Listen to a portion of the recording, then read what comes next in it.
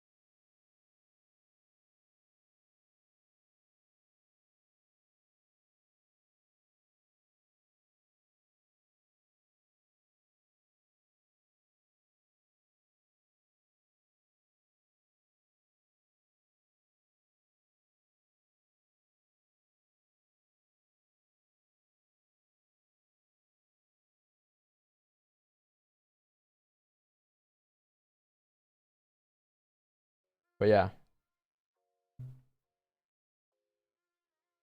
course looks fire. How you know how the course looks? No, yeah, the course is the free course is on here, and you guys ask what the difference is between the free course and this course. Well, the difference is this is gonna be like this course is like it's not, there's no videos, there's no visuals, it's just like text. It's like, what is this, what is that, you know, like how to use this. It's just text. For me, honestly, I can't learn through text, but I know people could. That's why I dropped this as a free course. but obviously the regular course is going up to 750 in 5 hours, right? So that's totally different. That is visuals. This is just like pure text. It's like a little blog basically.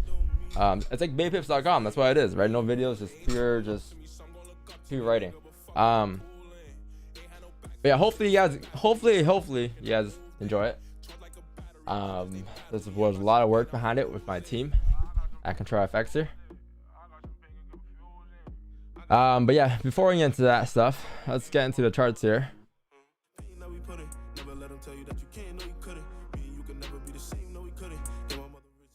Let's get into the charts here.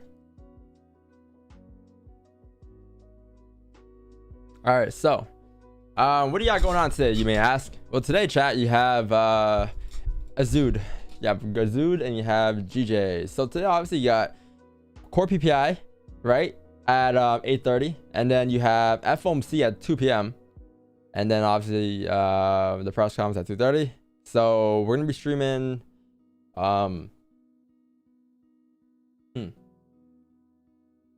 about 6:30 to I'll say today 10 11 usual time, and then we're gonna hop off, or yeah, I'm gonna hop off at around like 11, and then we're gonna drop the website, and then we're gonna come back and then hop on the FOMC stream at around 1:30. So website drops at 1, FOMC stream starts at 1:30. It's gonna be a dope day today. Lots of potential money to be made if there's enough volume. But yeah, if you guys, let's go look at gold here. Let me just send my Zoom link, and then we'll get this analysis started. Because, you know, after the analysis, we're just going to chill here until we get our positions, right? I believe today, chat, we should be able to get some decent volume and pushes during the morning folder, which is a core PPI. Enough to a point where some people might say they could be priced in for news as well. So I've seen that happen in the past a lot of times. The great thing about all of that is, like, you know, regardless if we move or don't move, like, if we're gonna be taking whatever the market gives us, you know, we're not here to force whatever amount of pips just because we want big runners today, right? It happens, it happens. If it doesn't, then it doesn't, right? So that's the beauty behind the way we trade. We're not here to predict and guess where and what the markets will do. We're here just to follow, right? And you give a word for following. We're just picking up the crumbs.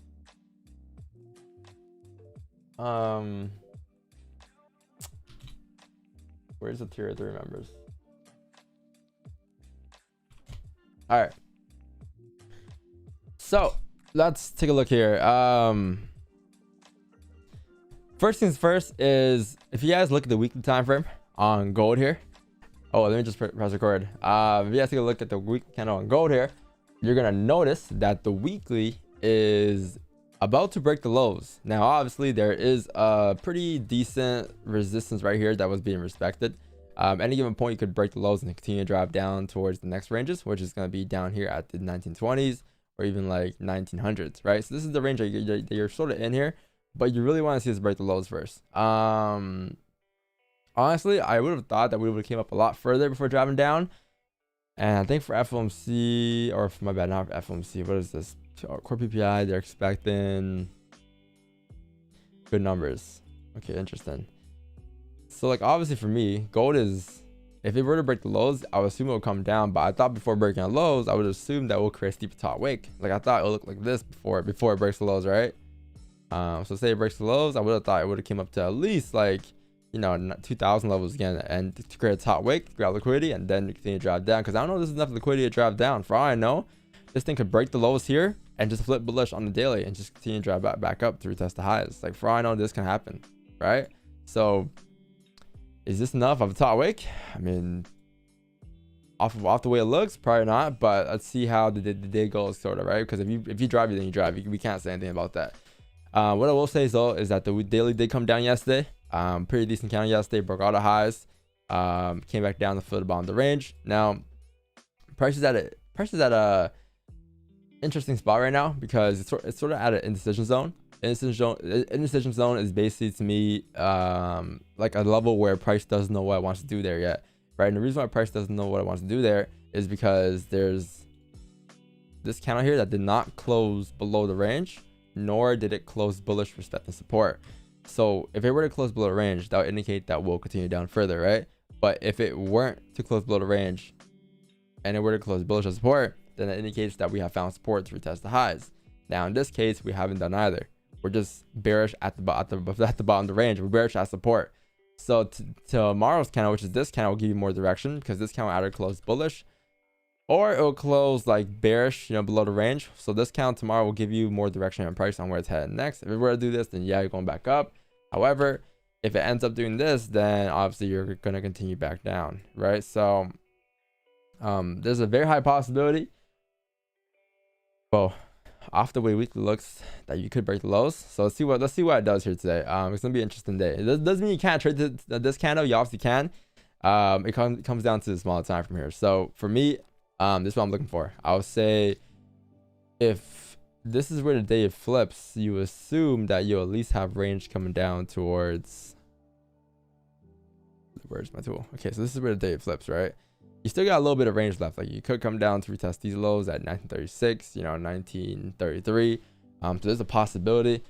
So 1943, 366 is the daily flip. Now let's drop down to a small time frame and see what we can do here. So 4-hour candle is about to break the lows here.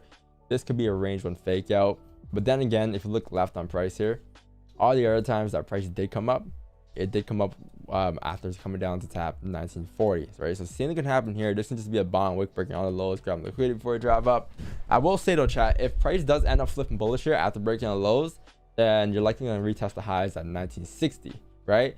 If that were to happen, because obviously you're coming down here, but overall you still have a bullish structure here until you actually close below this range here, right, on the 4-hour time frame. So I would say bias for me would be great above these areas on price. What is this?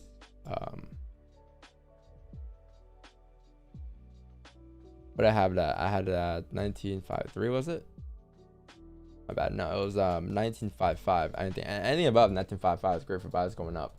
Above there, you'll see price dropping up to retest the highs, or fill top of the range, which is gonna be, in this case, probably gonna be 1963. So that's the top of your range next. Anything above 55 towards 63 is pretty decent. It's like 80 pips. Obviously for sells, we're looking for sells as well today.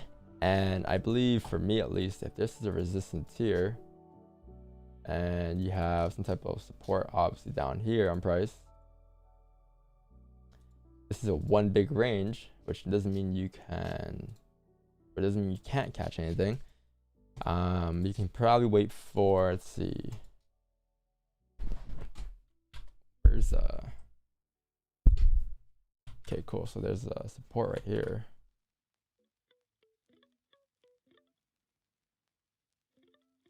Okay, cool. So this is not bad. I mean, what we can do here is there won't be sells below 1945 here, but there will be sells below, so let me just put buys above here. There will be sells below 1945 if you do form some resistance. So let's say price were to come down here, close below the range here.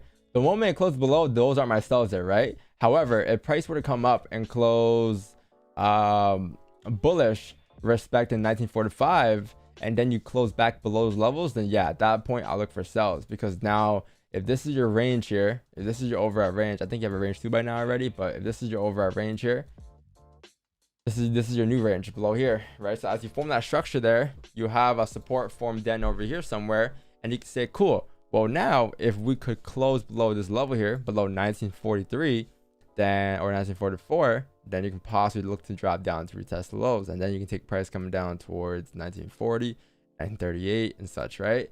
And that'll be what I'm looking for here in this case. So that could come shortly. I believe by then, let's see, how would the other time frames look? You may have a 1 hour closure by then. If this 1 hour closes below the range here, the 4 candle will break the lows. The daily would then be starting to flip bearish again. And if the daily flips, then you're gonna head down towards 1940, right? So you have a lot of potential on the sells below 1945 or 44. It's just that you need that range to form first. So whenever that does happen, we'll be in there like swimwear. But until then, I can't really do much here on price.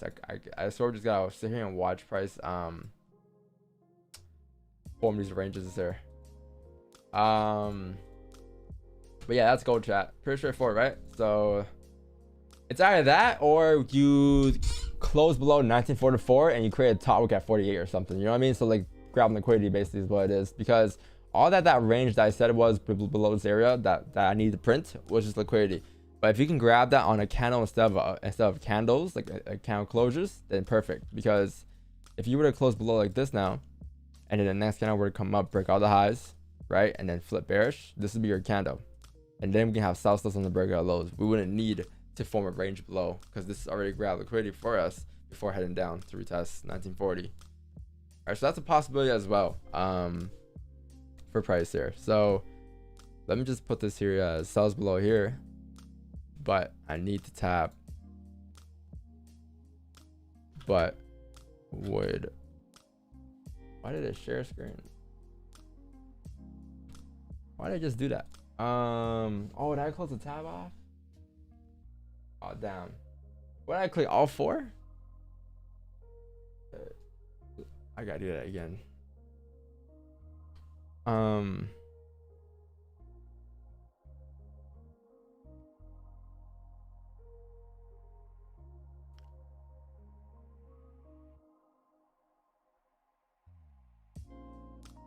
All right, let's do this again. Hold on. Okay, good. The analysis is still there. Cool. That's perfect. All right. So, looking for a closure. Sells below here, but I need a top wick tapping. But okay, there you go. But need a top wick tapping. 1948. Let's see where can we tap here. If you close below here, you can probably tap. What is this over here? 48. Should be 48. Cool. 48. Yeah, 48 should be a pretty good level. 48 before headed down. But need a top wick tapping 1948 before taking sells.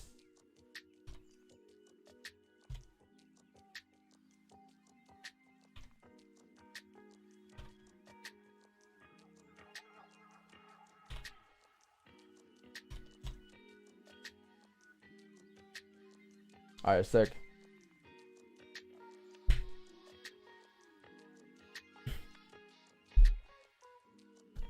Yeah, chat, that's it. That's all we're looking for. That's all we're doing today. Same shit as yesterday, you know. But yesterday's trade here actually came yesterday after the stream. I had no control over that. I tried to stay here for as long as I can. Unfortunately, the trade came at 11:30, like I said on stream. I'm like, yo, it's gonna come at 11:30, 11:45, and then 11:45, 11:30, it came, right? So I can't do anything about that. It's just sort of what the market is, you know. I try to stay for an extra couple hours, but it just nothing happened until the 11. So you can't get mad at me for that. I tried my best, unfortunately.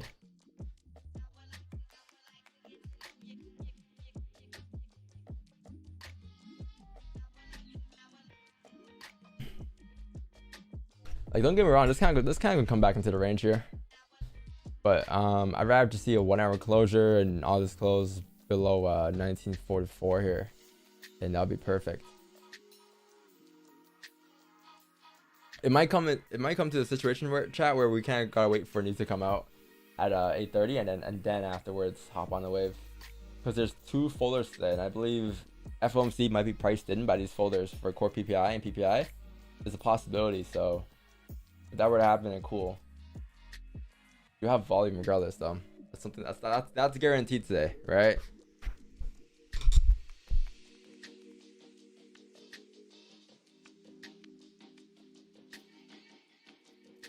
I need some real trades today. My scalps ain't doing it. What does that mean? So what you're saying is you're tired of catching these 10 pip moves and you want to see these 120 pip moves. Now you see, now you're shifting your mindset before even looking at the markets. You're forcing now, or you're not forcing, but you're looking to only catch these real trades now, right? Real trades in terms of these big runners, because you want to flip your account. Now you're adding some emotions behind your trading, and that's something you don't want to do. You know, you never want to do that, because what you're doing here is before you open the charts, you're saying, yo, today I need to catch 100 pips because I need to make so and so amount. What if the market doesn't print you enough pips for that to happen? What if the market doesn't print you that range for you to take those positions? You know what I mean? So that's something that I try to stay away from, or I used to do as well. I'd be like, you know what? Forget this. I lost so many times last week. I need to go and catch 100 pip runners today. I've done that. Been there, done that so many times, right? But you gotta stick to your plan. You gotta stick to your strategy. You gotta stick to your system. My system, or this is our system, right? This is our system. These are our stats, and this is everything that we do, right? Some days we get runners, some days you don't, right? But I'm not gonna sit here and force those things to happen to me,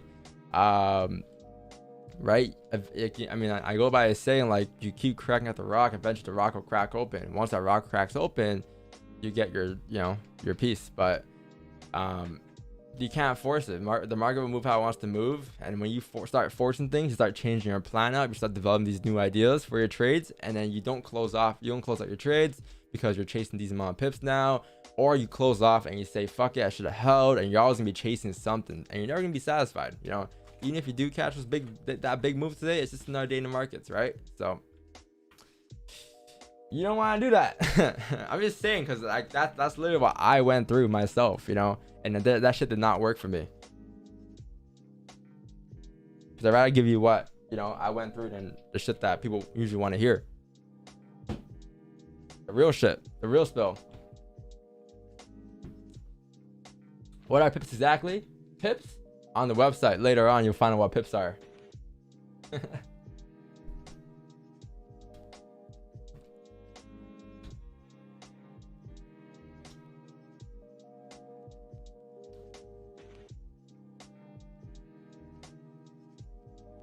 Do you include backtest trades on your sample size, or just forward testing stats? Just forward testing. I don't backtest. No, I never backtest. I just forward test. I do everything in live time. Live time. Was there a point in trading journey where you thought about quitting?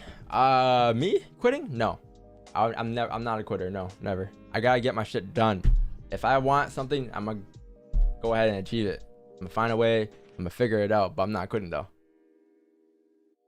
I obviously would set realistic goals for myself too. I'm not gonna set like an unrealistic goal, right? Where I don't have, like, I'm not gonna try to fly on the CN Tower or something, you know. But yeah, I set pretty realistic goals and I tried to achieve them, or try my hardest at least. I'm pretty sure there's things that I haven't achieved before, but I tried. As long as I tried, I won't have regret, because regret is the worst thing you can have later on down your life.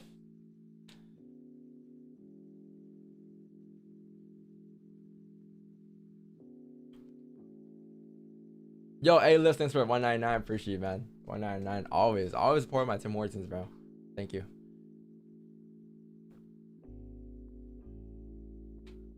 Hardest phase you've gone through during your trading career? Hardest phase during my trading career is probably, to be honest, dealing with winning streaks. I know. Winning streaks aren't easy to deal with. So, like, and I think in 2021, fuck, the winning streaks got the best of me, because then I'll always be thinking, oh, I'm on a winning streak, I can't fuck it up, and I'll get very hesitant with my trades. You know, I'll get very hesitant with my trades, and I start to overthink my trades, and I wouldn't take my normal trades. But then I had to understand that once you have a system, no matter what you say or what you do, at the end of the day, everything is sort of already predetermined. Like, whatever that I got going, like, you know, does that make sense? Like, whatever that I could potentially do in trading is already said and done for the year. Like, the stats are not shown yet, but it's already done. All you gotta do is follow the system and achieve those stats, right? Because there's a win rate on the spreadsheet. There's the average pips that we're catching, right? So whatever, it's already done. I just gotta follow the system and I'll get there, right? I gotta accept it for what it is. So every trade I take now, like, no matter what happens, win, loss, break even, I'm always taking the same trade over again the next time I see it, right? But back then, when I'll be on winning streaks or losing streaks, I will go on a streak and I'll be like, oh damn, should I take this again? Like, I don't know. I took a loss last week. I'll get very hesitant, right? But it comes with a lot of confidence in your strategy too. Enough confidence to understand that you'll see these same setups again and your job is to take them again, right? If you don't take them again, and that's when your brain starts playing with you, your mental start overthinking things, and you know, you're not taking your typical trades anymore. You're gonna be all over the place. So yeah.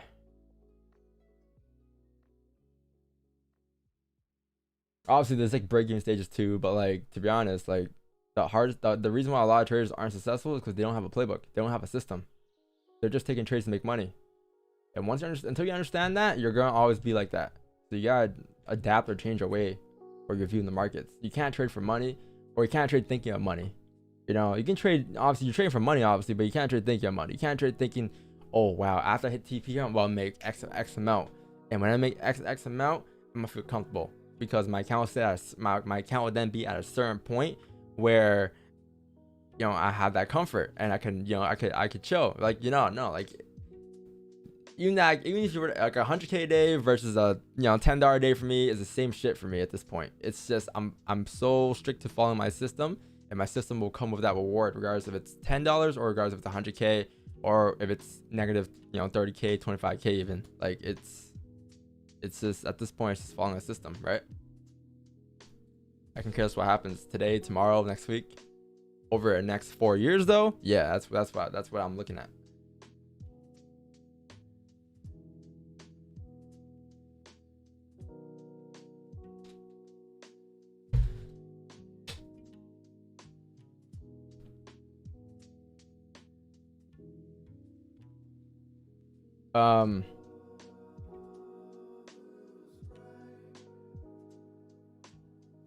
Yeah, but anyways, yeah, I feel like that's why a lot of traders aren't as consistent, right? Because they don't have a system. They're just taking trades left and right just to take trades. Once you change your view on, or once your view changes on that, it'll become a lot simpler. You won't be chasing, a lot of your psychology stuff won't be there anymore. Like you won't be as hesitant. You'll be more confident. You won't overthink your trades. You just see and do.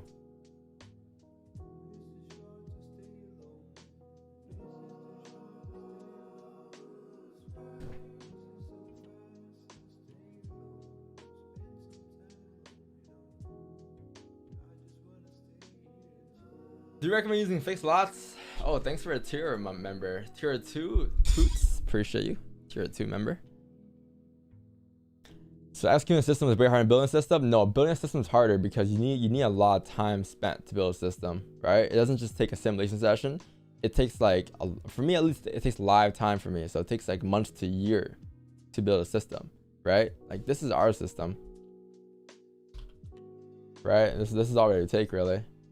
And this took me a lot. This took me a couple years to get down, right? Before I dropped the playbook in 2022, I spent at least like 2-3 years building this system. And it's still the same thing we do today, right? Because longevity, it's not, you know, short term. It's not like a short term system. It's like there's actual logic and facts behind the system, right, to back it up, or stats behind the system to back it up. So like once you figure out the system, trading will become a lot easier. But this is the hardest part. A lot of people don't even know what this is though. They don't know what a playbook is. They don't know what any of this stuff is. They're just, you know, they just want to make money. They're blinded by the lights, blinded by the money, by the dollar.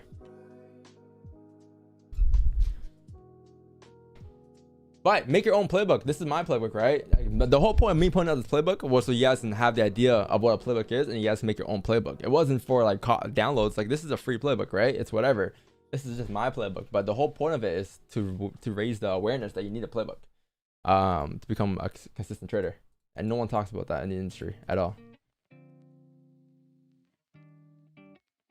It's crazy. It's crazy. This industry is insane, man. The shit that they sell to you is insane. How often do you really go through the playbook? I don't go through it because I kind of know it by hand.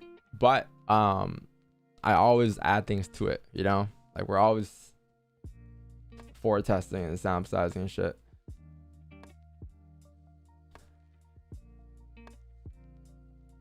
Let's space out the fuckery a little. We got a long day. We do have a long day. It's a very long day today, chat. Very long day. Lots of things to cover. What's your question? Sorry. Are you using fixed lots? or you calculate lot size with stop loss pips. I use both. So I use fixed lots, and I risk a certain percent of my account. Again, there's no right or wrong way of doing it. There's no right or wrong percentage risk that you should be risking per trade. You know, there's preferences, but there's no right or wrong. Like one guru could tell you 1 to 3%, one guru could tell you 1 to 5%, one guru could tell you 1 to 15%. You know, I don't know. But it's whatever you prefer, and I can't just average it out. I risk like around 1 or 2% of my overall portfolios combined, and then I average it out to my fixed lots. So right now I'm on 30.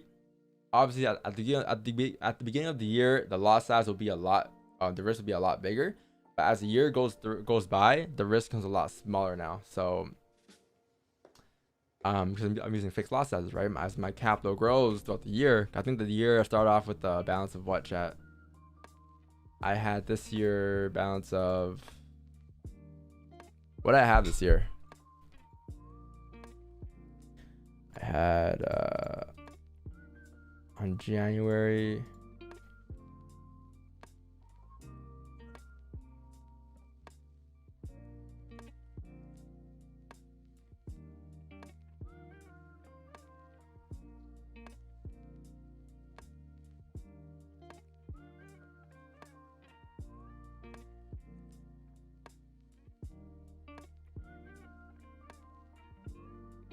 yeah, so this year I started this balance off 342k, right?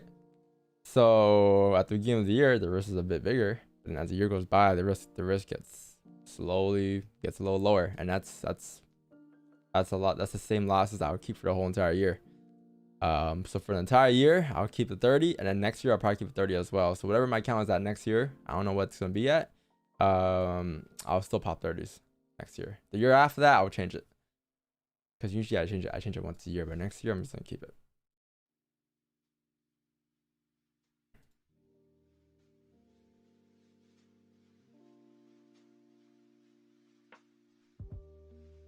But yeah, it was very eye-opening when you showed your monthly return rates yesterday. Yeah, you know, but don't compare my results to your results, right? That's the thing. That's why I hate showing 95, because a lot of people just compare results. Like, hey Don, I only made 140 bucks, but you made $10 I feel like I should be popping a bigger lot size now. Like, you start chasing something, like you start chasing a situation that you're not in yet, at least, right? Like you know, if you continue to strive at your own journey, or at your own pace, in your journey, you'll eventually get there. And who knows, you might even surpass the balance, right? But this isn't anything crazy. This is just a regular kid, you know, that's been trading for 5 years, and just understood how to be a robot. That's all that is. You can do it too, though, for sure.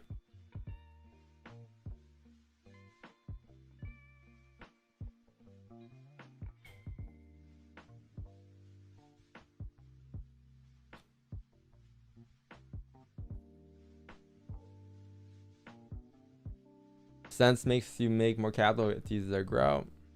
Yeah, but think of it as this: like, imagine you had $147, and you grew that $147 to $700. That's all that I did. I just grew $100 to $700 on a larger scale in a span of 10 months, 11 months. You know, that's all that I did.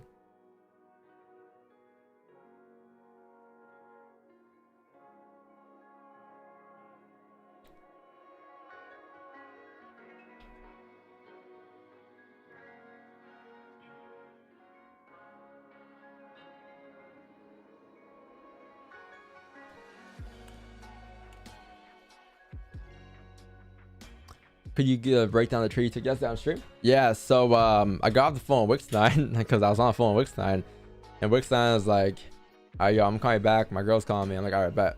So then I hopped off. I'm like, oh, wait, let me try gold real quick. I'm like, I was downstairs, right? So I was like,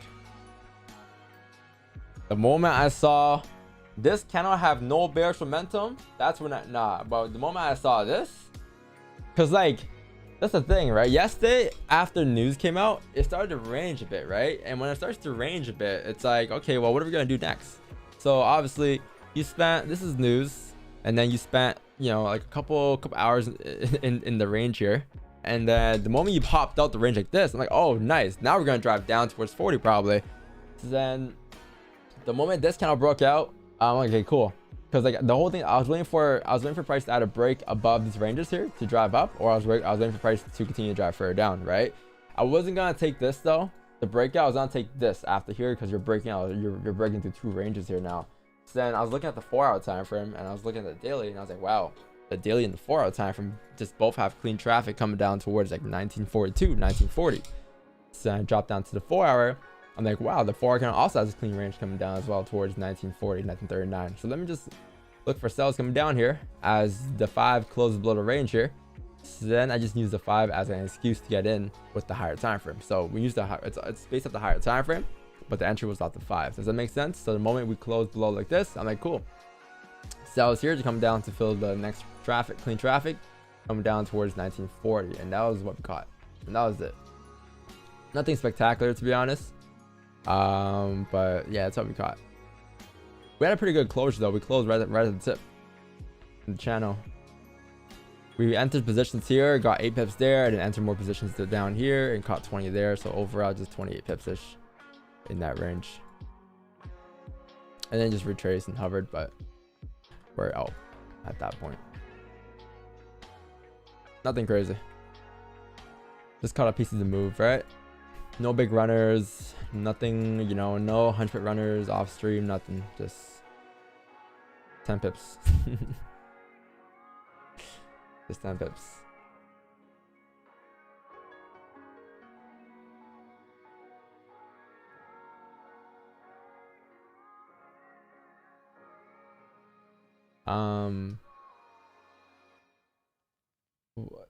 What did you say? How old are you? No, wrong question. What was the other question? That 5 that broke 50 didn't have a bottom wick. Did that matter? No, because wait, which one? This one? This one? No, because that's why, I mean, that's why we weren't entering here, right? We entered once you closed below here, and we caught from here to here, or something like this. We caught this piece right here, right? So if it had no bottom wick, it would have been an issue on this candle. This candle wouldn't have drove down like what was that, 40 pips, or it wouldn't have broken through these ranges here to the left. So let's look left real quick. Like it closed below here, I think, and then you had range coming down towards here, right? That was the whole idea here. So at the moment it closed below, I'm like, cool, we should be coming down to fill the rest of the range here, down towards 1942 here.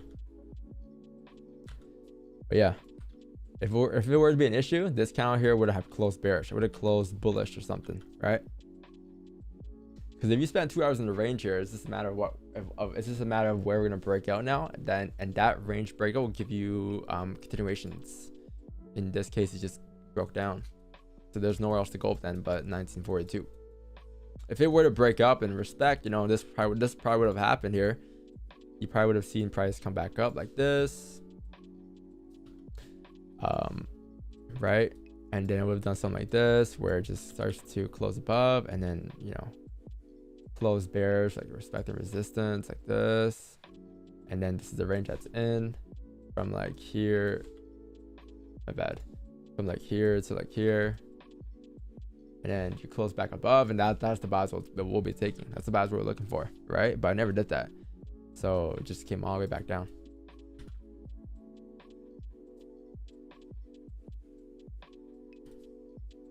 But patience paid off yesterday. I think we waited like 4 or 5 hours for a trade setup. Finally got it. Finally got it and got out within the span of like 5 minutes or something.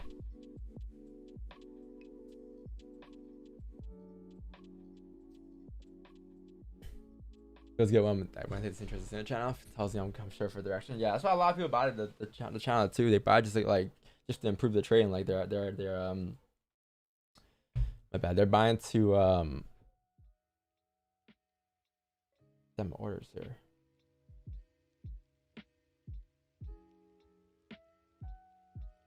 Sorry, yeah, they're purchasing to kind of see how I'm getting in and where I'm getting in and improve their trading. Some obviously just purchase as a copy and paste, which is fine, you know, but when you have the ability to learn from a guy who's giving you signals and also teaching you why he's taking them and all of that, why not just might as well tune in? You know, why would you not tune in? You know, how lazy could you be? Like, really, bro? All this value and you're just gonna say, forget that. I'm just gonna wait for the signal. Come on, bro. You know what I mean? Like, hey, dude, I know Roger Banks. Yeah, we talking on the phone. Why you spam that question for? What's wrong?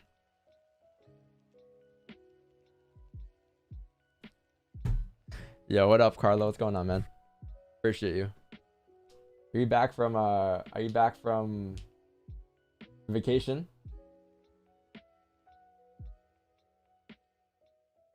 How much time to get to become profitable? I love this question. That is the most irrelevant question ever. I don't know. Like, are you already disciplined? You know, are you already level-headed? Have you managed risk before in the past? You know, how long have you been managing risk for? Do you know how it feels to lose money? Do you know how it feels to make money? Have you gambled before? Right? So those things come into account if you want to figure out how long it takes you to become profitable.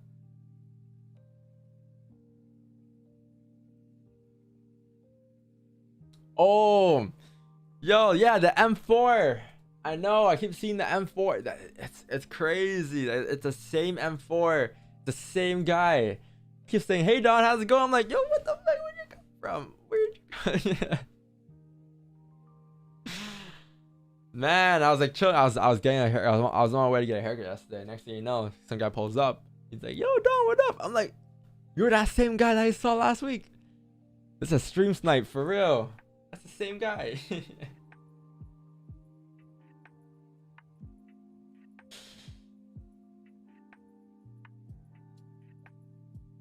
Nah, that's crazy. I'm like, damn. Because I saw an M4. I'm like, that looks familiar. And I drove past it, or a 440i. I drove past it. I'm like, okay. And then he's like, he honks at me. I'm like, ah, shit. Here we go again. So I took my phone out and recorded him. Nah, he's a nice dude, though. I talked to him. He's cool.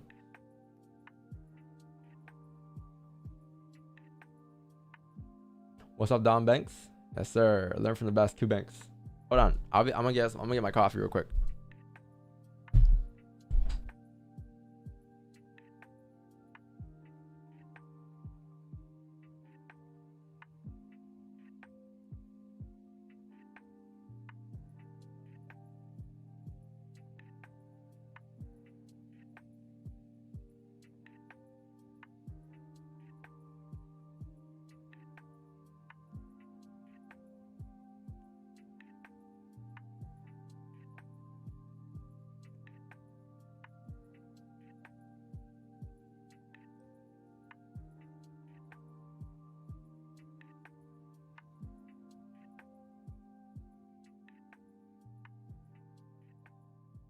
The Asian session resumes tonight at 8 p.m. Eastern.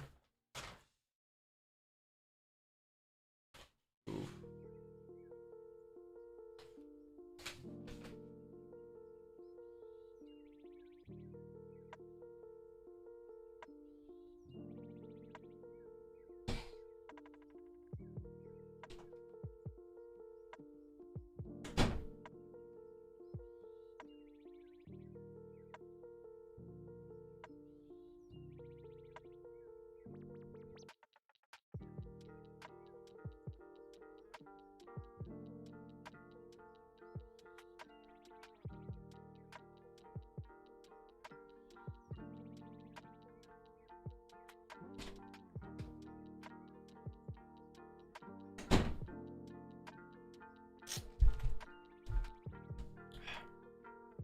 Sorry, can somebody open the door for Wixnan? The door seems to be a little locked right now. Hold on, Wix. Let me ask the security guy to get you.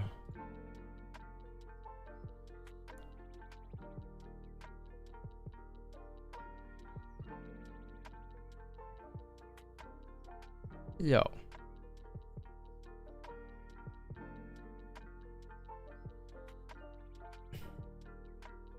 What's the password?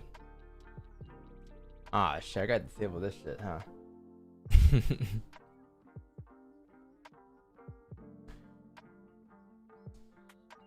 Oh.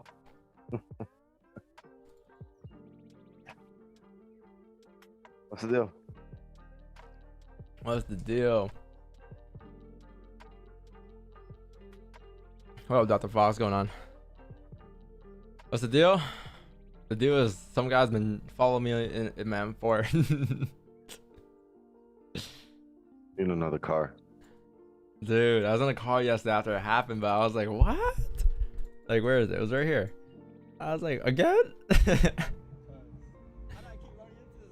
You can hear a little burbles from the M4. That boop, boop, boop, boop, boop, boop, boop, boop. Why I keep running into this guy? It's the same guy 2 weeks ago. Yeah, I see he's wearing the same thing too. He didn't even go home. He just stayed on the same strip of road, hoping to bump into you again. You know what's crazy?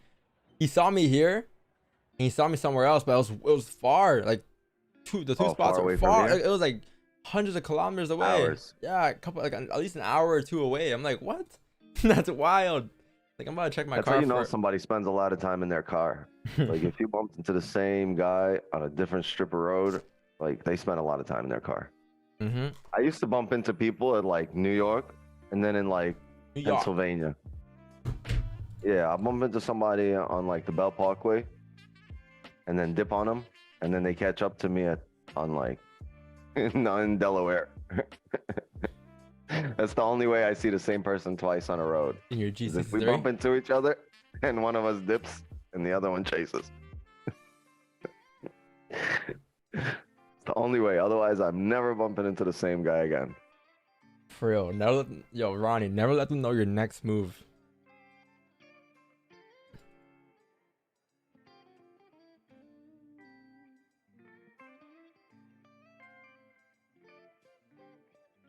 I mean, yeah, how many white M4s are there? Well, a lot. Are you from Ocean Avenue? No, I was born. I grew up on Ocean Parkway though.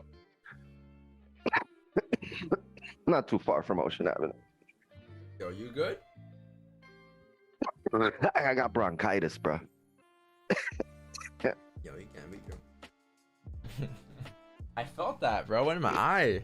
Damn. Whoa. Don't tell them.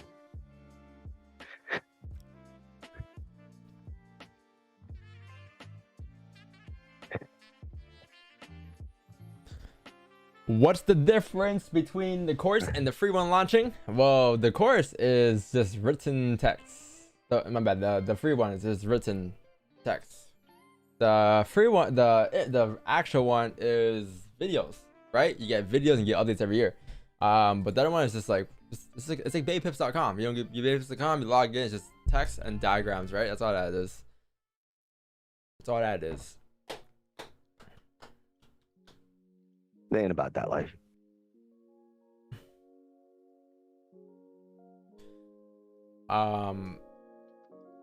Did you blow an account when you first started trading? I blew 30 accounts when I first started trading. 25, 30 accounts.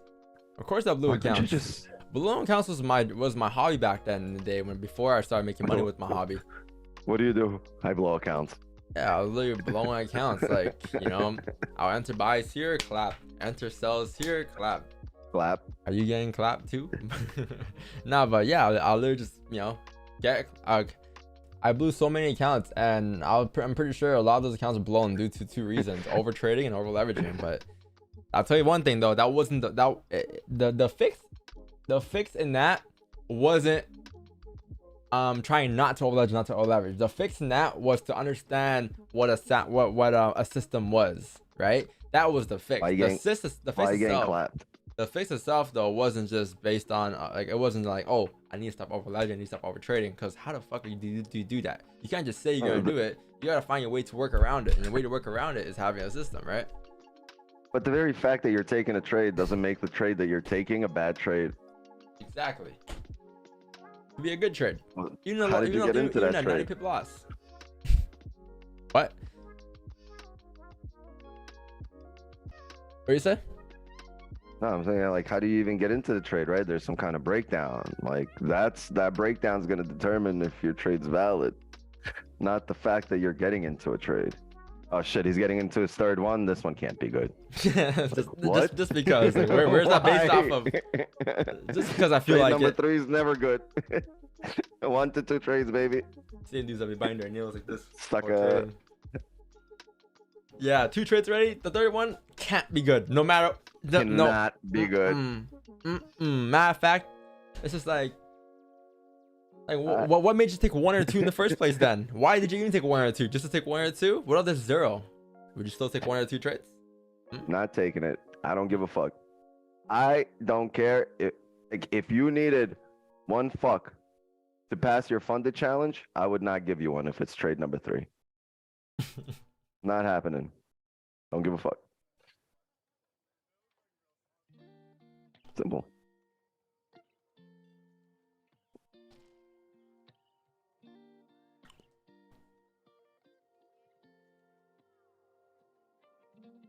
We should be able to go through the live stream history and find videos to correlate. Yo, if somebody could do that, bless you, because that'll be dope. If someone can go through every single live stream I've had in my career and get the most valuable piece of information and put it into one big course, yo, do it. Do it. Send it to me and I'll post it on YouTube. I'll post the whole 6 hour or 6 to 10 hour clip on YouTube. If someone could do that to me, if someone could do that for me, I'd be sick. From literally everything that we explained and talked about in the past, you know, in one long edit and just post it on YouTube. That'll be a W, because like it's just like one, you know, major free course that someone put together off of the live streams. But someone do that. Secret rule, skip trade 3. Got it. That's a lot of hours to go through. No, it is a lot of hours to go through, but it's worth it. No, it's worth it, and it'll go down as one of the greatest free long videos on YouTube ever, for sure. Oh, it's out, right? No, the website is out at 1 p.m. right before FOMC, because we're doing double streams. More today. delays, chat. I knew it.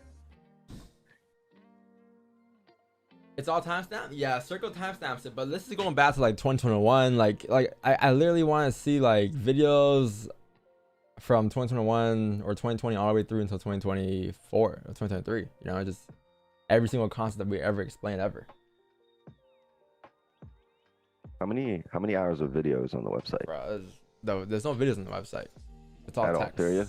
Nah, it's how many hours of video are in the course? The course? I think at least like 6-7 hours. I'm pretty sure. Because we add more every year, right? So like, but this year, chat, when it comes out today, so there's a couple of videos I gotta add still, but overall the V4 is out there, and like there's gonna be 2 ways you can view it, right? So the first way you can view it is you can view it off of archives. So literally what you can do is you can just go in archives and watch every single video from 2020 until 2020 until 2023, or you can watch it in a recommended order, because you give a recommended order where it's like, okay, you can watch this one and then you gotta watch this one next, and we prefer you to watch this one next. So it's like a little, it keeps you like you won't gotta go backwards. You're watching there's a flow chart, like a order flow. Yeah, it flows a lot better, you know, instead of just watching 2020 and then 2023 videos and this, you know, it'll make a lot more sense. So we made that because a lot of people requested that, but we'll still have audio archives, like every single course video out there since 2020. So it's gonna be sick. I have watched the channel for 2 weeks. I think the way you're trading, maybe because missing a lot of pips, but you should catch many moves in the stream. Okay, so let me just change my way of trading now, because somebody thinks that I catch little pips. Huh? The reason why I'm so successful is because I catch little pips. I do what I do for a reason, right? I've been doing it for the last 4 years. This isn't new to me. Of course, I know how it feels to catch big pips. I've been there, done that, right? I've done that in 2019. It just wasn't as efficient for me, and that's it. It just wasn't efficient for me. It wasn't as effective, and it wasn't as profitable for me as what I do now, you know. Rather have little pips than baby pips. But no, like I've been there. Like people think that like we've never been there. Like I'm pretty sure Wixon has also swing traded before in the past too. Like I've caught, I probably caught a runner. Like the biggest runner I caught was 1,200 pips or something on gold from 1,400 to 1,500 in 2019 December, right before Christmas. Right, that was a large. That was from 1,400. I held to 1,500. But it's different from what I do now. It's a bit different now. Although you catch that 1,000 pips, you're like, hell yeah, I know what the fuck I'm doing. Yeah, you feel like, no, but that's the thing. You catch 1,000 pips, you feel like you're on top of the world, and then every trade you take after that, you're aiming to catch 1,000 pips though. Now you're like, wow, that was a great feeling. How can I replicate that? You can't. Well, you can, but how often does it come? And how many hours will you be itching before it comes, or how many years will you be itching before it comes? Third year in, oh, gonna wait for that 1,000 pip trade. It's coming. Woo! The thing I like about scalping is that you can enter and exit whenever you want. You can trade. You have a lot of opportunities every day, and you can decide when you want to enter, when you want to exit. You know, because like when you're swing trading, sometimes you might not get set up for at least a couple weeks. And I prefer to have more opportunities to enter, but I get to choose my entries a little more wiser, right? But yeah, nothing's wrong with scalping versus swinging. You know, you can do whatever. Both are profitable. You can make money doing both things, but you can't tell somebody how to make their money. That's one thing though. I'm not gonna tell somebody who trades ICT to trade the way I trade, because that works for him, right? The way I trade works for me. So there's no need to argue and complain over what's better.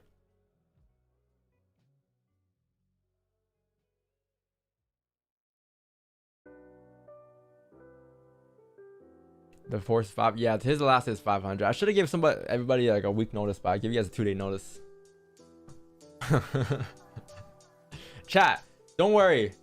Yesterday was the first time in my career where I ever marketed the course. Not marketed, but I ever said something about buy the course ever, because I give you guys the opportunity to do it before we raise the prices, right? I've never done that before, right? I've never done that before, but don't worry. It won't be like that every day. I'm not gonna. It's just like, you know, just so you guys can have the price locked down for the future. But I'm not gonna spam every day with that shit. That's not what I do. Don't worry. No LV discounts.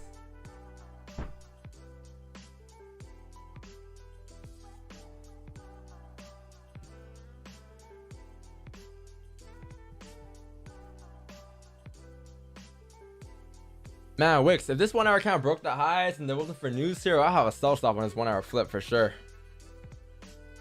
That news, no? Yeah, but if it wasn't for news, I would have just had a sell stop on the breakout lows coming down towards 40 here. It's so clean. It broke the 1 hour highs, still closed below the range here, still back in these areas here, and if it looks bearish, it's gonna continue to drive if there wasn't for news.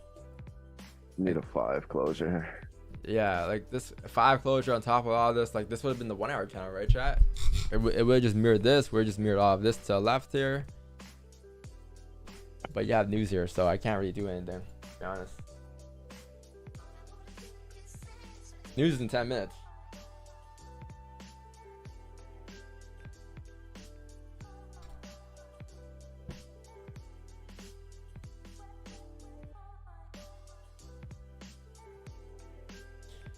Did you have a mentor? Yeah, Wix9. Nah, to be honest, like, I wish I had a mentor, but I never had anything close to a mentor. Well, I had like courses that I bought, but I wouldn't really consider them mentors, right? Because I just bought the courses and just whatever. But no one was really like replying back to my DMs. Did you just give me credit and take it away? What the fuck? Ooh. Yeah, no. Yeah, like, the hourly looks lovely here. Yeah.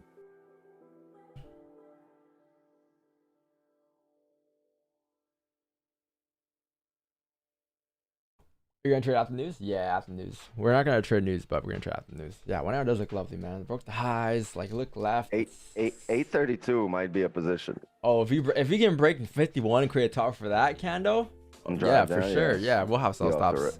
We'll have sell stop the rip just to guess it, right? Hopefully, it doesn't fly past our eyes this time.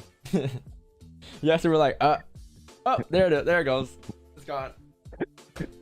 Steezy said, "Wow, people change." Gets the money, change them. What'd I do? Nah, you gave me credit, then took it away. He's like, wow, people change. Nah. What's on is my mentor.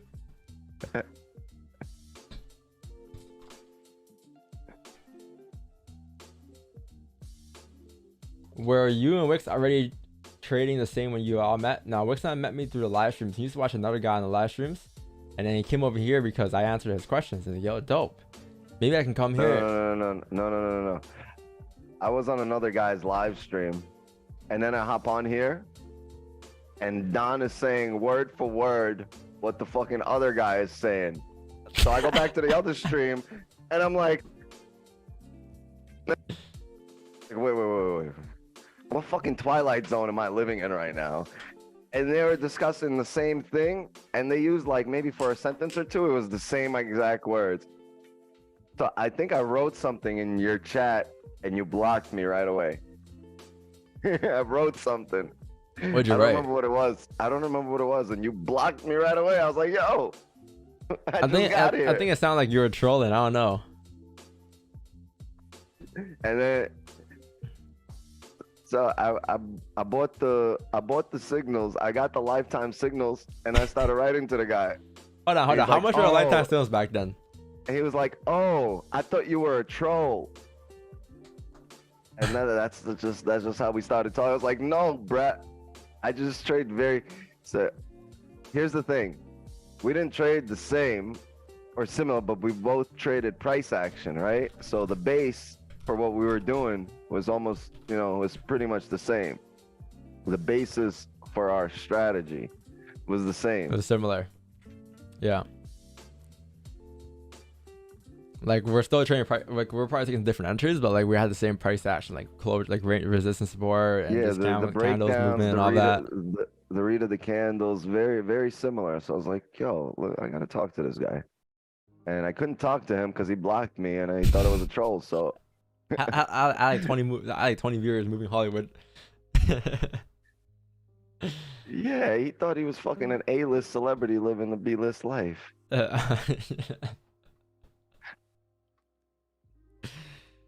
Yeah, but then that's how we met. And then he kept, I think I banned him again one time too. He came to the streams more. I banned him again after he paid for his chat. Yeah, like 2 or 3 times. He got banned. He got his wrench detached from him like a couple times too.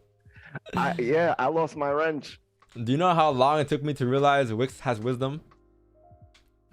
It took me quite a long time. Took me a couple years. And then I think a year after, you started coming to the streams. I remember the first time I came to the streams, I was like, oh damn, this guy's locked. Like he was in his balcony and he was a locked character because like there was like the sun was just shining right in the camera and you couldn't even see his face. You can just see his shadow. I'm like, who's this guy? And then it's Trap City. And then I'm like, oh, what up? I want to find that clip, man, when you first joined the stream for the first time. It's somewhere on YouTube. But then now look at Wix. He's on the streams. He's on the feed. He's a co-host basically of the NY session streams. He's a host of the 8 session streams. Got his own shit going on now. DVSB build just like that. That's what DS is all about. But I needed the contact, right? Yeah. I needed to get to talk to this guy first. That's what I was telling them, yo, get the in-person. Go go network, go connect with people that you trade with every single day. Like same with Marcos even, right? Like he paid for the stuff just to get a connection with me. And then now this guy's making 6 figures monthly now. Like, or whatever monthly now. just like that, right? Like, but he's done a lot of shit. He's tried a lot of shit out, but like he had to pay for the connection. Like it was really all about. He doesn't trade anymore. He doesn't trade anymore, but he does some other stuff. But yeah. It was all about getting in the room, right? You just want to get in the room with the people that are doing it. That's what it was for me. Let me just get in the room, and then like I'll stay in the room once they know me. Trust me. Yeah, no, Marcos doesn't trade anymore. He doesn't make that from trading. He does some other shit, but like he makes some decent bread. He has a business. He runs his business, but he uses the tools in trading, and he flipped NFTs. Like, you guys heard the whole story, right? The NFT stories, and then he got into other stuff, like copywriting, all this other shit. So he's tried to shit a ton of stuff out, but But yeah, dope shit, right? It's just lifestyle about making connections, really. Right. But you just put yourself in a position where good luck can find you, right? Yeah.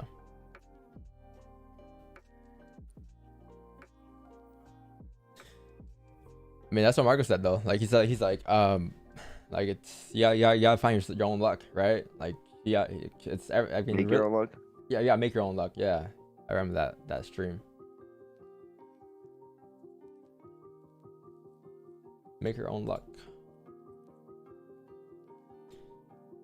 All right, chat. You have 4 minutes left for news here.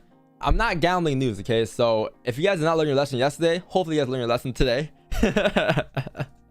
Yesterday was crazy. Yeah, so like if we could come up here, tap the highs here towards like 1951, 52, and then reflip bearish below 46, I'll have sell stops at 828. My bad, 832, 834, like right after the news, right? But numbers has to come out first. And then once it comes out, it's gonna move however it wants to move. The market will react to that. If it ends up breaking highs and flipping bearish, I'll have sell stops, because then we'll take the sells coming down towards 1940. Right, so then this is kind of what I'm expecting here. If numbers were to come out positive today, this is what would happen. Again, this might not happen. We might just push all the way back. We might just fly up, but it's not our business either way, right? On what happens here. It's just if price were to randomly print this, then we'll get in positions, because they'll be clean range driving down. Yeah, like that guy in a Beamer, you know, put yourself in a position where good luck can find you. He's found Don on the highway once. He's like, it could happen again. I'm just going to chill here. He's going to drive up and down the coast. Now, he's a dope guy though. Like he's very nice. This show. He was on the streams here. He came here after, after that happened. He was like, yo, that was me.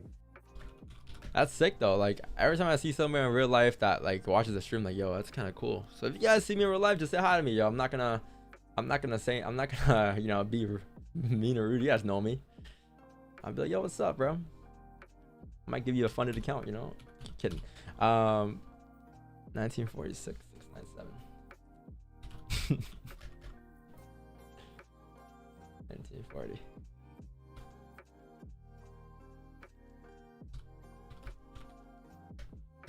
I had to fight for my life yesterday in the channel though. I had to run up the stairs and I almost twisted my ankle. How'd you get that? Trading. You broke your leg trading? Who trades? Have pineapples. You wouldn't understand. You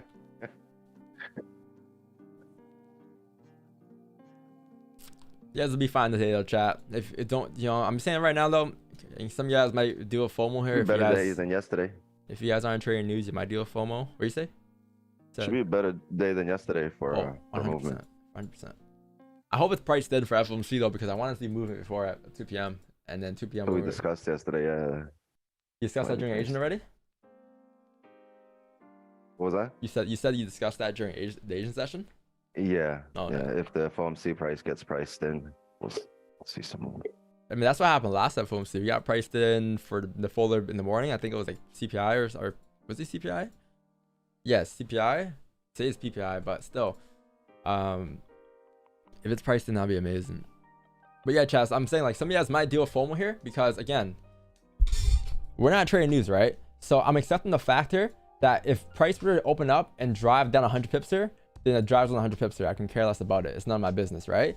If price were to drive up here, it can drive out 100 pips as well. None of my business. So just visualize those things already so that when it does happen, you won't have FOMO. However, if it prints the way you want it to print, that's your execution. But if it does drive 100, 150 pips, FOMC might not do much.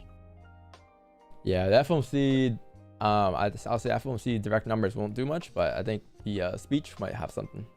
But it'll continue the market moving in the direction of price action here. So wherever PPI drives, yeah, we'll continue in that direction.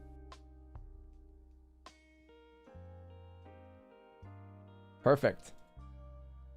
16 seconds. Again, no buy stops, no sell stops. Just watching price here, like always, right? If you guys are trading though, good luck. If you are trading though, good luck. Hit him with an ad. 4, 3, 2, 1. Oh, top wick, top wick. Top wick. Nice. So you broke the lowest range though this time. Wow. Okay. Cool. Nice. Numbers come out. Can price start to flip here, or will prices continue to push up? I don't think anything crazy happened. I don't think it got slipped or anything.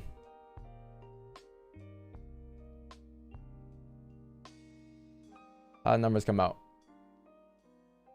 Negative. Okay, interesting. Will this come out mixed? Chat, how did it come out? My thing's not loading. You guys might know. Don't you guys have Bloomberg terminal? Worse than expected. It's loading for anyone. Oh, there we go. Loaded. Load on FOREX factor for you. It says pending. Still says pending for me. Yeah, sometimes factor is a little late. But it's good though. I mean, you have some movement in the markets now. You have some volume here. You have 820 comics open up earlier. Oh, it came out as expected. So bad? No, there was no change. Let's see. Where's the breakout lows here? Right there. Good. The breakout lows is also the flip. That's what we're looking for.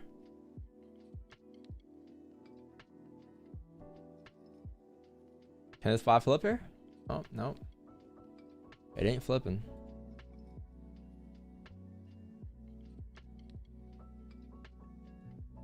Because we broke the highs, right? So we tapped 19.52. I want to see if it flips bearish and rebreaks on low. Because if it were to rebreak its on low, you're going to see a push coming down towards 1944 here. The second ref folder came out negative, so gold should technically drive up, right? Yeah, if it closes above like 19, what is this? 1952, we can possibly get some buys here as well. Because look at the 4-hour time frame. You can't just came down and create a bottom wick here. And if you're gonna repeat what happened here to the left here, going back up, this is the area where we reject off of and drive up. So if it can break above that range, there we can just take advantage of the 4-hour time frame while looking at the smaller time frame to indicate buys going up. And you might have a push before 9 a.m. Give it a minute. This news hasn't played out yet. Yeah, all that news does sometimes, like, you might not get, you know, the biggest pushes, but it just brings in volume for price action to move afterwards. So you might see some more pushes at like 9, 9:15, 10, right? But like, it looks like, give it a minute because you're gonna see it start to pop, or continue to move towards the direction later on.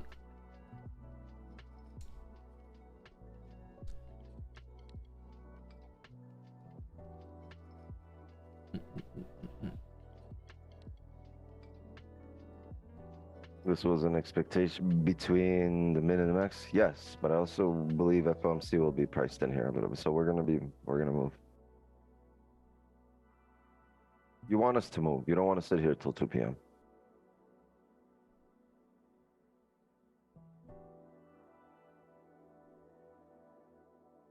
Going back to your back testing. Put some respect on ICT's name, brother. Nobody mentioned ICT. Hey, where does this? Where is this even coming from? God damn, you can't. Like, you know, yeah. I'm gonna go sip on this tea real quick. Hey, what did you say? Don't say that. Do not say that about ICT. ICT. I heard, you know what the other guy said about you? Your coffee sucks. Never talk about ICT like that ever again. Like, bruh, like, relax. Nobody say anything about ICT. I love iced tea. Crazy. God damn, man, relax. You fucking breathe. Hey, he said not to. Why are you breathing for? Like, yo. I heard you thinking that. I know you were thinking. I know you're thinking about the FVG level right now. What? God damn, relax. Make me spill my coffee. Like, I didn't say anything. I didn't say anything about ICT. I think ICT is very profitable. I think he's a very good trader. He can learn a lot, for sure.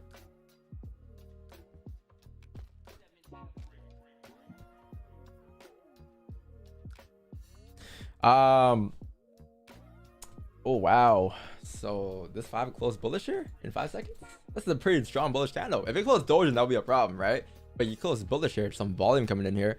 Let's see if we can pop above 5.2. Oh, my bad. 5.2. Yeah. What do you have here, Wix? 5.2, 5.5? 5.5 off the rip. I'll see you there.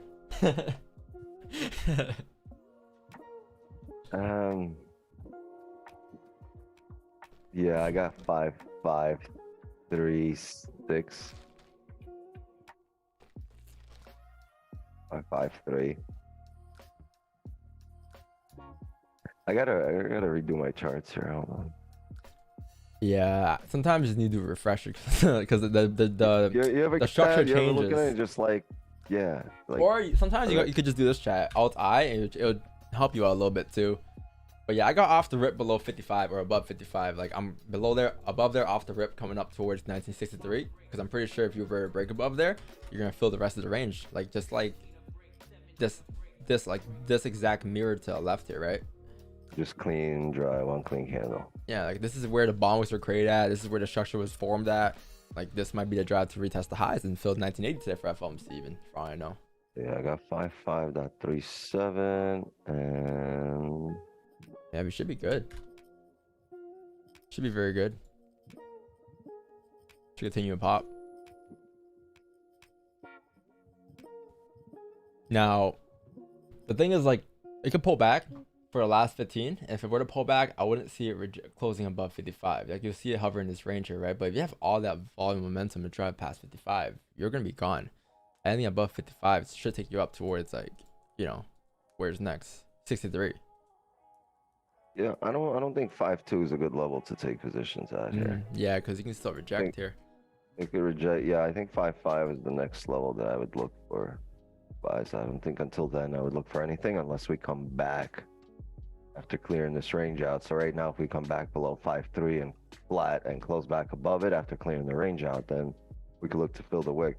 Until then, it's only 5.5, 370. Yeah. This is not bad. Like this kind of close above the range, most recent. I wouldn't count this as a range here because these are just doji candles. All right, this count came up and closed back doji, so this doesn't really count as resistance. This can close above, and this should pop. Now it's just a matter if we can close above here. The thing is, like above here, chat, I would have expected to see rebound and wick before I take buys, but above here will be off the rip for me. No need to wait for rebound and wick. I got it at 55.75. I put it up by 4 pips. There's a small level to the left there. There's a possibility you could tap before 9 a.m. too, like tap into 60 levels, 61, 60, above 5.5. I just wanted to keep driving. I mean, they're expecting later on. I mean, they're looking to increase rates, right? As expected. Oh wait, no, they're looking to expect the same rates. They're not looking to increase them, right? Yeah, the key is going to be what actually comes out. But if they're expecting to keep everything the same, we should continue with price action here, or what price action says.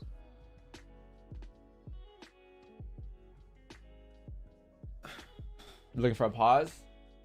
Yeah. I mean, they're looking for a pause. High chance they're gonna pause. They've been increasing rates since like 2021, 2022. Every single folder since for a year and a half. So. Yeah, I read that.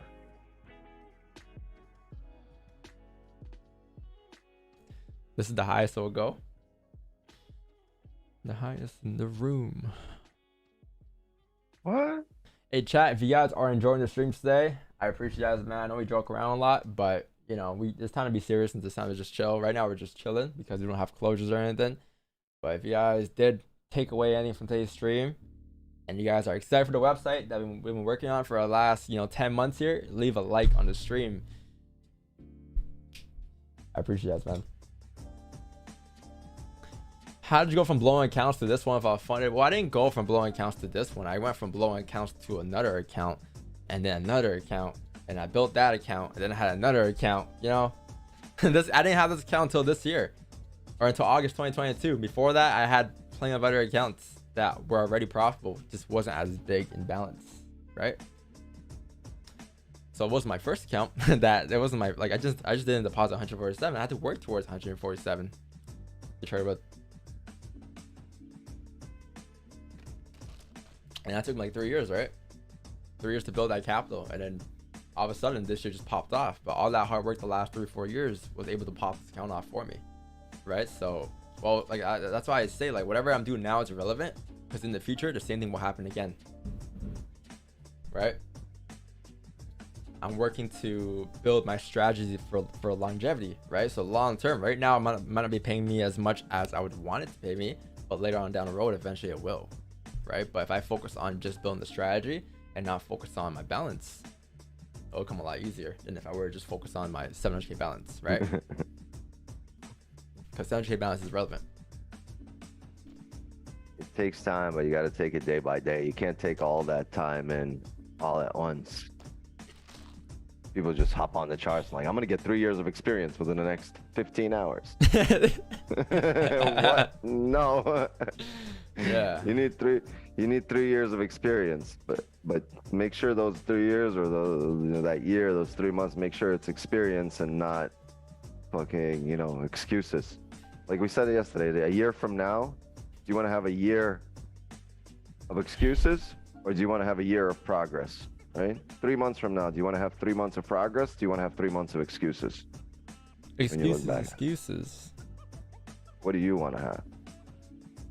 Choice is yours, really.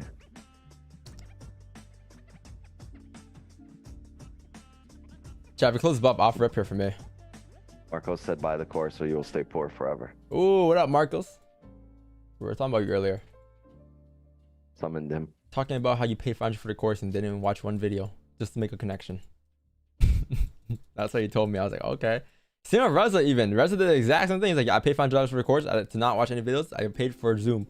I'm like, oh, okay. That's cool. For all that hard work, forget it. I'm not gonna watch your videos now. I'm just gonna just for Zoom.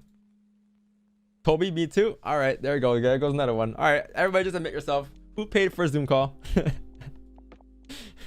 Fuck the course. I just want to be on Zoom. I didn't pay for the Zoom call. I wanted the connection. What I paid for didn't come with a Zoom call.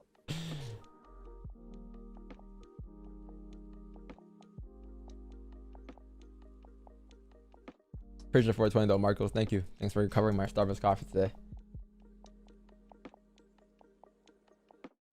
All right. Thank you.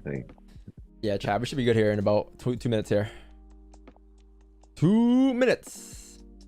2 minutes. Dos. 2 minutes. Should be good. My issue is stops. My guy used like 48 or something.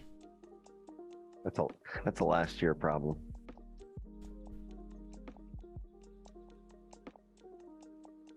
48. 48.552. The 4 hour flip, 1 hour flip, because if that 4 cannot reflip, it's gonna come back down. But I believe we're gonna see a push to at least like 60 here before the 9 a.m. here. Minimum 60 on this 4 hour candle. Let's just hope it closes with a top wick, because if it doesn't, then we can't enter. And let's hope it retraces a bit to like at least 56. Wait, how are you having 48 with the flip here? No, we're gonna have buys. We're gonna buy off the rip the moment it closes above 55 here in a minute and a half here. Oh no! I'm saying stops. My stops is the flip, because like I want to use preferably the 46 here. 48 pips. No. 1948 is my stop if we were close above here. Oh, my stop is 46.3. Yeah. Oh yeah. Well, that's well. I want to see, because if you were to close below 51, then I'll probably manage us there anyways. But that's what I'm saying. Like you put stops. Oh, you just don't want the stops to look good for everyone. Well, maybe just put the TP at fucking 2000 and you're good. Oh yeah, you're right. All right, chat. We're not getting to either one. Yeah, no, 46. I wrote at 46.48. We'll see. Depends on how it closes. Let's see a bottom wick though, a top wick though, chat. That's what we need. And you want to see this count close like at 55 or something probably.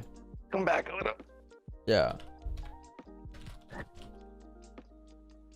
Yeah, this is perfect. Maybe come back. Yo, they always doing this shit here. Will it close to the top wick? Knowing how we trade, this count's gonna close with no top wick probably. It won't enter. And then guess what's gonna happen? This count's gonna drive up towards 63. And there's your trade.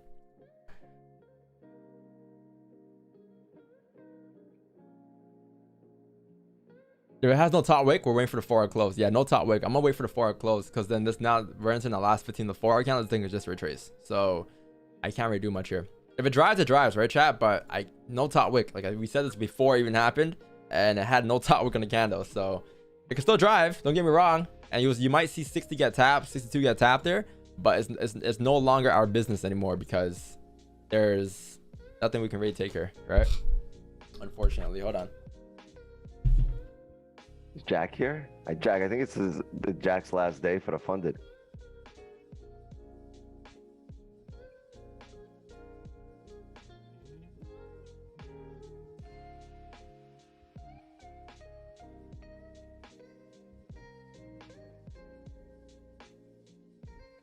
You're here, Jack. Once this pulls back and we enter, ride it the rest of the day. Oh, you blew it. Oh, you entered. Why?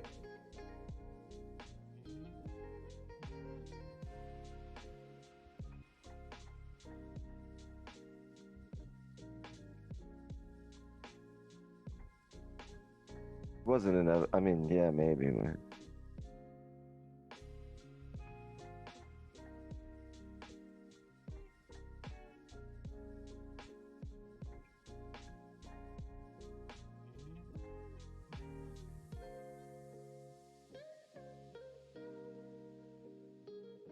What do you mean? What was I going to tell him? I told them. I just did. Say ride it the rest of the day.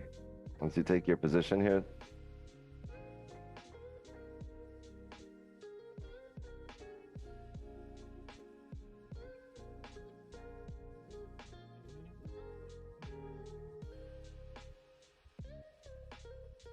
Damn. All right. Well, just some experience here, right? You gain valuable experience. Now, shameless Asian session plug number 2 of the day. The first actual announced plug. We did the written one earlier. 8 p.m. Eastern. We'll be back in the war room. We'll be back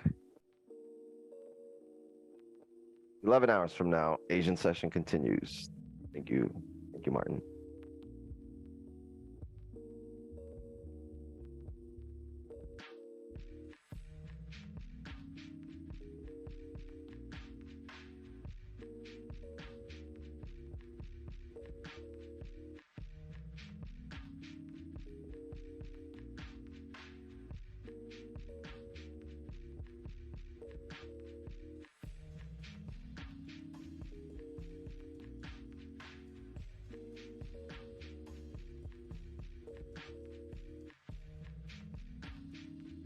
Hair's on fleek.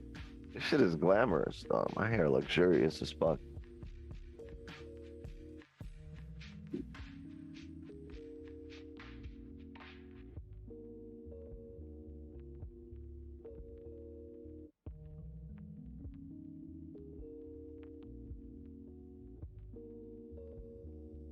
Wix, you need to wash the shit. I can smell it from here. Ha, the joke's on you. Head and Shoulders, baby. I wash my hair every single day. I use your favorite indicator to wash my shit. I'm telling you, people will be in the supermarket behind me like, it smells delicious.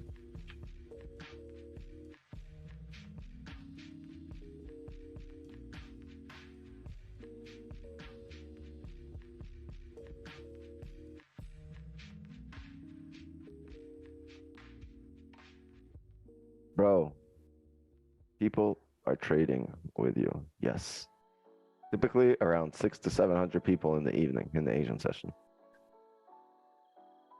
Someone said you was going to say something to me. Something. Stop listening to others. I know nothing about another.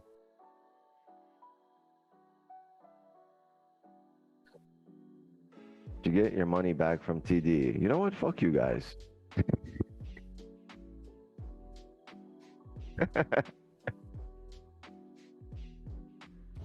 Yo, what's the deal, Dollar? What goes on? Yo, when are we doing this fucking I-95 situation? When are we hotboxing your Corvette, bro?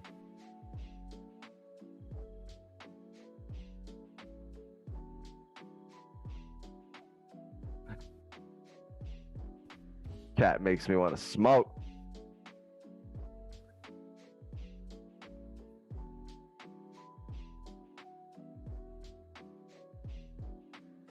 Canadian, eh? No.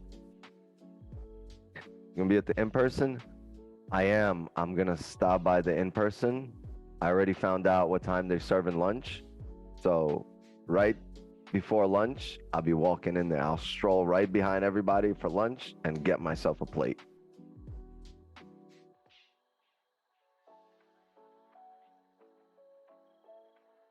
Three puffs is completely boxed. Or the way I smoke, I walk up to it and it's already boxed.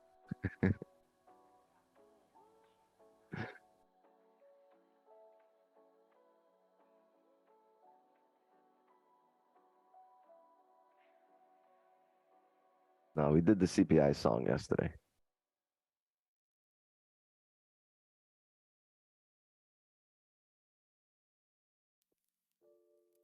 Am I going to teach? I mean, I'll answer questions if anyone has questions. You don't need me to teach. How long you been growing that hair? 6, 7 years, something like that. Smoking trade? No, never. No, ma. If I was at the in-person, I'd bring a big fat joint to cheap with Wix. That's what a lot of people are doing. Yo, don't you ever ask me how old I am. How young are you, Wix? That's the proper way to ask. How young are you? Too young. I don't wanna die too young. Too young. Too young. What are these ranges here? Nice little range we got here. Closure above there should take us up towards here. 37, yo. Not 30. 37.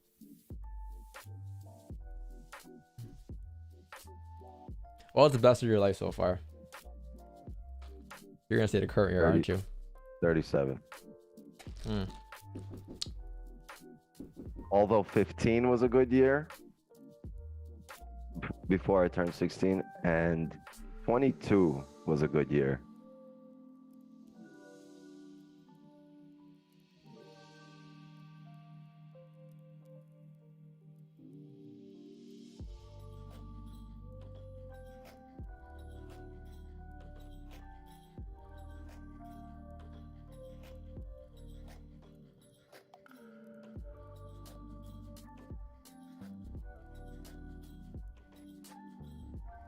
$37 still young bug? Hell yeah. My best years are like, yo, honestly, my prime, I haven't even hit my prime. My prime is another decade away. Maybe 10, 15 years from now, I'll be in my prime.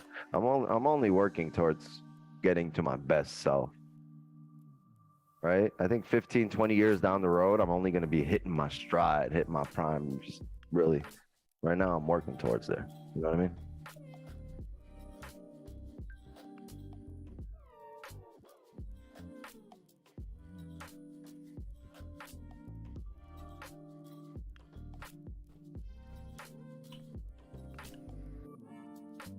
Yeah, I get ID'd at the store, yo. I'm damn near 40. I get ID'd. So what's the tip for the what's the tip for your young self?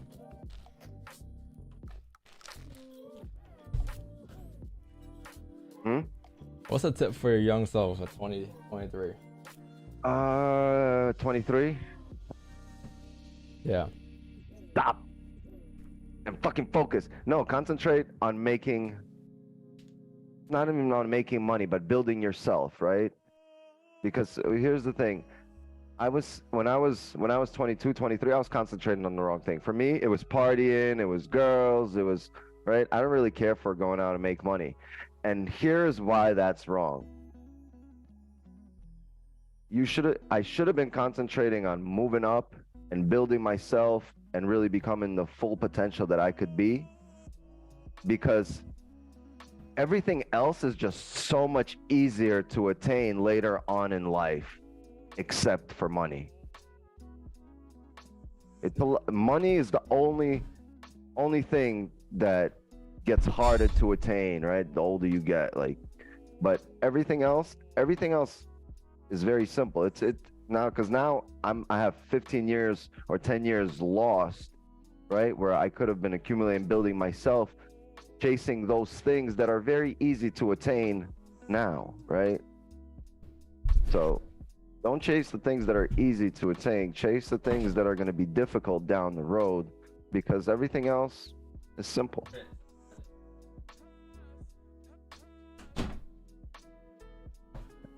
Everything else is, as you get older, doesn't get harder to get yourself a girl. It doesn't get harder to find yourself friends to party, right? It doesn't get hard, but it gets harder building building wealth as you get older.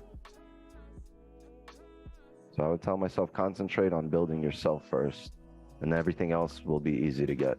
Yeah, but then you don't experience like those things though. If you weren't to experience it, and you regret it, maybe, I don't know. Like I have massive experience, but I also, like I said, I regret not fulfilling my full potential at 20 years old, 25. I have massive potential to do massive things. I didn't, because I wasn't concentrating on the money. I was concentrating on things that are, honestly, when I look at it, I could get them now. Like, no problem. But building wealth, building the skill and all that, that's 10, 15 years down the drain. You know what I mean?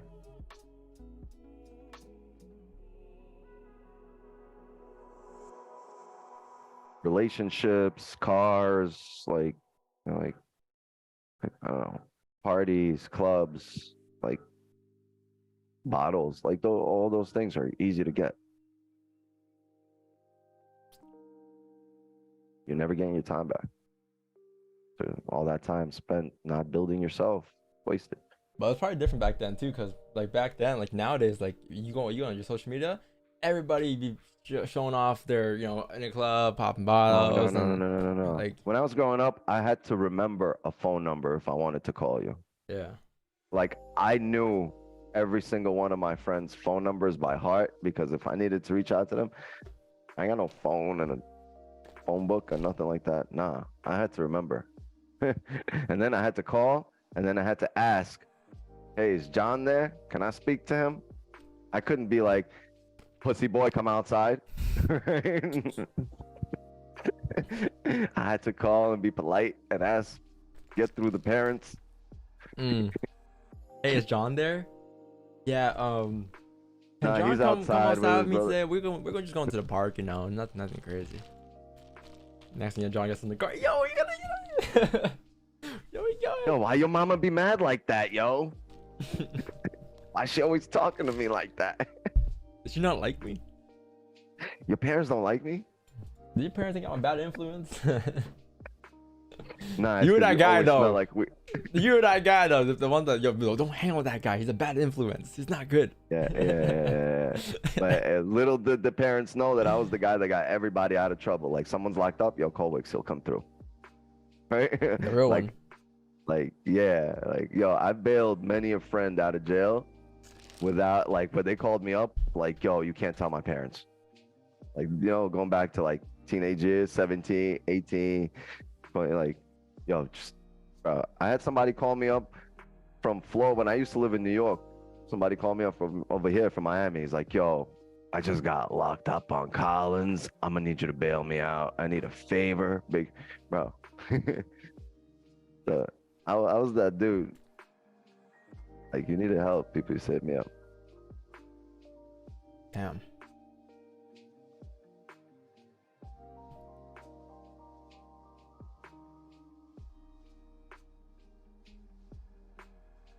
This is pre-recorded, lol. Yes. We're recording right now, post-recorded. Hello everybody in chat. It's currently 9 or 8:59 here. Wait, what time's on the script? 8:59. 30, 31, 32, 33.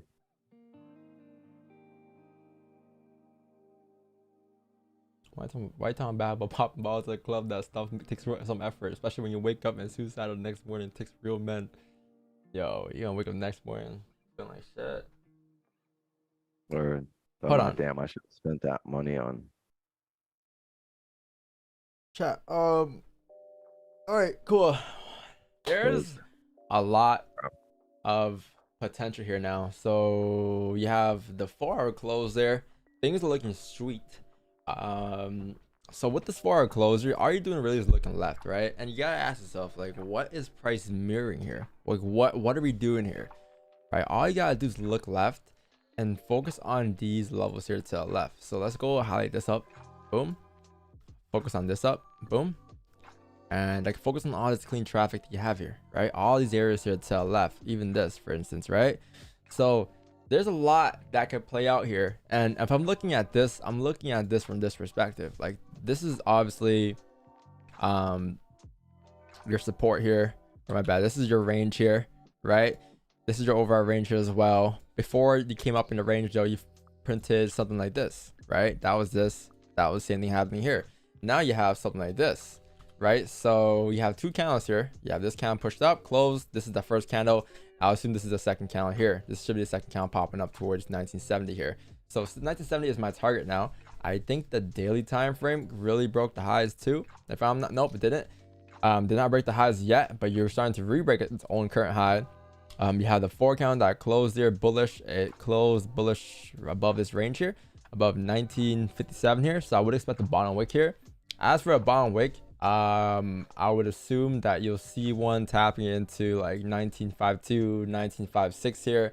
So once you actually come down and tap those levels here, you should be able to pop up and tap like 1966 here. Now, these buys going up are great on this candle. I'll say once you flip bullish, you should expect this candle to drop up like so. After a bottom wick, we tap into these yellow boxes here, 54 and such. And then we can look for buys here. So let's go down and drop down to a smaller time frame, because now we have a better idea of where prices head on the higher time frame. So now we go back to a smaller time frame. We mark up these levels like, okay, cool. There's a resistance here on price. Where is it? My bad. There is a resistance up here on price. And if you were to close above 1960, then there's a very high possibility that you can drive up. Now let me go back. Where did I have the level earlier drawn at? 19. You know what? I had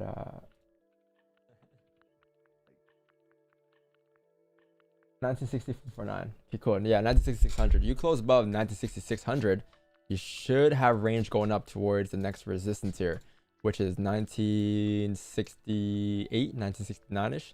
So this is where we're looking to take price up, right? Towards these areas to the left here.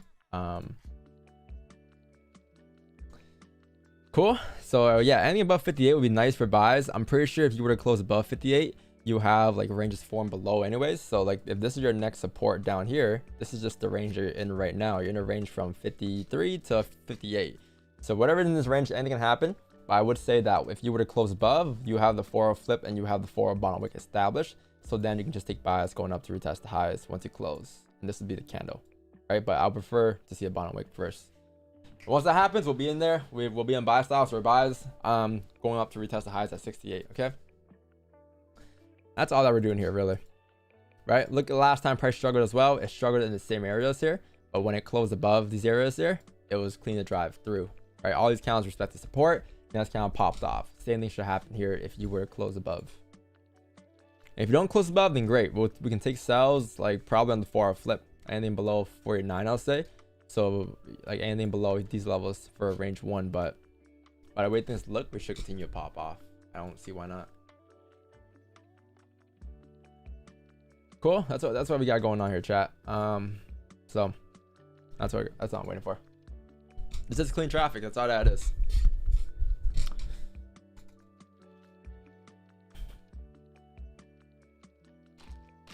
Wait, what do you got, Wick? Same levels? I have 1960.724. And I have 60. Why don't you just have 61 then? What? Because you have it off of this, right? Like this resistance here instead. So why don't you just have it above 61? Unless, where do you have it? I have it off the 5. I have anything above that. 61 is off the rip for me. And anything above 58 is like, I need a bottom wick. probably. So 60.724. I mean, yours is what, 61.1, so you're 4 pips higher. Yeah, I see where you have it based. But yeah, I just drew it right now that you mentioned it.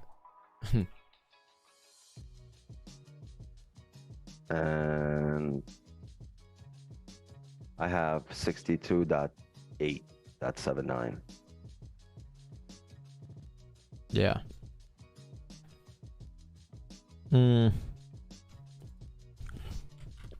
Off of, go to the 5 there.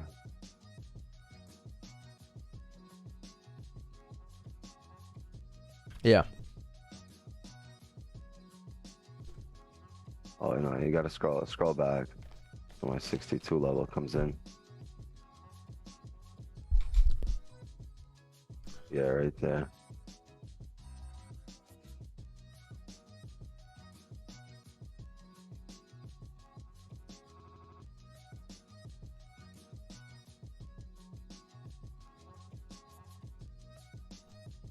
Yeah, Wow. that's that 15, I think, too. That 15 resistance there. 63, right? Yeah, 62.8. It's basically 6.3, yeah. Yeah.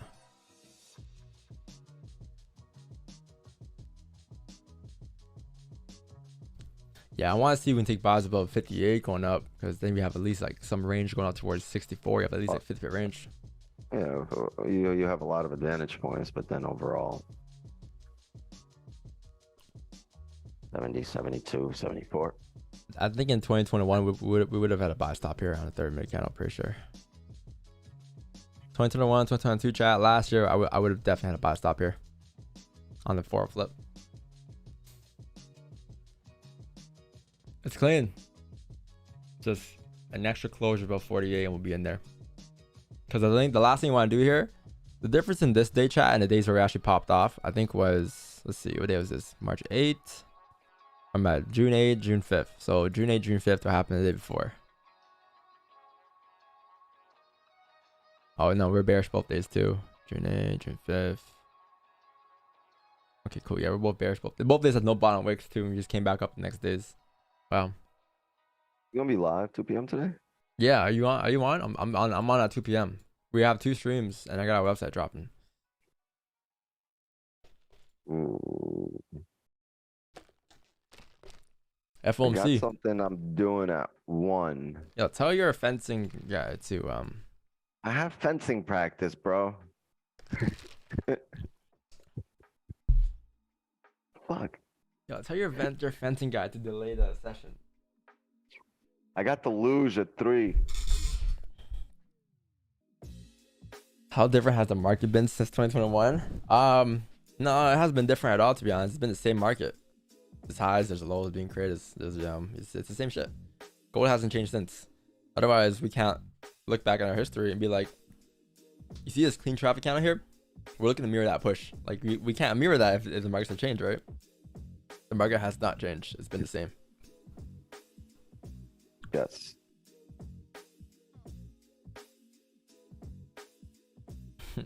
Street luge on a skateboard. Yes.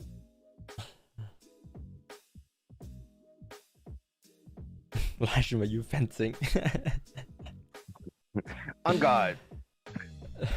hey, listen, I paid the Wix table for this shit. Ching, ching, ching, ching, ching, ching.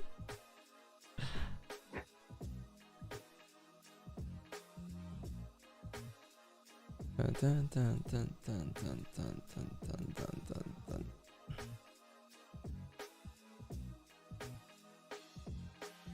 Interesting, mate. Interesting, mate. So I'm pretty sure if we were to come up and close back above 58, this could be the bottom wick. If we were to rebreak us on low, you're gonna see it drop all the way down towards 5.3 here. So let's see what happens in this little bubble, this little box.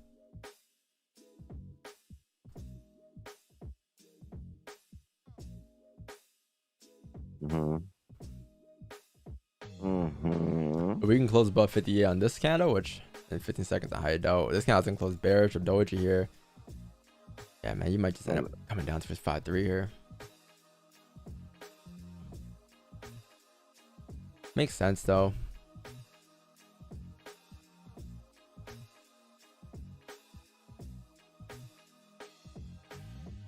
Right, 5-3 every time. Roughly in 5-3.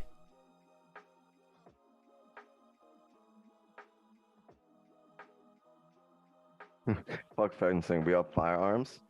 Me too, but my firearm has a fucking. What do you call it? My firearm has a fucking bayonet on the tip. Just in case I need to fence too.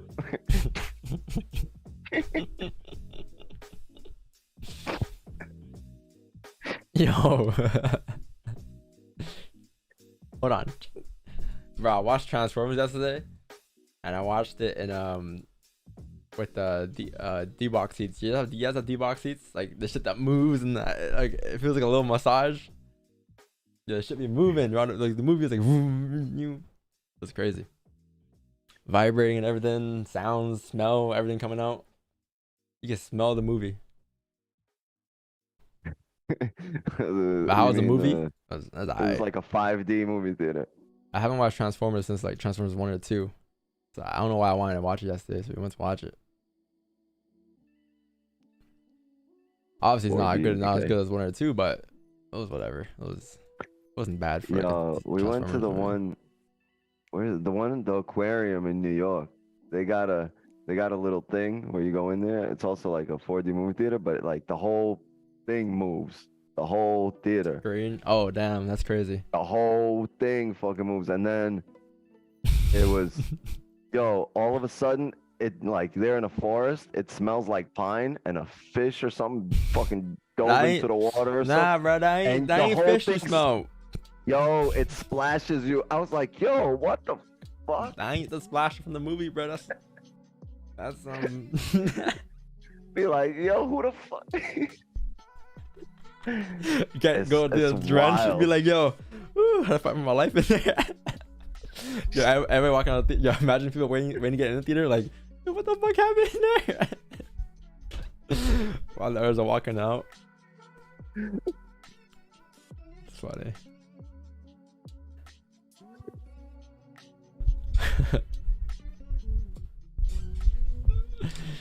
Ain't the splasher and the fish smell. What do you think it is? It smelled like what I thought it was. The movie sucks. It's actually for children. Okay, my bad. I'm sorry for watching Transformers. Like, why, man? Every time. You can't have nice that things. One guy. Like, bro. Who's? Oh, 4-hour flips. Okay, cool. Nice. Now, is this the bottom wick for us to drive up here? Yes. Last year's entry right here. Yeah, last year we would have been in right now. So let's see how it plays out this year. It's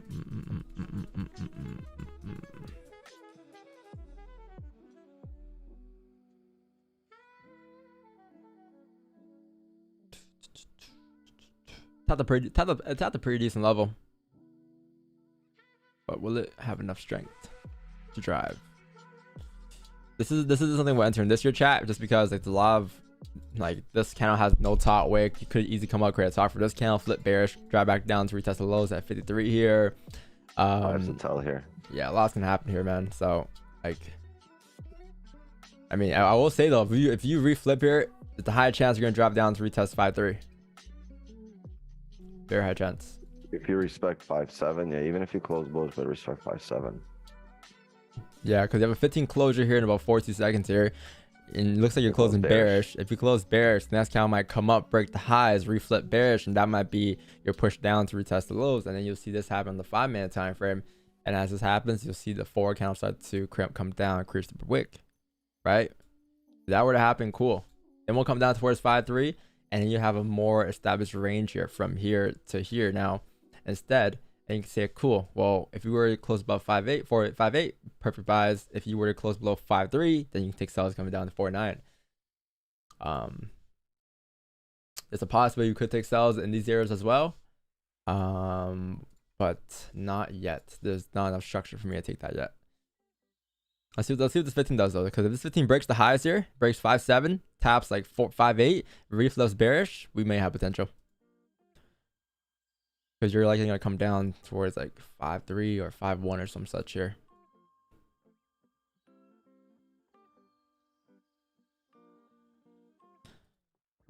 So let's see what happens. But yeah, that's why we're not taking it this year. There's a lot of variables that we didn't learn last year that we applied this year, and that's why this is some shit that I wouldn't take. What's wrong with ICT? Nothing's wrong with ICT. No one mentioned ICT. I think ICT is a great trader. It's not. It's perfect. I mean, he's profitable. I'm sure others are profitable trading it. I got nothing to say about it. Nothing to speak on about it. If it works, it works.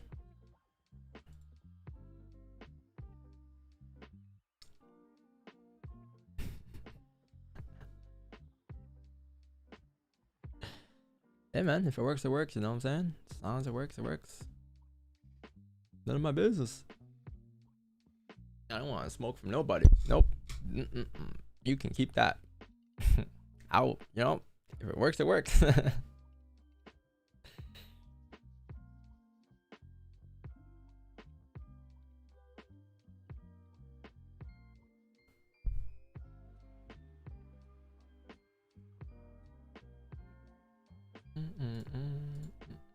I just catch 10 pips, risking 70 pips.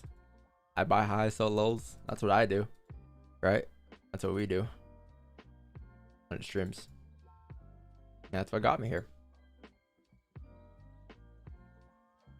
That won't tell you anything, right? That's not the reason anyone's profitable. Buying highs, sell lows, or buying lows, selling highs, right? Yeah. Like there's no 100% optimal way to trade in every situation, right? Like percentages, pips, RR, like Irrelevant. it's going to tell you nothing about whether your trade worked out or not, right? You need to combine all of that with context, right? Otherwise, it's just a strategy outside of context. So everything you're doing, your strategy needs to be combined with context to know if it's going to work out or not. Trading, trading is not a mechanical, activity. You need critical thinking. No, nothing's just mechanical. You need to have logic and critical thinking. Just RR and strategy, buy high, sell low, or like that's going to tell you absolutely nothing about whether your trade is profitable. You combine it with context and then critical thinking, and then it's on you. Yeah, like I don't know. I feel like a lot of traders just waste so much time comparing this trader to that trader and like what's the most profitable, and like if you just worry about yourself, you would be way far ahead of where you would be right now if you weren't to worry about those other traders and what they do, right? It's relevant. And like once you get profitable traders don't talk shit about other profitable traders because they understand that there's so many ways to view the markets, right? I'm over that. Like I'm not even like maybe in 2020, 2019 I was like, yeah, this guy is better than that guy, but like it's like at this point it's like it's irrelevant to me. At the end of the day, I'm just focused on catching 10 pips above the range. Right? Just focus on the charts, focus on taking my next position. That's it. Who cares what how this guy traded that guy? Who cares what this guy made? Who cares if it's fake or real? Like it's just like I don't know. It's irrelevant to me. It's like I don't care. It's just I'm just focused on developing my strategy and building DVS, right? That's it. That's why when you come to my streams, like people always ask me like, what are my thoughts on this guy, that guy, this guy? Like, I got no thoughts, bro. No thoughts on nothing. I'm not here for drama, bro. Keep me out the drama. It's just distractions. I don't need them. I don't need more distractions in my life. I got enough already, right?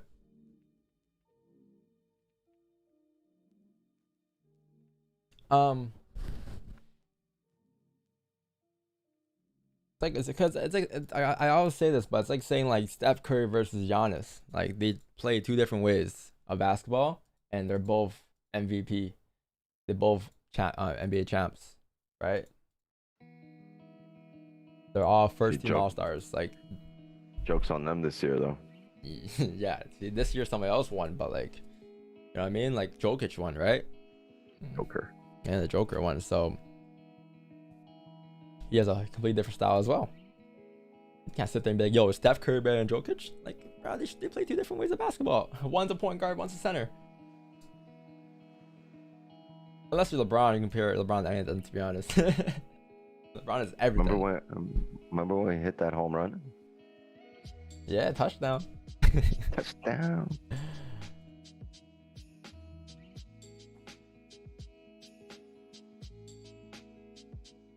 Jokic better than Dirk now? Jokic has always been better than Dirk. I feel like different styles are just a way for everyone to trade based off of. Well, because it's all the same shit at the end of the day, man. It's just the same shit in different variations. One guy might see this rejection as a 61.8 fib. Number 2 guy would have seen this as a trendline rejection. Number 3 guy would have seen this as some FVG level. Number 4 guy would have seen this some smart money level. Number 6 guy would have seen some SRC level. Like some other guy would have seen this as just a seller play. Like this, there's so many ways to just like view it. That's all that is. And people fight like, oh no, but I am right because this is what I see. But what if the other guy's right too? Because this is what he sees all the time. It's irrelevant, man. It's just nonsense.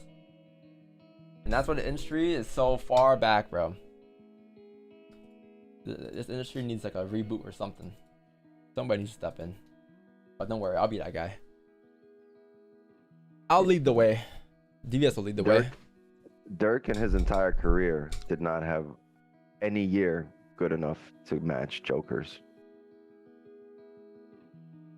Ever. And then if you want to talk skills, yeah. And then if you want to talk skills-wise alone, I mean, Dirk Nowitzki is somewhere in the fucking sandbox compared to the Joker.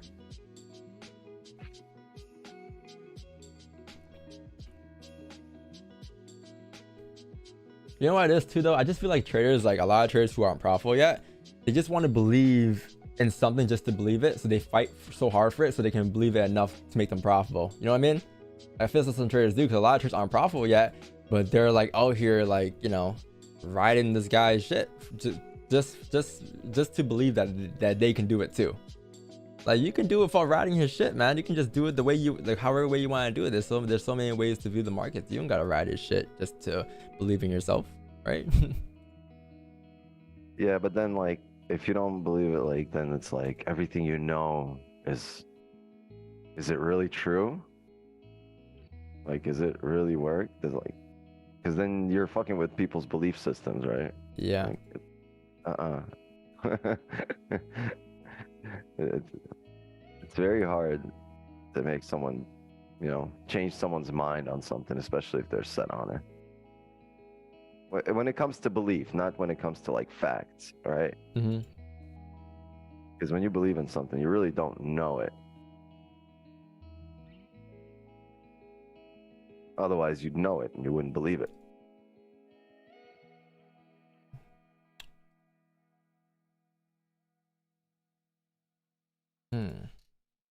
So this 15 is breaking the highs here. Now, can it reflip bearish to retest the lows now? What is this level right here? Dirk swept Lakers, beat OKC, Westbrook, KD, Harden beat Heat with Braun, Wade, and Bosh. Yes, and he's still nowhere near as good as Jokic. His entire career is nowhere near Jokic, and Jokic has not even fulfilled his potential yet. And Jokic got another 10 years. Jokic started playing basketball like what, 12 or something? Like 18. He picked up the ball last year. We picked him up by the bootstraps. And now look at him.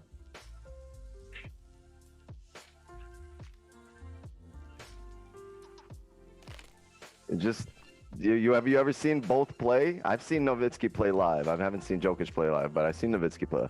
But if you see them both play, to be honest though, it was different eras though. Man, I don't give a damn. I don't give a damn. Jokic is just more talented. Yeah, so LeBron's better than Jordan then. Has a higher ceiling, has a one-on-one. I mean, like, I don't know. Is Andy Pettit a better pitcher than fucking, I don't know, Mark McGuire? It's like different shit, right? But you can directly, like, Jokic would have guarded Nowitzki, right? You probably wouldn't have Jordan guarding LeBron if they were on the court together. Like, vision, maybe a fadeaway one-legged jumper I give to Nowitzki, right? But overall, no. Jokic, yeah, beast in any era. Look at the numbers he put up. The triple-double numbers. Are you kidding me? I think the entire league in its history did what Jokic did twice in one postseason.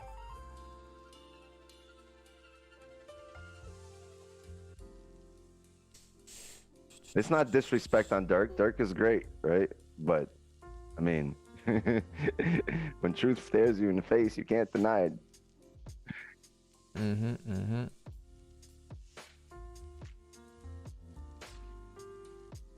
This 15 is about flip here after breaking the highs. Sorry, I just had to point that in case some of you guys are trading still. I just had to say that. That's 5 also going to close here in about a minute too, in case you guys are still trading. No, this is over. Trades have been over. Right now we're playing ball.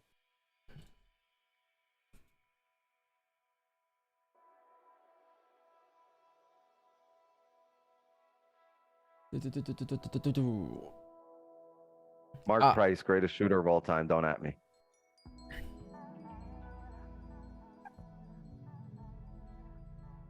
Oh, you have NYC as well, yeah. Yeah.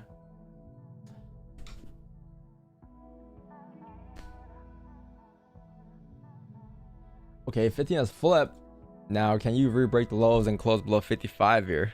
The thing is, like, if you close below 55, that won't be ourselves.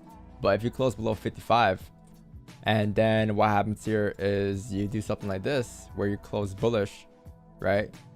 If the next candle were to sort of break that low and close below, then yeah, we can have potential positions, because that'll be our snap size position to come back down through test the lows, and we're gonna have our stop just above these highs here.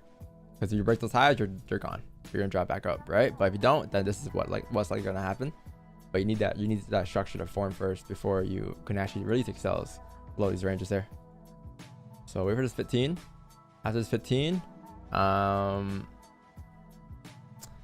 after this 15, you should have some more structure being formed. And look, you broke the highs too, so you grab liquidity. That's your liquidity wait for us to drop down here, right? So there's a pretty decent level at 60 that's being rejected off of, obviously, right now.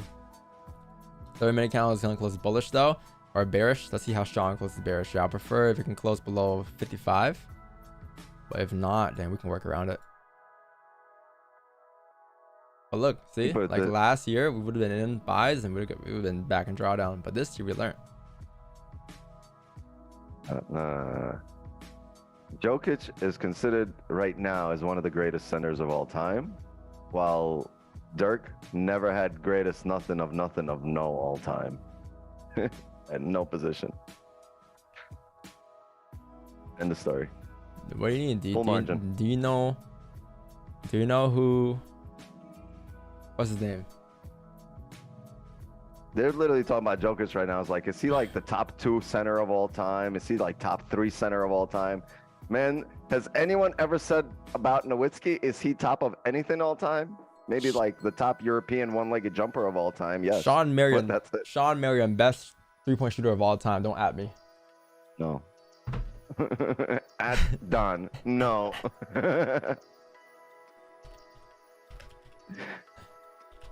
Have you guys not seen his shot, bro? The ugliest shot ever. We'll be like this. You know who had an ugly shot? We gotta lock it in here, bro. I'm not gonna lie. Hold on. We can come back to this. We gotta lock it in here. I gotta lock it in.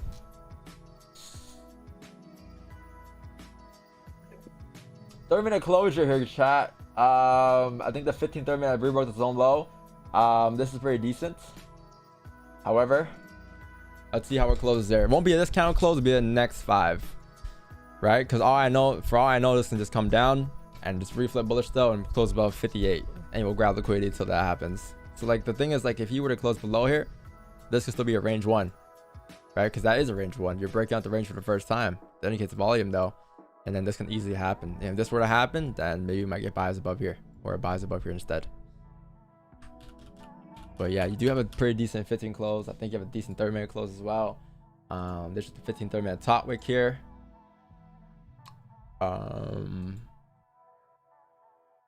Pretty decent, but with a drive.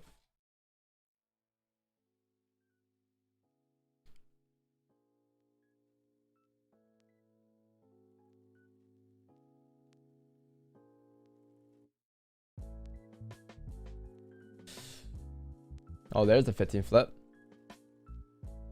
30-minute start play. Per buys, if the 30-minute candle closed like respecting, yeah, I can look for a 30-minute start play plus a closure above, but it didn't. It closed below. So in this case, since it closed below here, any given point you just break the highs and still drive down, right? And you don't want that to happen. If it breaks the highs and drives down, then that's your liquidity wake for us to drive back down. You see volume. I can't edit that, fuckers. You misspelled Jokic.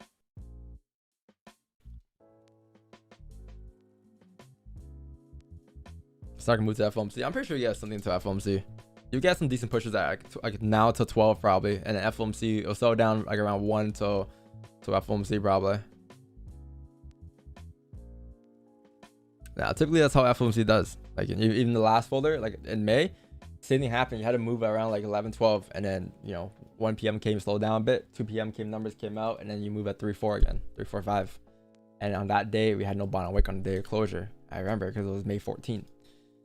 You know why I know about that day? Because that day was an error trade a month ago. So 1 month anniversary of that happening.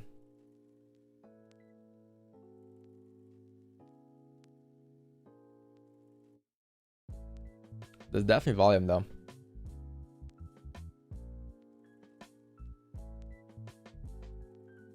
Best rapper alive, go right now.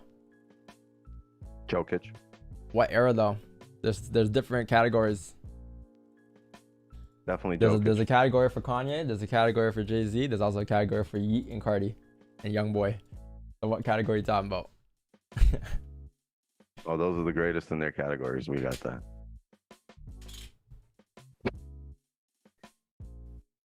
Kendrick, greatest of all time? No, Kendrick was #1 when he dropped. At the moment, he was the greatest rapper of the year he dropped. Mad City. Untitled. I heard Jokic is the best fencer in the world too. He's the best.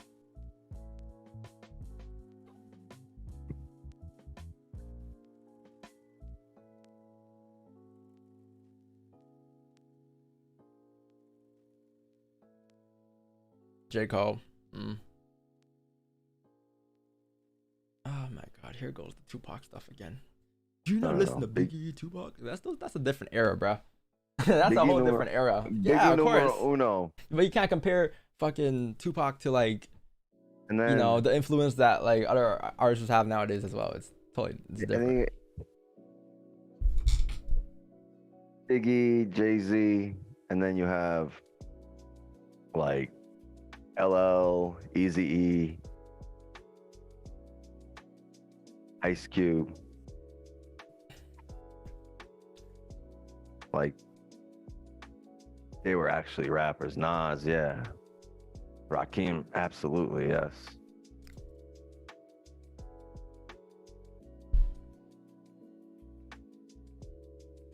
These are straight range combos. Yeah, these combos are for ranges. Cardi, Lucky, Ken Carson, Destroy Lonely. Like, I don't see them fucking with like the Locks and Jada, right? You got like Cardi versus Jada Kiss. What? Like, these things aren't even like comparison. Cardi needs to get his autograph book out and be like, yo, can I get an order?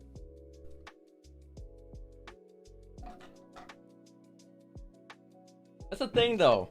You know, everybody who listens to that shit or listens to that legendary music back then, you can't just say like music is always gonna change, bro. Like there was probably something, before those guys, and you guys were saying the same thing as well.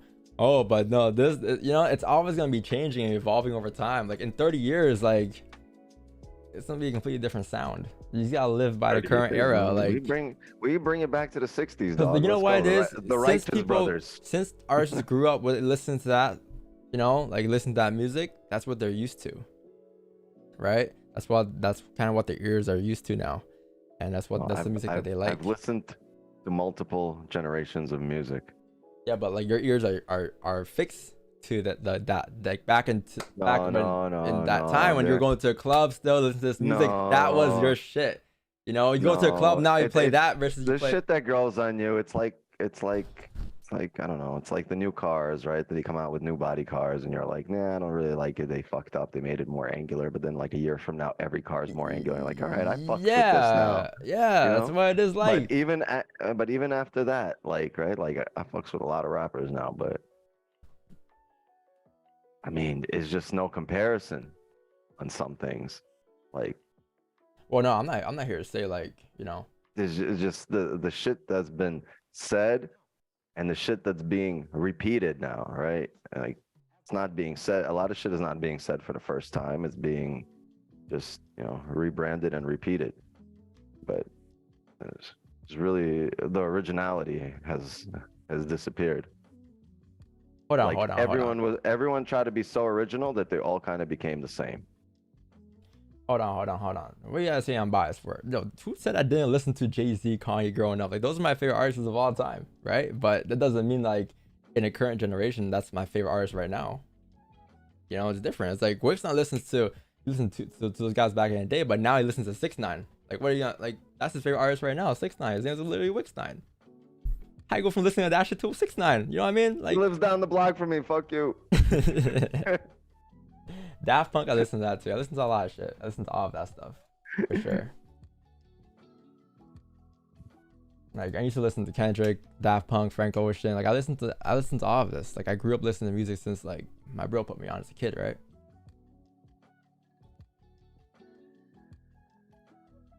Like, I grew up listening to I was 11 bumping Watch the Throne before anyone in my grade was listening to Watch the Throne. Bound 2 in grade 8. Nobody knew what the hell that shit was, you know? Lil Wayne, and I was like 8 years old, like listening to that shit on my MP3, Lollipop, bumping that. Carter 3? Yeah, what? Carter 3. That's 2008 era. That was that time. I grew up on all of that. Soulja Boy, Akon. Yeah.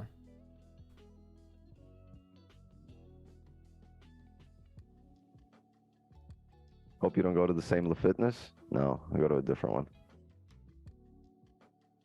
Fucking Lauryn Hill. Yeah. Green Day. I'd be like Chris Tucker in Rush Hour. Which one of y'all hit me? Which one of y'all hit me?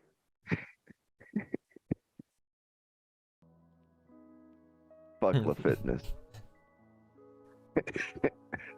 Then you're like, father since the Lil Wayne. Yeah, I didn't know what Lollipop, the song Lollipop was meant. Like, I didn't know what he meant by Lollipop. I was bumping to Lollipop as a kid. Like, I was 8. I was like something about licking my Lollipop. I was like, yo, this is sick. Like, yo, I want to like, you know.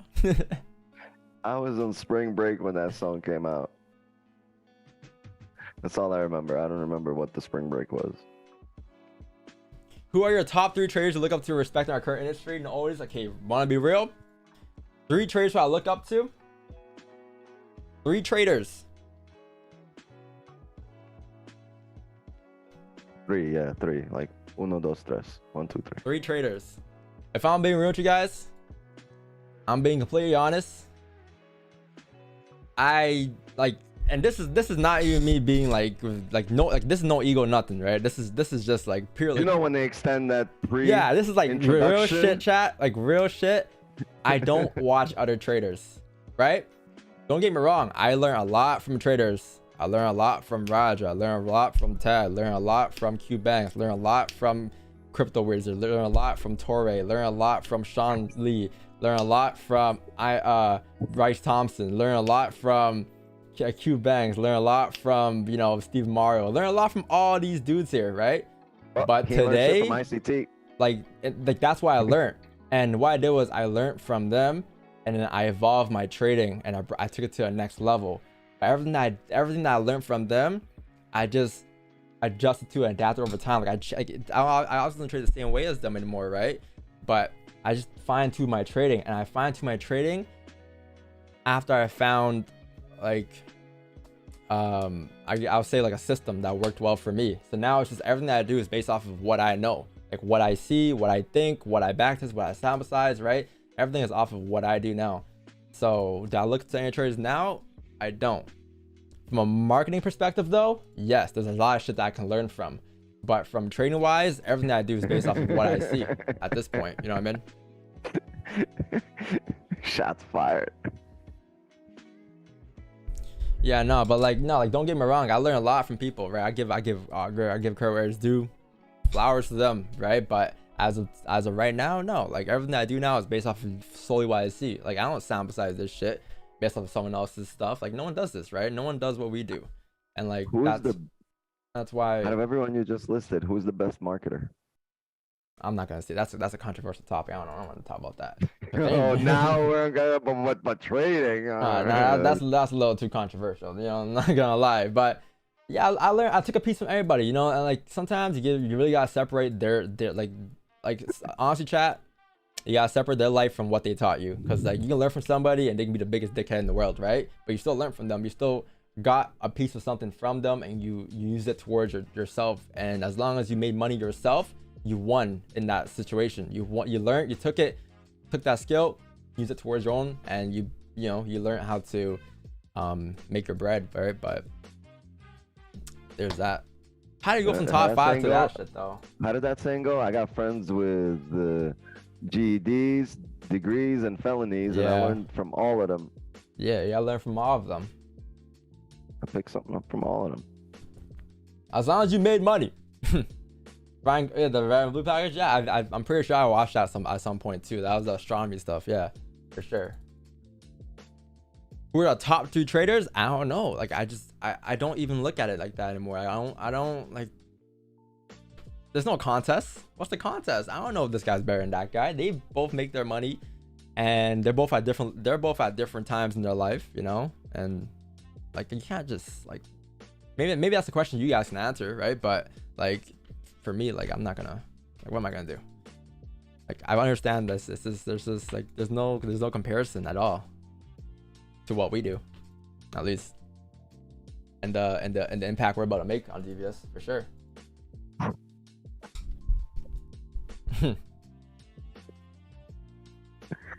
Like, yeah, I know what you guys want out of me, bro. I'm not gonna give you guys it though. I'm not gonna give you guys what you guys want, because I know exactly what everybody wants to hear.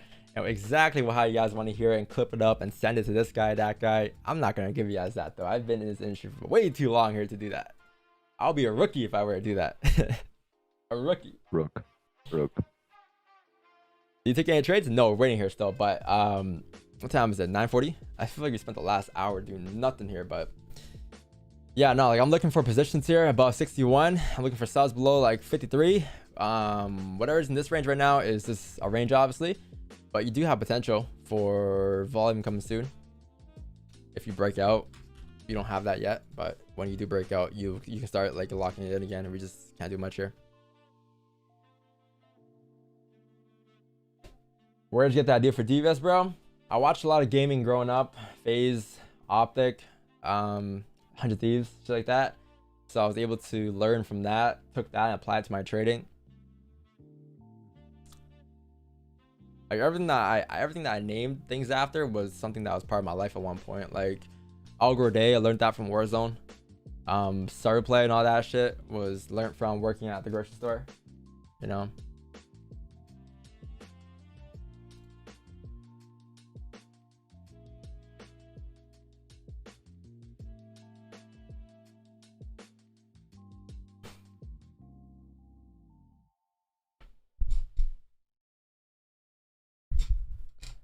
You guys don't trade, only talk. What up, Sean Vogt?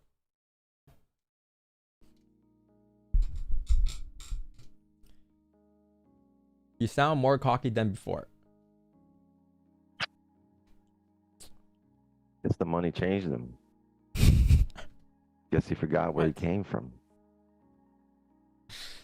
I swear I answered the same question in 2020 the same way. I didn't mention people back then. I still don't mention people back here now.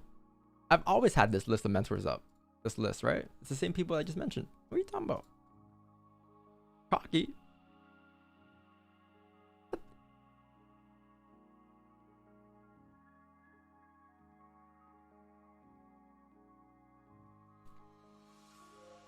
How many spots you have left for the in-person? Like 8 or something. Or no, my bad. 6. Damn. 6, 7. Damn. Yeah. The giveaway starts tomorrow, chat. Tomorrow, the day after, the giveaway starts, so. Entries flying like hotcakes. Get your in-person. How come you still mature after so much cash? What does that mean? Like, how am I still mature after so much cash? Because my parents taught me. You know, they taught me to be grateful and appreciative for what I have. You know, you'll never probably see me, you know, changing my ways because my parents taught me to be a certain way growing up. Taught me how to be humble. Because I've been there so many times. I've been there where I made money and then I lost it all. Then I had to build my thing, but I had to build myself back up to get to this point again and retest the highs and a continuation, a closure above the range, right? Like I've been here before. Like if it was my first time being here, then yeah, maybe it will be a bit different. But I've been here before. I know how it feels to make it all, then lose it all, then make it all, then lose it all again. Like, I've been there a lot. Even though I'm very young still. Like I've been through that a couple times already. And you guys probably don't even know, right? You don't even know it. Yeah. Okay, parents of wisdom, they can't even speak English. Well, they can, but it's like broken English. Man, we're closing below here. This is the volume that I'm talking about. So now volume's starting to shift in again. You have NYC open that opened up. You broke all the highs again. If this candle closes below the range here and the next candle closes bullish respecting and then you close back below in 10 minutes, then we'll get sells in coming down towards 5-3 and eventually like 5-1 and such. But this will be the sample size position that we've been sample sizing for the last, I think, 4 months now. That Elvis knows a lot about. If Elvis is still here, yes, he is still here in the chat. Oh, with this candle driving up and flipping like that? Yeah. Yeah, but I need this candle to close to make that structure because you need structure, right? Or else this is just a range one fake out. You need that structure. You're gonna need the next candle to do that as well. Yeah. What's the significance? My bad, bro. You asked that question 1,000 times. What's the significance of a bullish candle closing with a top wick and also a bearish candle closing with a bottom wick? It indicates range. A wick is a range. So if you were to look at the 4-hour time frame and break it back down to the 1-hour time frame, you're gonna notice that the way it moves and the structure it forms is just ranges, right? So think about it. One 4-hour candle leaving a wick. How will that look on a 4-hour candle? On a 1-hour candle, you see candles pushing up, and then you'll see a retracement at the end, and that retracement is your bearish candle. That bearish candle till that support is now a range. So when you fill that wick, you're filling a range on a larger scale.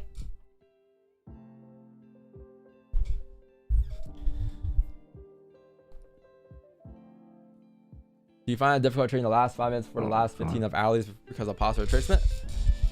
It depends on what the market prints. Like, you know, like in this case, like today, like for instance, like if we were to be the last 15 of the 4-hour candle or of the 1-hour candle here, and you close respecting support, there's a high chance you're probably gonna just spend some time in this range here, and just hover around here. So there won't be any positions you can take. But the moment you, let's say, have the 1-hour close, you'll then have a 1-hour closure plus a wick or something remaining, and then the next 1-hour candle, once you break above, is your positions you take to drive up with the smaller time frame.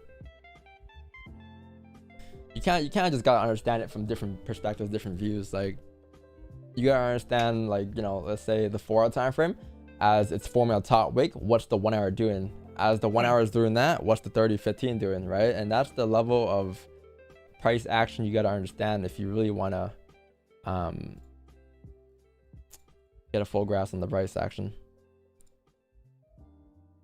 it's not as simple as just like one time frame of closure above and that's it. Like you really gotta understand all the time frames combined. Like, you know, like in 2022, we would have been in buy stops here, and we probably would have just been in drawdown by now, right? And it can still drive, right? But it's just like things like this we learned throughout the years to avoid, because now we applied the 5, we applied the 15, we applied the 30, the weekly, the daily, and it just didn't make sense to take buys there yet. 2022, right now we'd be looking to figure out, was there a tell here that we could have avoided this drawdown? And then we would have been looking for that 5-minute. Yes. Just, oh, there is a tell. Maybe we can utilize this sometime in the future. Guess what? It's the future. Yeah, but the main foundation of our strategy is still there, right? It's just that over time you should be looking to evolve it.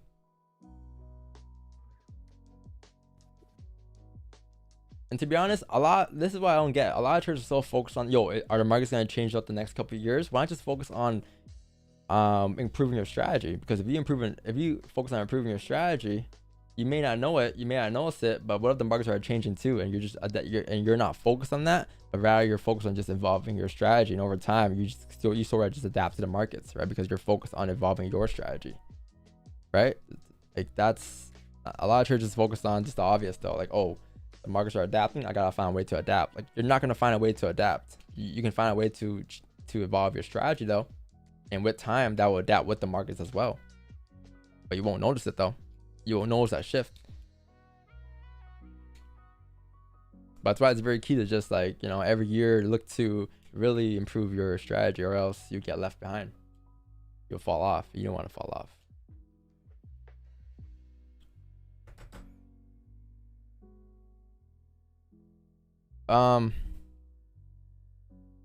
For real, who stole the volume? I don't know. I believe there's gonna be a move today. I don't want to get off now, because if I get off now and there's a push later on in about an hour, you're gonna get mad at me. So we're gonna be here till like 11 probably, or 12, or 1, or 2, or 3.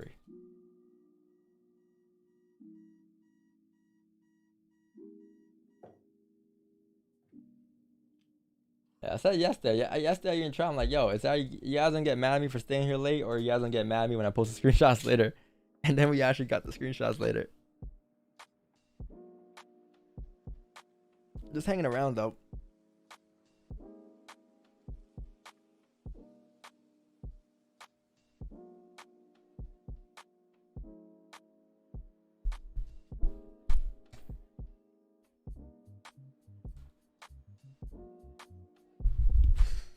Can I be skillful and profitable trading only gold and USD as a beginner?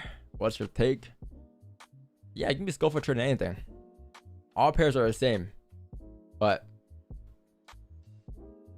you gotta focus on developing your strategy first, and then you can trade any pair you want to trade. It's all the same movement, all the same candles, structure. The problem, you know what I think it is? People really try to emulate exactly what you do, right? Like move for move, breakdown for breakdown, or like exactly. And it's good to emulate. Yes, it's good to emulate what we're doing and understand the concepts and try to apply them in a similar way. But the thing is, you don't have the same perspective that Don has. You don't have the same perspective that I have. That's why me and Don don't have the same perspective. That's why a lot of times you'll see us, our levels are a bit different, right? Yeah, but the ideas, overall ideas are the same. So don't try to make it exactly the same. And if you don't, oh shit, it's off, so it's wrong. No, it's not necessarily wrong. You're making it your own, right? So you can't do exactly what I do. You can't do exactly what Don does, because your perspective on things and your relationship with money is not the same. But you can emulate what we're doing in our concepts and make them yours. And I promise you're going to be a lot more profitable than you are if you're just going to try to copy exactly what we're doing, word for word, like move for move. You're going to lose a lot in translation, and you're not going to apply what you're seeing and your perspective by concentrating too much on what we're seeing.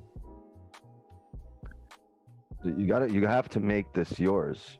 Yeah. At some point, you have to optimize the strategy to yourself and what you're seeing. It doesn't mean if you're not getting the exact same thing that I'm getting, that you're off, because you could be getting what Don's getting and I'm not getting the same thing as you guys, or the other way around. So you want to use that as leverage. Leverage to build yourself up and over and pass, right? Like, you don't want to be like me, you want to be better than me, obviously. You can now do all of us. Absolutely. There's no roof, there's no ceiling here. You absolutely, anyone here can outdo anyone else. It's just you make this yours. After taking, sponging off as much as you can, you still have to make this yours, because our perspectives will always differ. Like, imagine I trade like my first mentor. I wouldn't be as profitable or as near profitable at all. You would have been still trying to emulate him, like word for word, exactly, like move for move, and it doesn't take you anywhere. You don't have his perspective, so you might not even be doing it as good as him. But if you do it with your perspective, maybe you'll be more profitable. Maybe you can build on top of that. Maybe you're more inspired than the person you learned from, so to keep building, right? Maybe you're more adaptable to building. Yeah, like I learned a lot from Roger Banks, right? But is he taking range 1 fake outs? Is he taking a range 2? Is he taking range 2 off the rips? Is he looking for these? Like, he's not looking for the it's same. Built upon. Yeah, like I learned a lot. He gave me the foundation for price action, but then I took a piece from there, took a piece from this other guy, and put it all together to make my own. Like, he's not sample sizing the same shit I'm sample sizing. He's not looking at like the fake out onion celery. He's not looking at the pineapples. He it's. We took something from other streamers. They're not streaming the same way we are. They're streaming, video games and stuff like that. But we took streaming from them, and we're like, you know what? Well, we can make this our own. We could put trading on here instead of gaming. Like, it doesn't make them, doesn't make us copycats for streaming. Just evolving. We're making this our own, right? Roger's not as good as you. Well, Roger's doing his thing. There's no need to compare. He's doing his thing. Who cares if he's focusing on things he's focusing on? We're focusing on this. Yeah. But you can't just be talking shit on somebody else just because whatever. Like, he's doing his own thing. Like, I'm not gonna sit here and be like, yeah, I'm better than him, or he's better than me. Like, he's making money. I'm making money. We're all making money. That's all that matters. Oh, you caught a position here? Well, he caught a position here. Well, yeah, man, we're out eating steak, or we're at the gym, or it's like everyone's doing their own thing. Make this shit yours. But as long as you make money, no one's ever gonna question you. Yeah. Right? You're not questioning Raja right now. You're talking about him. Right? You're not going to be questioned. People will talk about you. They'll discuss you. But then also, small-minded people, or people with small minds, will always discuss other people instead of discussing ideas. So stop discussing other people. Discuss ideas that can move you forward.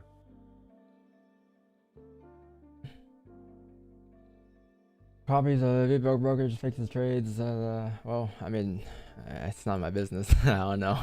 It's none of my business. We're just, again, elevating our trading, right? That's all that we're doing.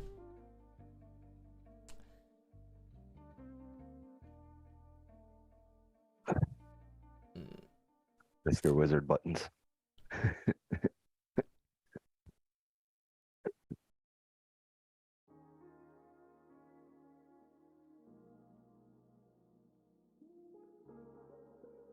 But yeah, like I was saying, like I wouldn't be where I am. I wouldn't have the win rate that I had. I wouldn't have the pip count that I had. I wouldn't have these stats if I were not to elevate and just purely copy from my first mentor or my first course, right? I wouldn't be here at all. At some point, you really gotta just tune out the noise and focus on just your strategy and focusing on your craft. And that's what I did, right? Like everything that I do, all losses that I take, all my fault. All the wins that I take, all my fault. Everything I do is sample size on my own, not somebody else. No one else did it for me. People might introduce the for instance, like Comics Open. Someone introduced that to me, but then I spent 8 months sample sizing that myself before I even took it. Right? I wasn't just gonna emulate what he said, right? Because I had no idea what he was talking about. Right? When Ted mentioned Comics Open, I was like, what is Comics Open? So then I spent some time researching it. I spent some time looking for ways to take positions with it. And then 8 months later down the road, we finally got a position with it. But that took me 8 months of my own sample sizing, my own forward testing before I even did it.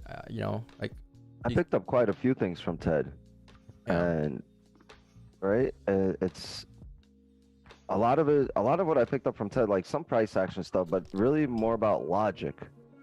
Yeah. Like critical thinking part, and just the logic. Looking at your tune out the noise and what what you've learned about the candles, but look at the market logically. Look at what it's doing. Look at what price is tapping logically, right? And really think about it.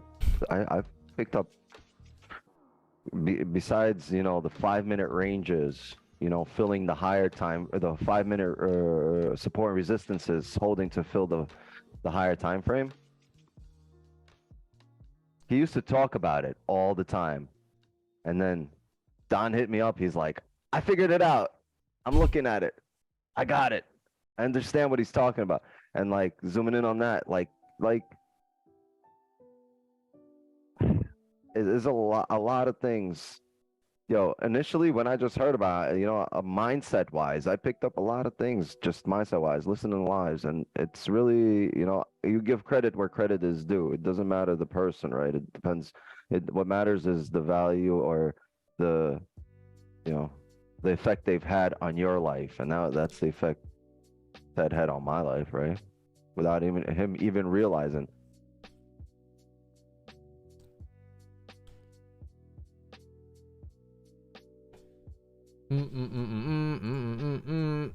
You just missed a 5-minute time frame trade. I did not miss anything because what I drew earlier is what I'm looking for. So until that forms, I can't miss anything. This isn't my move. These buys were my move. These sells were my move, right? Until we actually print this, like if this were to print, like if you were to close below this range and the next 5 closes bearish, bullish, respecting resistance like this, and then next 5 closes bearish below, and I don't take it, then I missed it, because that's why I wanted to wait for. Until this prints though, there's nothing to be missed. There's nothing to take here until I get what I want, right? Don a unicorn? Hell yeah, because he can read between the lines. Like, when people speak and if it has value, Don's real quick to pick up on value or pick up on shit that's valuable versus and trash everything else. Yeah, that's why I'm just not like, I'm not there sometimes, but like he's not there, but like he'll pick up on value, right? Like he's there when he needs to be there. That's what I like about Don. Like he's literally like the valuable shit. Yeah, he picks up on. And I was like, really break things down here.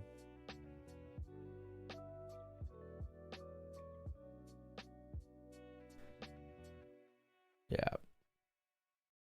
I don't know, like a lot of gurus too, like the moment they become a guru, it's like, oh yeah, these dudes who learn from me are below me now. Like I don't even look at it like that, like I learn from people in the chat all the time, right? I learn from Wix all the time.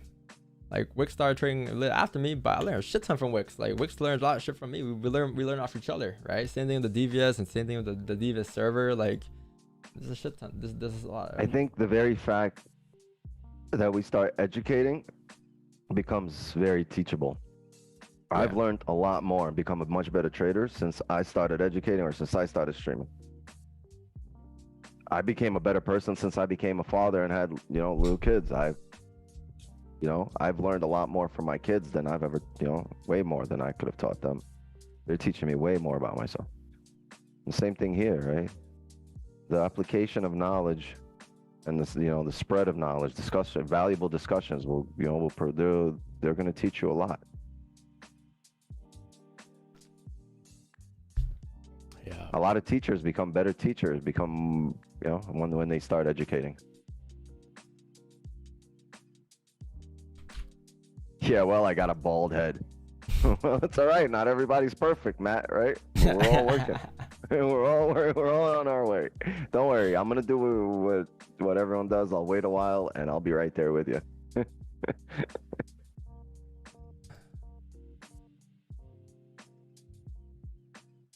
It's not even the realizations. You learn a lot just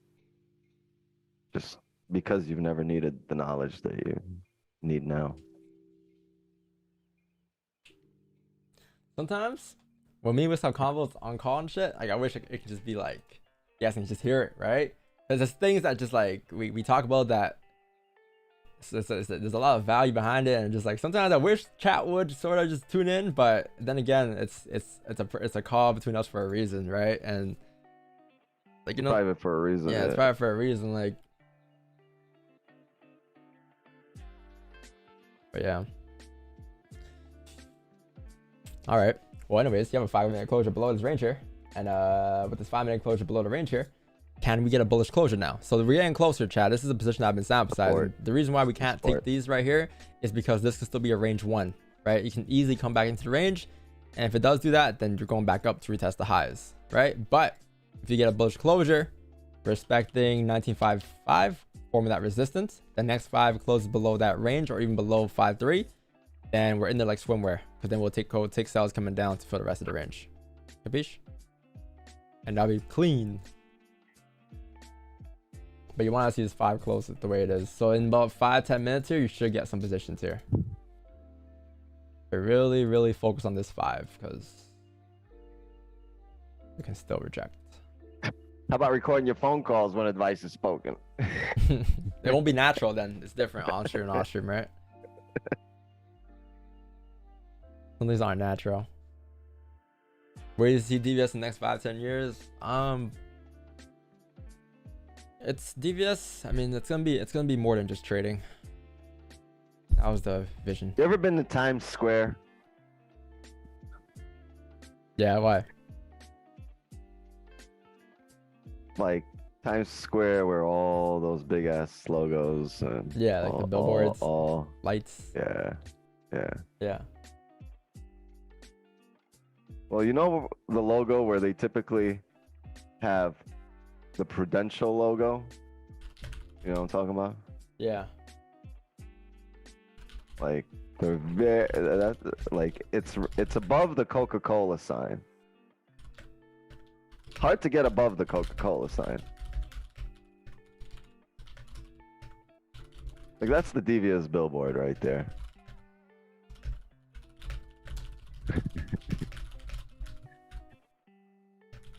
Got 2,000 people Googling Times Square right now. You know that one day, bro, we're gonna have it. Fuck it, we're gonna have it in Marina. We got the logo, the billboard. Our billboard is where the banks advertise, right? All right, on top of the banks. So where the banks put their billboard up on Times Square, devious logo is on top of the banks.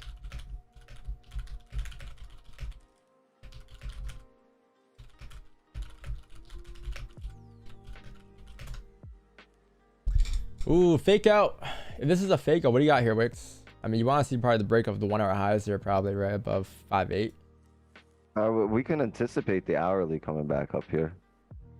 Yeah, I think it's like the 1 hour close below for me though. Like, or I'm not sure how it closed for you. We can anticipate filling the hourly wick. The issue is we don't have a clean range. We have a bunch of candles printing next to each other on the 30, on the 15.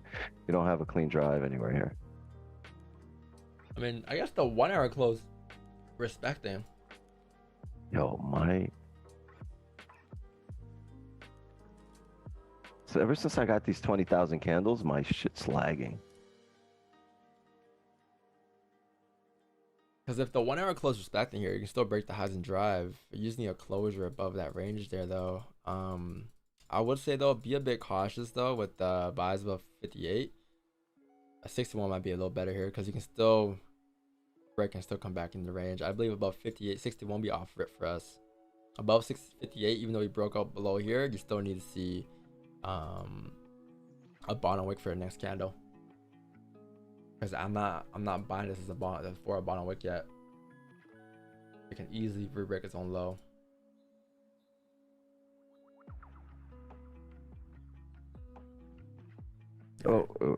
There's regardless, I'm gonna need a closure above 58. Irrelevant. Yeah, 58 and 60 for sure. Because of this whole range, there's no clean drive anywhere within that range. Sometimes you'll get a clean candle, so you'll get a wait, hold on.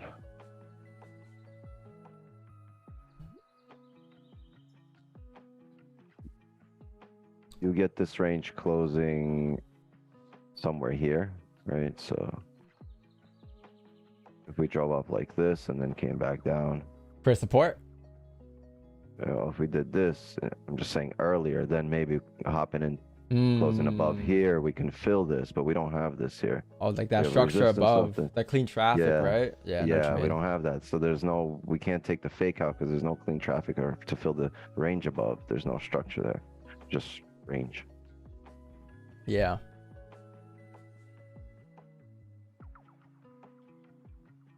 What's going on, Shadows? Appreciate you. Do you think we'll trade sideways? I don't think so, to be honest, because if we were to trade sideways today, we wouldn't have broken out this range here. Even though this range doesn't indicate like we have direction, it'll indicate volume coming in. So you're gonna see some movements here that will lead up to volume now, right? So this is what I'm talking about. This is what you needed to break out this range. You finally broke out, and now prices are gonna do something like this, or it's gonna do something like, you know, something like this. Like, but you're getting close to that push that we wanted for the NYC Open. Should come in the next, I'll say, hour or so, but it will definitely move. Like, I don't think we're gonna spend a lot of time in this range here, or else we wouldn't have broken out. If we were to spend a lot of time in the range, these counts wouldn't have printed the way they printed. This count wouldn't have closed below for volume, right? This wouldn't have happened. It's very rare where we just break out and you don't move. You break out and typically you'll move. Like right now we're in this state, right? You got to break out, and now we can either continue up or we can just come back into range and move like this. But this will be the start of that push that you were looking for since the news candle today.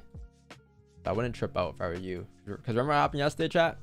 Same thing happened yesterday. You had a push for news, and next thing you know, you ranged a little bit, and then you finally broke out and you drove. So the same thing I'm looking for today, just depends on where it breaks out today. But you're in the same situation as yesterday.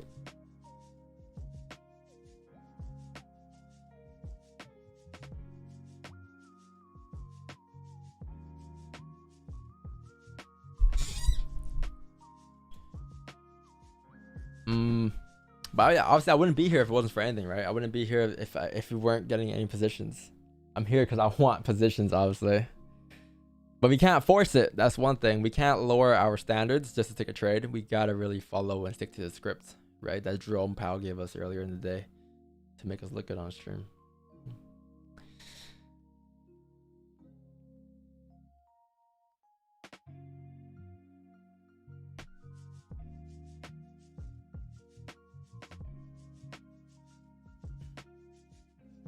Three, 2, and 1. Delete, delete, delete, delete.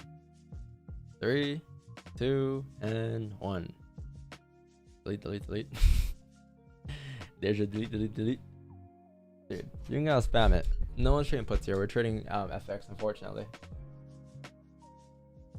One guy that I do look up to that did like when I saw him streaming on Twitch, it was the first trader I've seen stream ever on Twitch. His name was, I think, the stock guy or some shit. That guy's pretty cool to watch. I watch him sometimes. But he trades stocks, right? The so stock guy? I don't trade stocks, but yeah, he's pretty dope on Twitch. He has that community, that show community. He's got a lot of viewers? Yeah, it's like 5, 6K viewers, 10K. On Twitch? Yeah. Trading? Yeah. And that's a few years back too, right? I think last year. Yeah, yeah. I think he has like he's on every day though. It's like 5, 6, 7, 8K. That's pretty cool. That's a lot of viewers. Yeah. What do you think about futures? Futures? I want to trade futures. Good rapper. The other day, that's funny. I played hockey, and like some guy was like, "Oh, I heard you're a trader." I'm like, "Oh yeah, I trade now here and there." Like I don't want to sound like, you know, like, "Oh yeah, I'm a trader." Yeah. Nah, you should have been like, I want Zamboni. I wanted to end the combo. He goes like, "Oh, what do you trade?" I'm like, "I trade Forex." And I know the moment I said Forex, he just laughed in his head. I let him laugh. I'm like, okay, whatever, it's cool. You don't really do Forex. This is gold, bro. He's like, "Oh, I trade futures." Like, you know, he's like, "Oh, so like, are you a long-term trader or just like whatever?" I'm like, I didn't give no attention. And I know in his head it's probably like, yeah, this guy's a joke, bro. Trade Forex, this guy probably a scammer, try and get rich quick, shit like that. I just let him have it though. How did he hear that you're a trader? I don't know. Apparently, I think some other guy asked me earlier too, like, "Yo, Don, so how's trading been?" I'm like, "Oh, it's been good, whatever." And I think he overheard it. How's trading been? The fucking it's those guys #1 that you want to retail stay trader away from. in the world. How's trading been?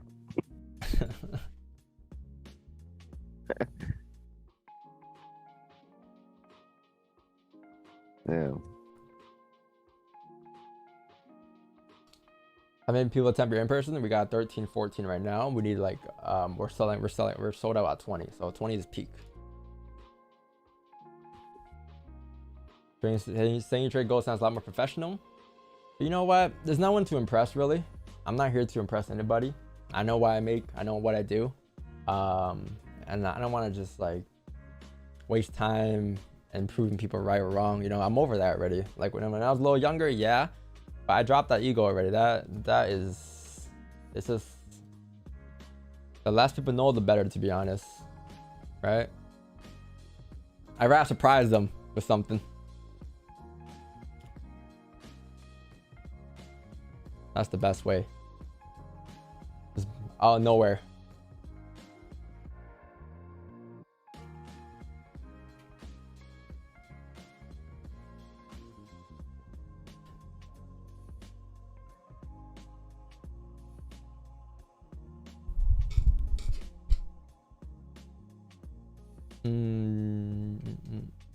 Yeah, I hate when people ask me too, but you know what, chat? Whenever you have a friend that asks you about trading in Forex, you know what you gotta do? You gotta show them the CFX website that's coming out later on in about a couple hours here, because that's all they need to really understand trading nowadays. Starting today, the free course is gonna be sick. Well, hopefully. And chat, later on, like I want you guys to take notes, okay? So take notes of the free course that we're getting out later, and once it's out, like I want you guys to give me the input on what you guys think and what could be improved and shit, because it's gonna be changing over time. I'm pretty sure Baby Pips is always updating and changing over time. We're gonna do the exact same with our course. See what info you need, you know, what info is missing, maybe more text here, maybe more explanation on this here, right? So take notes, let me know, and then share the Google Doc with me when I ask for it. There's a free course for top on text only? Yes. Everything except for pineapples, because that's not done yet. Give us closures? Yeah. You need a closure, then you need a bottom wick though. You need a bottom wick tap like 5-6 here, because the last thing you want to see here is this price closes above and back into the range and then hover and just something like this later on. Because this needs to be a liquidity grab for us to drop back down, right? But if you were to break above 61, then that's no longer in the picture. You're going to drop all the way back up now. So you broke above the 1 hour highs, which did you?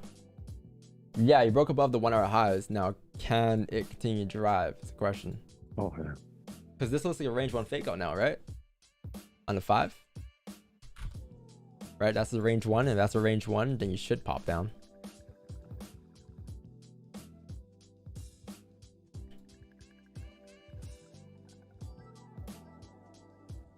Celery.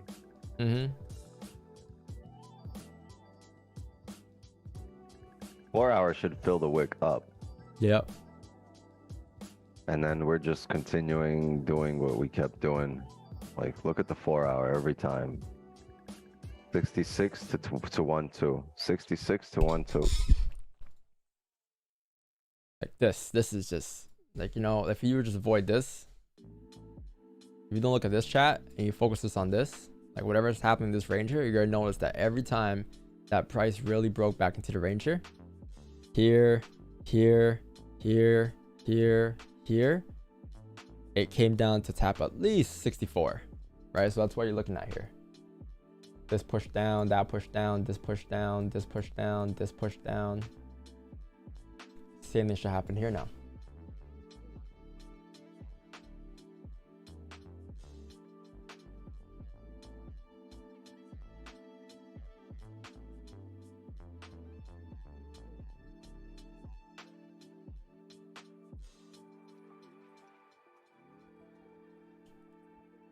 What if we move during FOMC instead and for now we range? That's possible. I'm not saying that's not possible. We can definitely just range to FOMC, but I do believe there'll be a move before FOMC. I don't think this is it. I could be wrong, right? But I'll be here till 11. If nothing happens by 11, then I gotta call it a day on stream, and then we'll call it in the channel if anything afterwards, which is typically what's been happening lately, and that's not in my control. But at least they eating. Someone's eating. Where's Jacob been? Jacob, I don't know. Trading. I didn't understand how much money people they make off funded until like recently. Until Jacob told me he spent 50K on funded accounts, I was like, wow. Controller FX funding coming soon. Or not. I didn't hear that. Yeah, 50K on funded. Yes, insane, right? You spent $50,000 on funded challenges. Yes, insane. I know. I didn't realize how big of a number that was until he told me. I'm like, wow, that is crazy. So now I can imagine how much they make on funded challenges alone, those funding companies. How many customers are outdoing Jacob? I'm pretty sure a lot, yo. I'm pretty sure a lot. Like, He's Jacob, but there's millions of Jacobs. holy shit. That's crazy. I probably spent 100K on funding. Wow. That's where I'm at. Also, like it's insane. Like, right?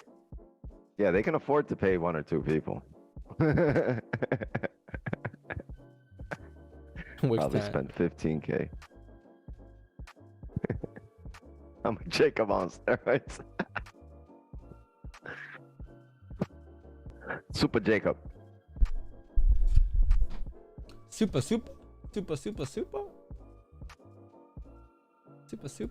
30-minute closure in 8 minutes.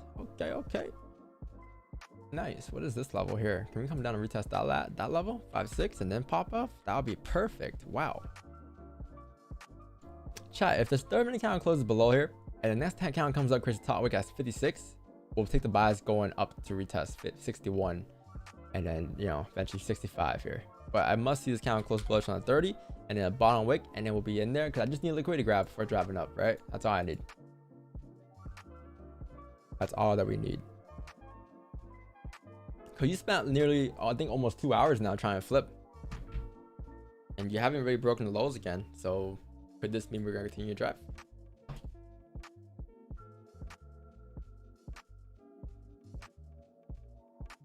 Honestly, chat, like, if I'm being real, if you guys are trying to get funded and you don't have a profitable strategy yet, or you're not consistent yet on live markets, just save the funded money and just trade your small account until you feel comfortable or until you're very confident and you have consistent gains for a month, like for at least 4, 5, 6, 7 months, or whatever the case is for you, whatever you prefer, and then go funded. Because there's no point of going funded. I know you guys don't want to hear this because some of you guys might be dealing with this, but there's no point going funded when you're not consistent yet. Money isn't gonna yeah, Charlie. Fuck this guy. I'm gonna go funded.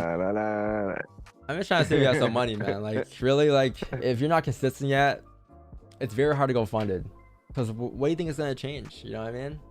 I'm not listening. And it's nothing to do with like believing in yourself or not believing in just like I believe in everybody, right? But like from my perspective, it's just like once you get consistent, you can trade any account size you want to trade. But if you're not consistent and you don't have a consistent balance gain every month, like you don't want to be lucky, right? You want to have skill, actual real skill. You don't want to be in a situation where you're lucky. It happens once and never happens again. Because this isn't a game of luck. This is a game of probability. This is a game of purely skill. Right? Like obviously, like if you're very consistent and profitable, yo, perfect. Fun is great for you, but nothing's gonna change when you change your balance, man. Like having a bigger balance versus having a smaller balance is the exact same thing. Same risk percentage, same gain percentage, same losing percentage, right? It's the skill that matters, not the balance.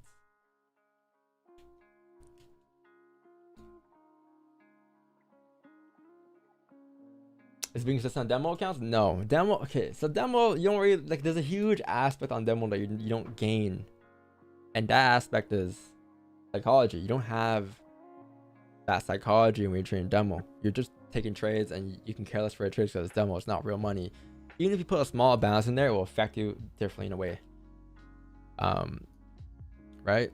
Like, let's say you go from demo to trading $10 now. Even $10 will be a big difference from demo and $10. Like, your mindset would change. So go live, put some funds in it. Don't put anything crazy. Put something that you're willing to lose or that you're comfortable losing, and trade that small live account for a year, couple months. Get results. Cool. Go fund it. You're good.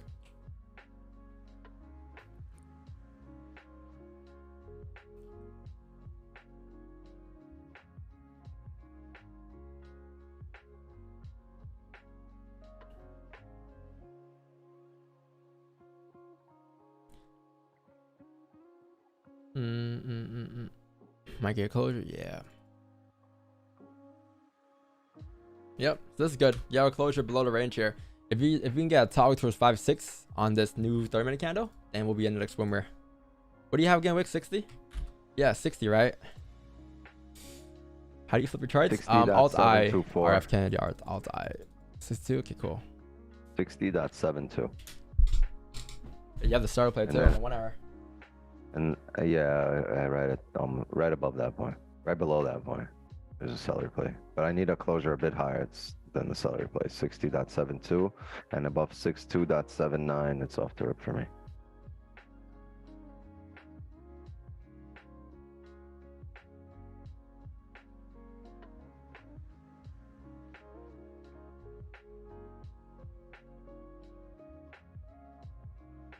Although, since we have a bottom wick here and it's a hourly celery play, I might even be off this level, depending on how we get there.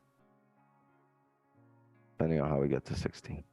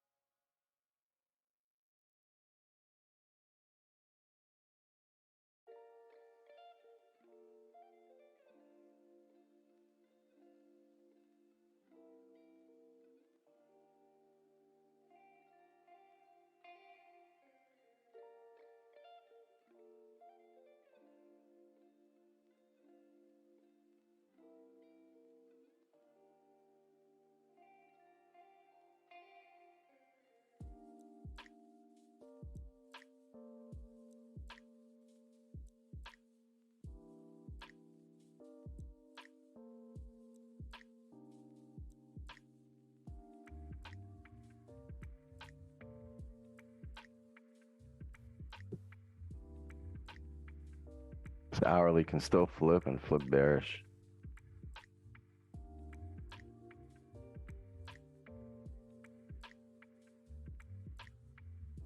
That'll be interesting. Liquidity grab for FOMC.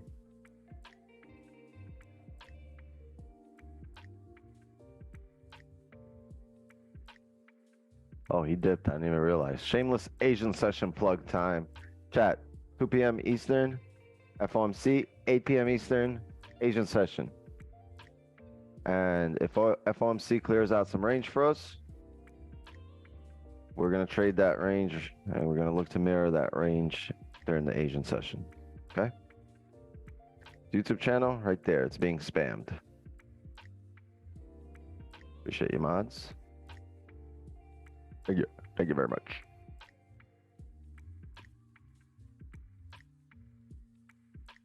And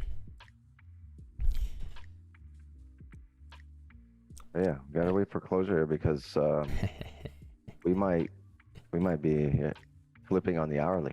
Yeah. If you flip an hourly, I'll take stocks coming down. Yes. With the 5-minute Well, closure. technically, it would also be a range too, and that's the play you said you've been sample sizing, right? Yeah. And this is also something we've been sample sizing too. There's a reason why I didn't take buys above here until we get a bottom wick. Because at any given point, you can get a fake out here, and continue down for this one, right? So that's why I wanted a bottom wick here before flipping bullish. Now we can flip in a minute here still and still respect, but then we'll look for buys above 61, right? That's why 61 was very key, and I said to be careful here. But you close below here, sample size play, we're in the like swimwear. On the 1 hour below 54, below not bad, below 55. Yeah, you come all the way down towards 49. We'll mirror that whole range to the left. Yep. That'll be perfect. Let's see how this thing does in about 47 seconds here. If it can close respecting 58, that indicates liquidity and that indicates volume being, or ranges being respected.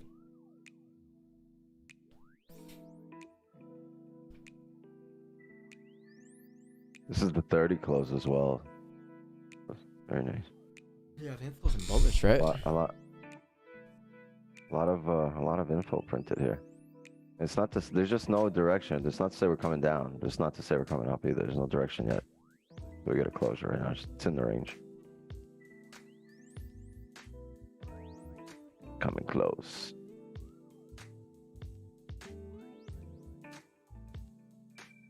Such a love trading, guys. I love trading. At first, when I first started trading, I didn't know how long I'll be trading for, but I think trading was just perfect for me and my personality and everything. Like everything that I've learned in my life works perfectly well with trading. The emotions factor, the sample sizing factor, like the stats and all this, like it just worked perfectly well with trading. And every day I appreciate trading more and more and more. You know, don't get me wrong, you know, money is great for trading, but just trading in general and learning, like having the skills to, because you can use these skills in any other industry now. In any other the previous 5 respect for you? The previous 5, yes, it did. And the 30-minute close above. If you break the high here of this wick, the previous candle wick, we're gonna fill that range. That's 10 pips at least. Yeah. Yeah, it did. And it's a 5 celery play.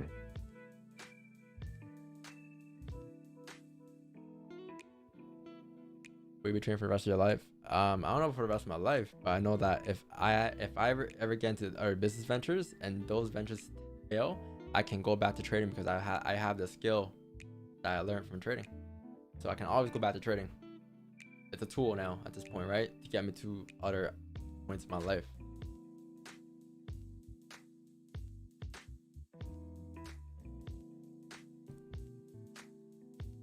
Yeah, I like trading though. It's amazing. When I have a hedge fund one day, for sure.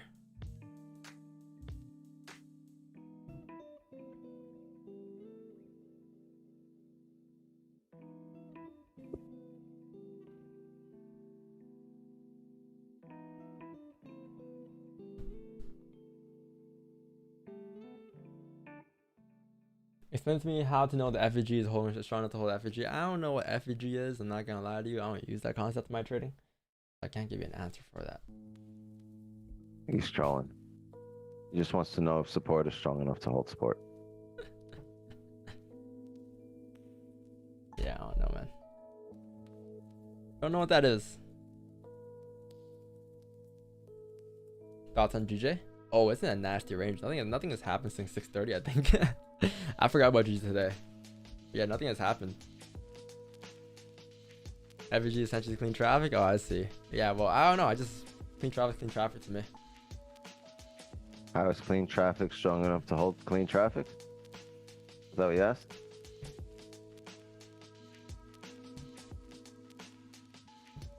Yeah, I don't know. I've heard of it before. I've heard of a lot of things before. I mean, I don't know what it is.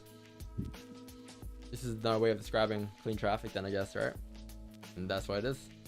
This is another way of describing clean traffic.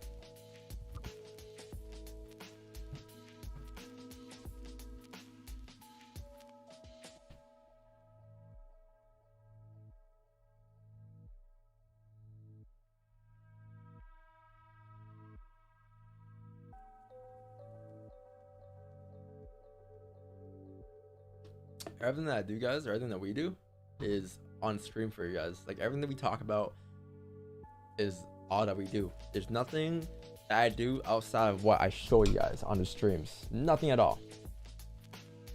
Like we're not out here talking about whatever play, you know, me and Wix. We're like if we were to talk about positions, we really talk about like there's not a second monitor here next to me showing me a bunch of indicators and tell me when to buy or sell. Like, no, that's not happening at all. Don't worry. Actually, you know, ding, ding, ding, ding. Your chat gone, Seltzer. Waiting for a closure. What's that noise, Don? Nothing. Jerome, shut up. Just hanging around. Come on, Jerome. Not now.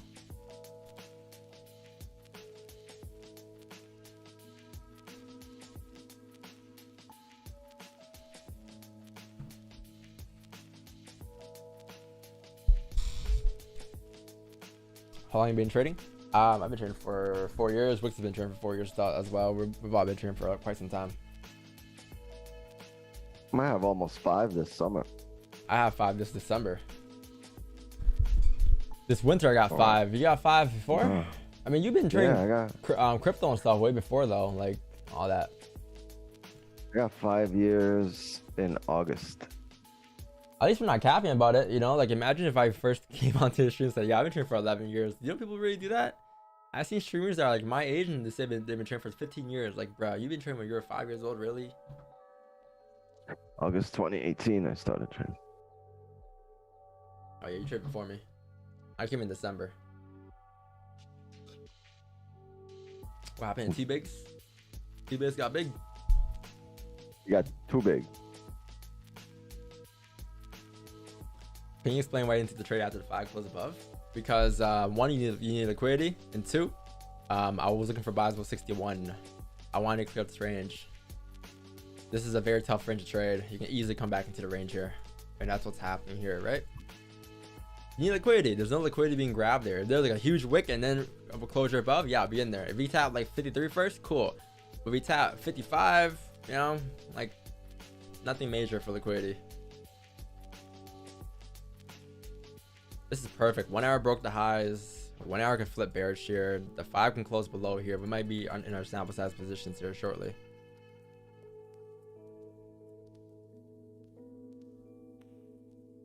Chat's like, sample size? Perfect. Full margin. No, we've been taking them already. Like it's kind of already like pretty high probable trade. I think I've only lost like 1 trade with this so far in the last 3 months.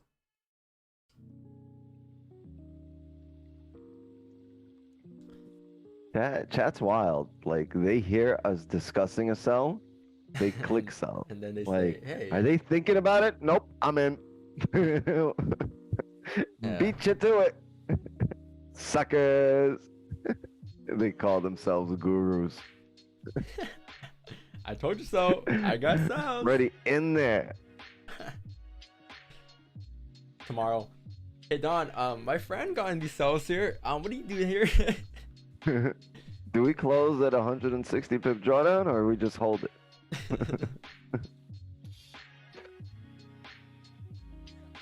Next week, don't hear for them. Yeah, I took a little break from trading. Took a little break, you know, get my mind right and everything. Fuck, it's the same shit that happens all the time. Yeah, you guys know what I'm talking about, man. You guys know what I'm talking about. The same thing that happens all the time, man. They go from told you so to I'm taking a little break here from trading. Like, why are you taking a little break for? I thought you were telling me so.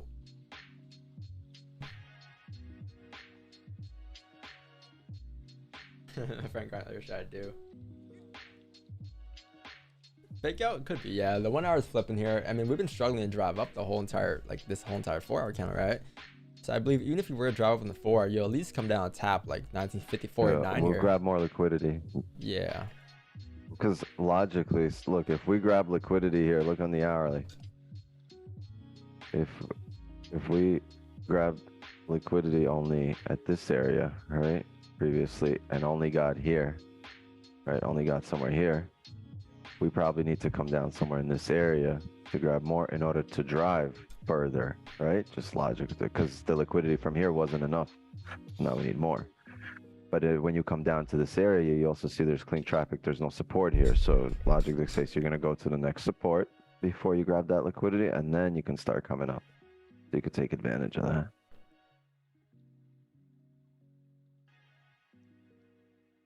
Unless support is strong enough to hold support.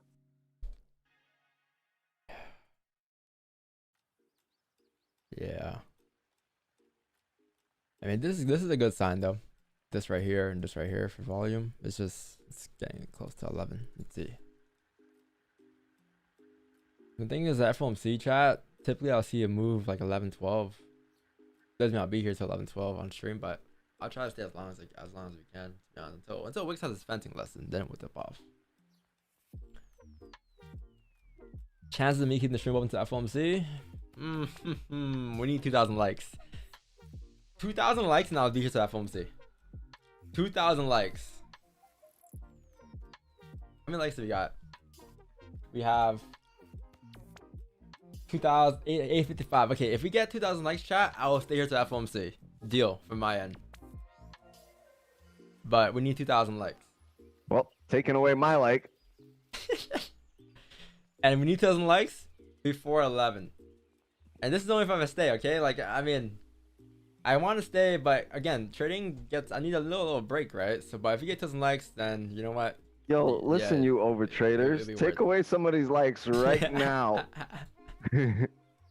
Yo, you want to have a peaceful FOMC? Better drop these likes.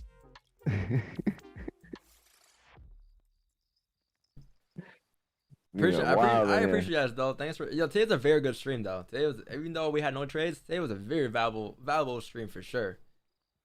Talk about Jokic over Dirt for like an hour and a half. You know, hey, if I see spike in likes, so that's not organic. I'm gonna call it off as cheating. We're at 6,000 likes right now. Yeah, like come on, like. Who botted the likes?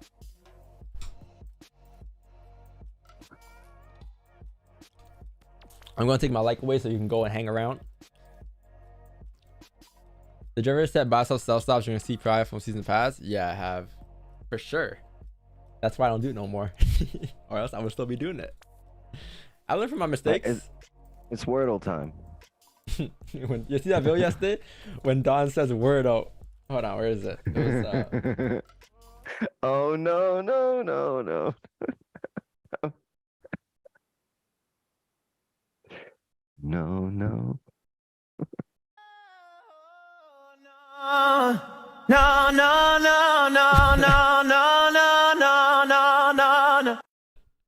All right, chat, time for a Wordle. No.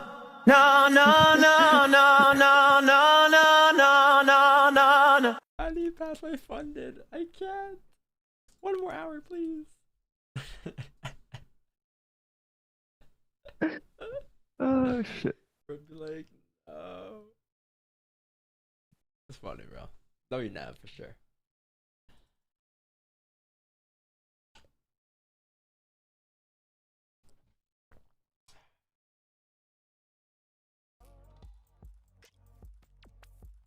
I'm that guy. Washer. No.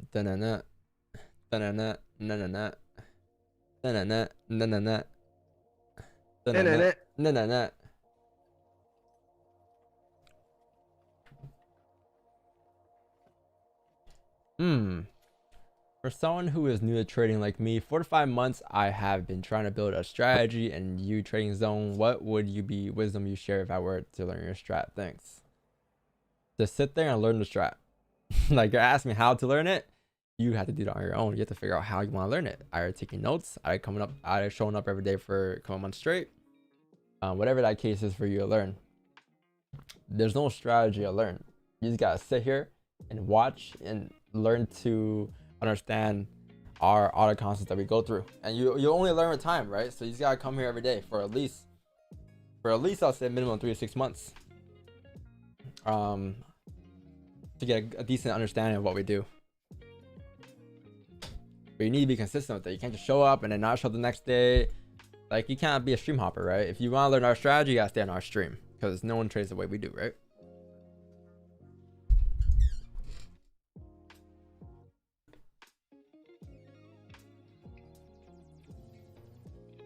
Yo, why are you laughing so hard?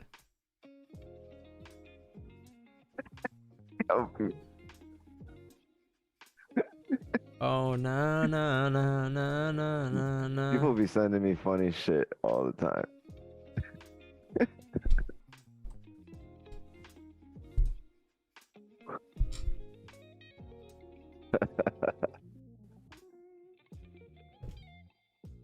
Look at that huge move and he didn't take a single position. Yes. You know what, man? I also didn't take a position when you had this huge move. So these are my positions, from the dollar? Right? When you had this big move, I didn't catch anything here. This big move, caught a piece here yesterday. This big move, caught a piece there yesterday. This big move, caught some pieces here. Lost some pieces there. You know, this big move, didn't catch anything there. right? This big move didn't catch anything there. That L. These big moves didn't catch anything there. Nothing down here. Nothing down here. This big move was almost. Bro, he gets the point. This big move was 250 pips. Didn't catch anything there. Right? So do you see the amount of times that I miss moves? But it doesn't matter because look at all the trades I've been taking in between. Right? We miss big moves all the time. What does that mean though? Nothing. Just means that wasn't our setup. And we just sit here and wait and pick up crumbs. And that's what we take. We take crumbs. You take the whole pie, we take the crumb, bro. This isn't. I'm not telling you to be humble. Really... So instead of taking the whole piece of the markets, I take a little piece of it because I gotta be humble. That's how I trade. This isn't really live Forex day trading stream. This is more like live Forex miss the move and sometimes day trade stream. Yeah. Oh, this is my favorite pattern. Oh, the miss the move? You know what I mean? But that's how trading is, man. Yeah. You're not gonna be able to always catch a move, man. Or else, yo, you look at your MT5. Let me see your MT5. You probably got missed move here. You probably missed the move here. You're missing the move right now as we speak. While listening to me, I'm just distracting you. I'm just distracting you right now as we speak. Like, you just missed this move right here. Big move for 6 pips. Come on, man. Quit playing with me. But yeah, you know what I mean? Like that's what trading is for me. Like I don't, you know, like some days I might catch big moves, some days I might not. But I'm still here. We're still here, right? We're still here trading our day. Still to have more positions. Account still growing. Pip count growing. Trading's improving.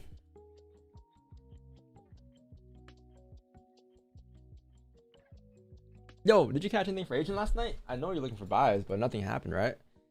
Nope. Call it. Yesterday? I was gonna call yesterday at like 9. Yo, honestly, I thought we would trace the whole entire range during Asian towards 5-3, but we did it during London. Yo, sometimes I'm turning on the stream, thinking about maybe I just do an outro right after the intro. Cause the ranges are wild. Asian's been the pullback session. But it's been like the trickle up session. I think July you'll see some shit probably. We gonna fuck around and find out.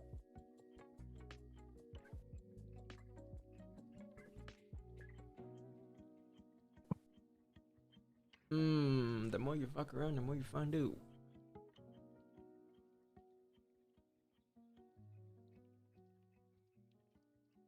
Really, you both are a very boring person. Never decide where is go market. Only quack quack.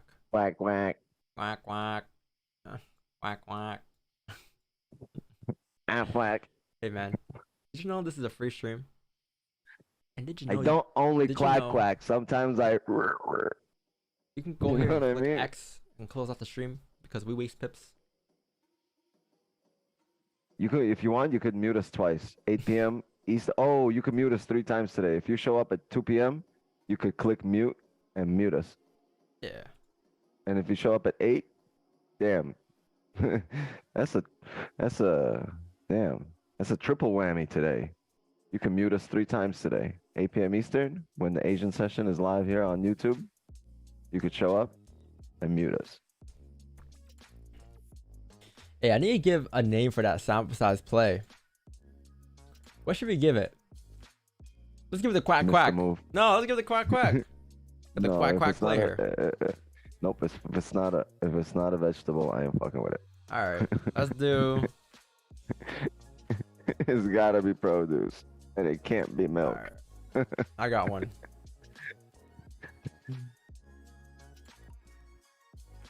Because the sample size position is more of like this. It's usually end of the day, the reverso, and like the retracement back down. That's what it is, really. So like, I don't know. What does it look like to you, Chad? It looks like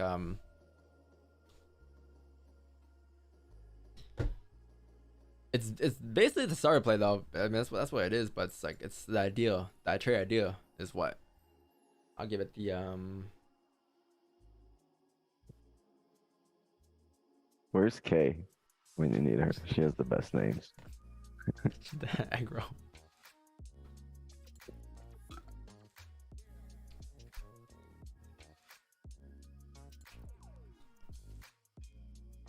The zucchini? Yeah, Zucchini. the zucchini sound a little fire, not gonna lie. The zucchini play?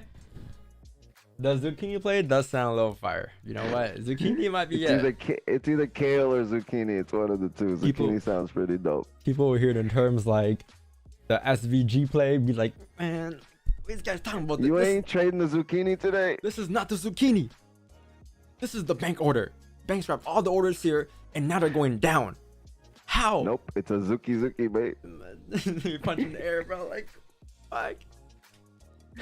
What are these guys doing? How did have 25,000 viewers? Alright. Who watches Talking these about guys? hit him with the zucchini. What?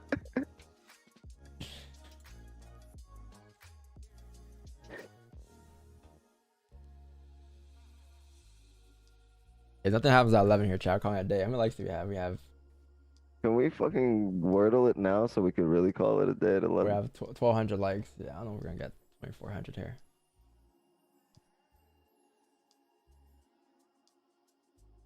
Is this a flag? Yeah, it's a white flag. It's giving up. Waving a white flag. If you guys see right here, I don't know if you guys could see this. Look, right at the tip. Wait, so we stop moving right here. We got a big fucking white flag being waved.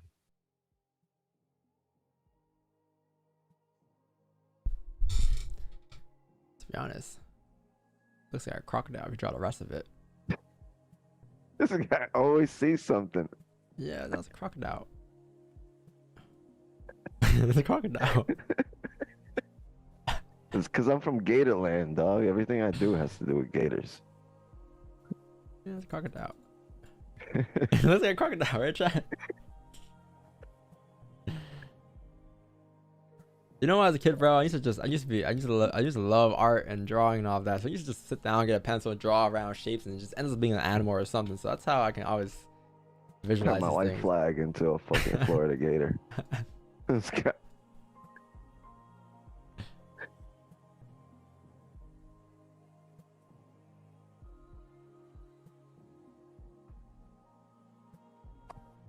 Give Atlanta a run for his money with that art.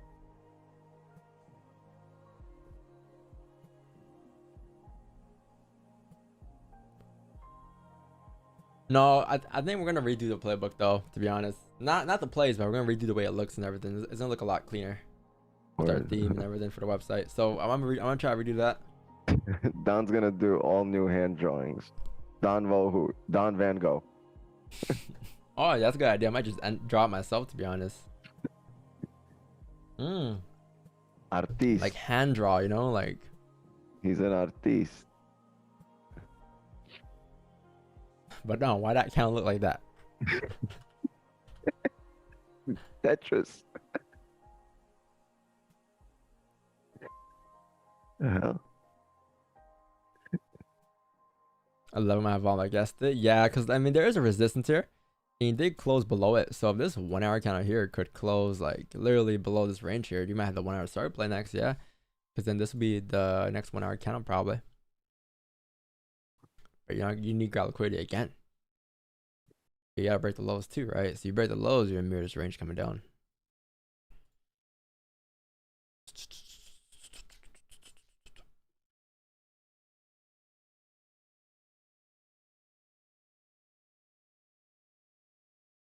Oh, the emails, yeah, because it's dark mode and light mode, to be honest, because we gotta change the way it looks on both. Yeah, it's not supposed to look like that. I gotta change that now. So what time you running the stream during the day? We're coming back on at 1:35, 1:45. You be on? I'll be a little late. You're usually never home during FOMC. But no, your kids don't got school today, right? There's no school. No, well, there's camp, but there's no school. But I'm gonna be a little late. Like what time? 2:30. Yeah. That's cool. Cause you'll be there for the Jerome Powell speech. I just gotta fight the demons for like the first hour of me saying, "Why are you taking these positions here?" Or you might have positions early. Maybe, Possibly. yeah. Maybe I want to have positions at 2 and just that's it. Call it a day after that. But like usually chat for FOMC, we don't usually have positions till like 3:34 because like you wait for numbers to come out, the speech is done, and 3 o'clock, like 2:30 to 3 is your prime time usually for FOMC, for me at least, when I trade FOMC.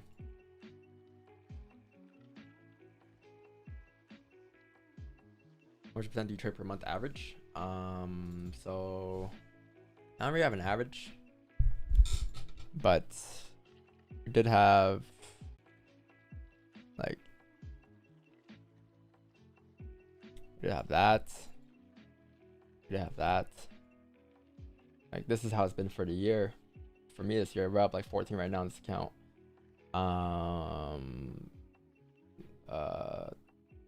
2020, yeah, like it's, I mean, I guess you can say like 5-10% probably on average.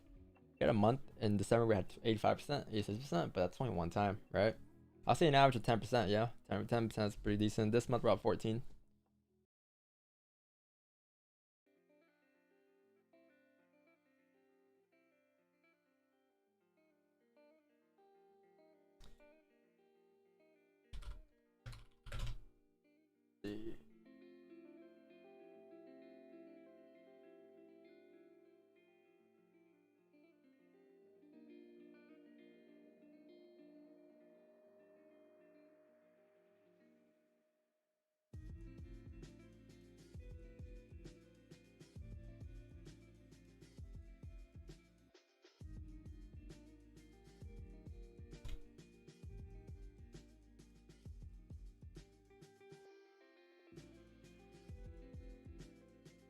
Yeah, like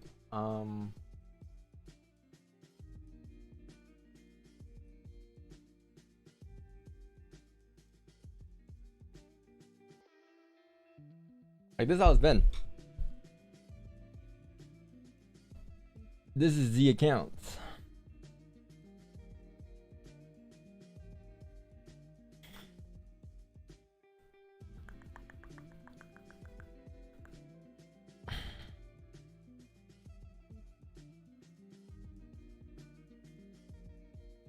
Not too bad. But like the main factor here though is I understand, like this is what I mean though. You know, like I can have these months all the time. Not all the time I'm saying, but like in general, like you can have these months all the time, right? But it's how you bounce back from that month. This month could be a blessing or a curse. Because not a lot of traders can deal with these months. You can have a month like this, right? Because how many times have you guys had like a killer month? Next thing you know, you come back the next month and now you're expecting the same results. And that's key, right? Understand that these months will happen, but also you will also have these months that will happen as well. This month and this month, where you just make like 5-6%, right? So maintaining that composure throughout when you have, you know, those huge months, and keeping that same the same mentality towards the next months, like and keeping that consistent level head of yours, like you'll come out on top long term. But usually what a lot of traders will do is that a lot of traders will have these months and then they come back the next month and they're trying to force back, you know, 80%. Like that's not something you could always sustain, right? It happens because you have this crazy volume, whatever happened that month, you got some nice trades, but not every month will be the same in terms of market conditions, right? The market conditions are always changing each year or each day, so you gotta just learn to adapt. Yo, I was able to cancel my water polo, and I'm gonna move fencing up an hour, so I'll be on time. Jeez. Yeah, I was gonna have water polo at 10. I mean at 10:30, but I missed that already, so.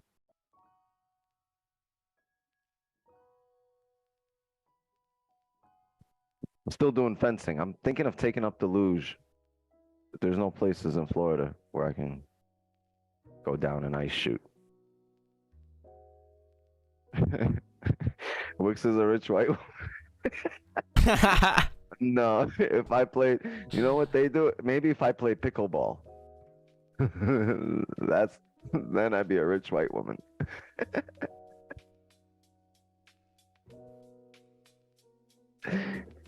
Yo, I'm gonna take up Quidditch, or Quidditch, right?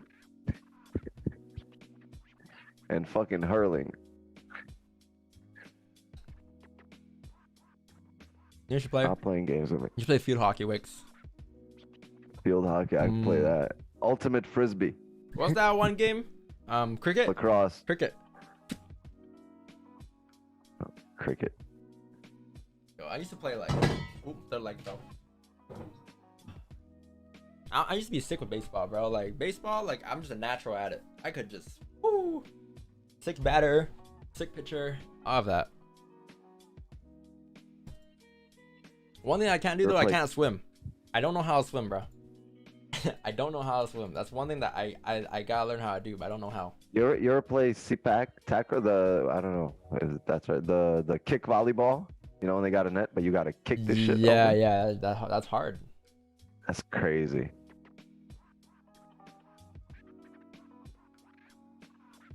You're 23? Oh shit. Yeah, I don't know, Unicycle hockey. Wow, though 1 hour really close above the range. What really happened here? This 5-minute candle.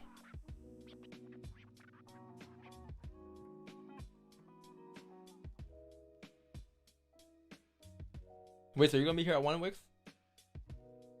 Shit. At this point, I told you I canceled water polo, so we can hang out here for a while. Oh, I need. That's my thumbnail guy for a thumbnail.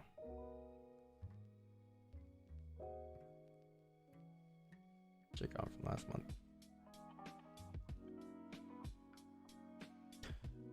Oh man, one day is a 2, but like, what's the point? Cause I mean, it's 3 hours. We've been streaming for like 4 or 5 hours. Might as well play Apex or something. Meanwhile, we wait.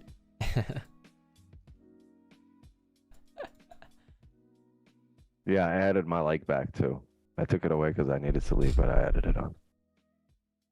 Someone teach me how to swim in Florida. You don't know how to swim? No, bro, I don't know how to swim. Oh shit! You better come here when it's dry season, because you come here during a flash flood, and you're not gonna be able to cross the street.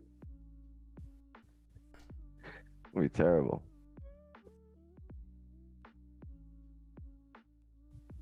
Terrible. Jerome in the house, watch your mouth. Yeah, I don't know how to swim, man. Next week after the fucking in person. Hey, why is Don not streaming anymore? Try to cross the street in Miami. Yo. Tough.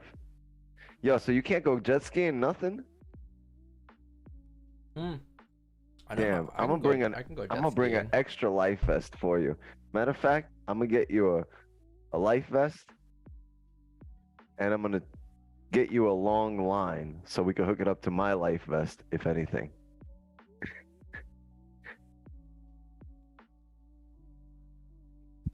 We can share a jet ski, bro. We can't share a jet ski.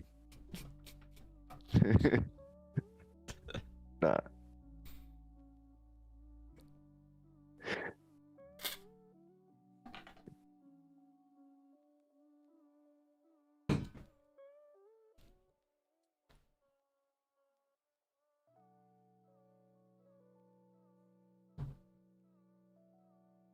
That's like sharing a street bike.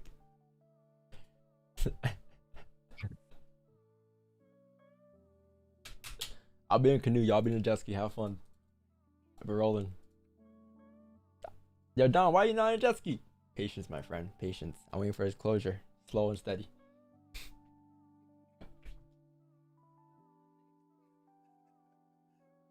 You know it's 11:05. Let's just do Wordle. 11:05, but we can still break the lows and still flip on this 5 candle. Yeah, I think the after Wordle will tell us.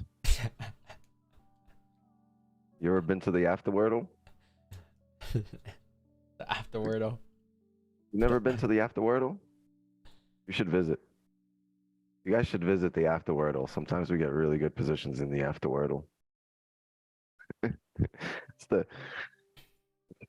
It's a different reality.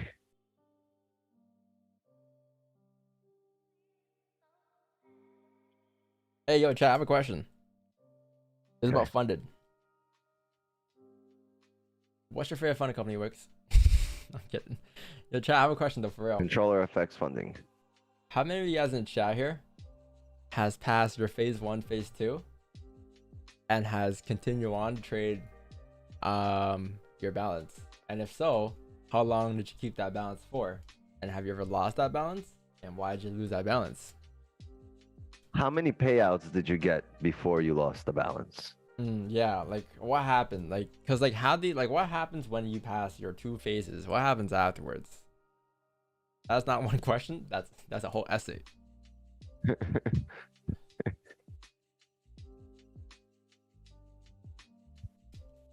Yo, what's going on? Janez! What's up? What's good? He's here to answer all the questions. Kieran! Janez and Kieran here to answer your questions. Yeah. Are you funded yet? Are you funded, Janez? Nah, I'm doing a challenge at the moment. Oh, we're doing a challenge. So you're about to get funded. Yes, sir. Shout out to Reza though. Yesterday passed the fund challenges after phase 2.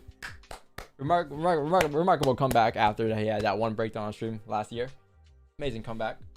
Actually, that was 2 years ago. That's 2021, Reza. That was in December 2021, I think. I got 2 payouts for his 3rd month. 1 payout still got the 3 months. So like with that kind of your own after, you can trade for as long as you want, right? There's no time limit. There's nothing like you can trade for as long as you want, however you want just you still can't lose the same amount as when you were in like phase 1, phase 2. So there's no time limits, but it's just you can't lose more than 5% in one day, 10% overall. Okay, I see. So you can't lose 10% still. Mm-hmm. Oh wow, that sucks.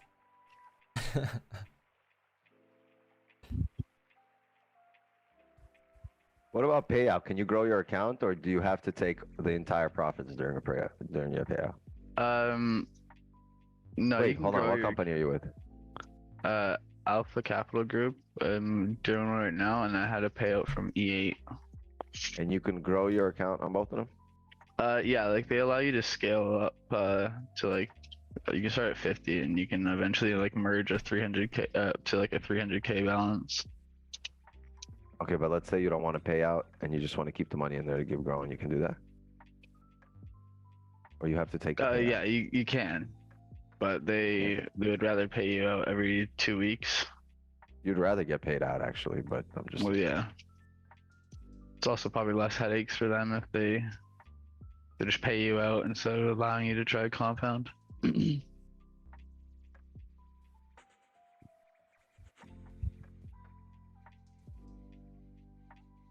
Because like realistically, they should allow you to be like, if you're up $5,000 or $10,000 on 100k, you should be able to lose it all in one day and still have the account. But that's not how it works, unfortunately. It's equity based, isn't it? Some of them are percentage based.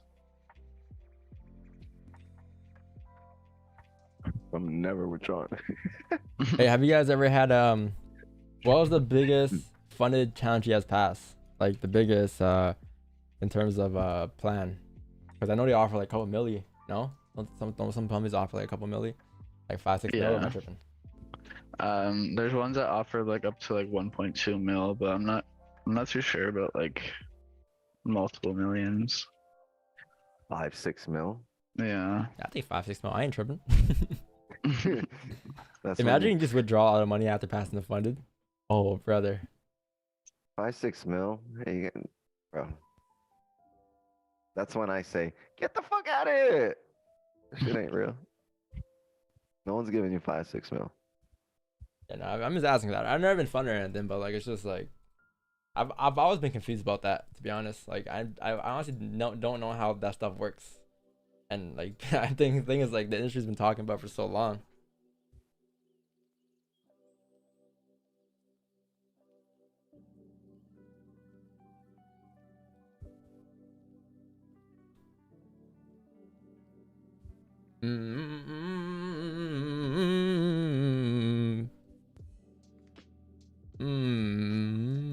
What did you draw, Shanvo? What is that?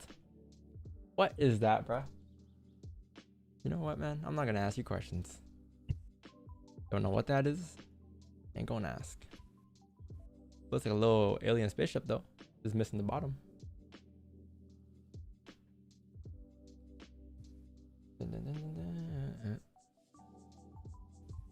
Might as well stream till 3 p.m. I want to hop off. But you know when the streams are so good, you don't want to hop off. You know when you come later on. I just know later when I come for FOMC, it's gonna be wild. It's gonna be chaotic and there's gonna be a lot of questions. and a lot of concerns, and just a lot of stuff going on later. So I'm just gonna appreciate the time I have here while the chat's chill, relax, calm before things get wild. This is a calm before the storm.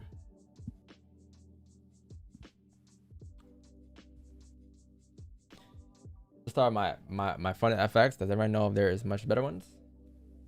Stay, we owe you 2,000 likes. He hasn't get 2,000 likes though. He has like 1 point something likes. 1.3. Not too bad. Not too bad. Not too bad. Not too bad. Bro, don't be saying rip calm effects. You know the chat's gonna think he's actually dead. People take things too seriously. Wick's trying to dip. I know Wick's trying to dip. I'm trying to dip too, actually, to be honest, chat. But the difference between me and Wix is that I won't dip. Going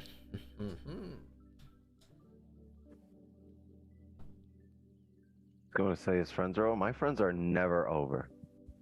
If any, like, it's very rare for any. It's typically like my kids' friends or like my girl's friends.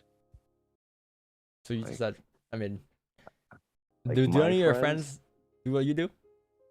What was that? Do any of your friends do what you do though? Like trade No, or make money? They're all, Business owners?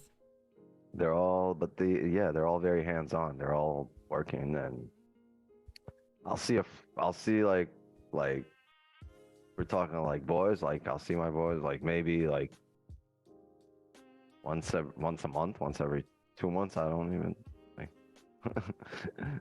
nah. And I'm an introvert, right? But I'm a cool ass introvert. We can chill, but then you gotta go. Mm-hmm. But like, I don't know. I don't like being in a big crowd. I'm pretty low key. You'll never see me in like a massive crowd of people. Yeah. If anything, I'll hang out with one person and I'll kick it with somebody, and we'll just, we'll shoot the shit. And I mean, you need a good balance though, because like I have friends who are like me, or majority of them are online friends, people that I know, and we talk about money all the time, about business, money all the time, and you have no guilt talking about that with them because they understand, and they understand like how it works. But you talk to your regular friends about that shit, and they're like, they get salty about it, right? I'm at a point in my life where like everyone like that I know, I just don't have similar interests as them anymore. So I haven't really cut people off, but I've slowly over time I've even stopped dialing people up that like I got like longtime friends, and if they'll call me, like we can, it's like it's like we speak every day, but I just stopped hitting people up because we just don't share interests anymore.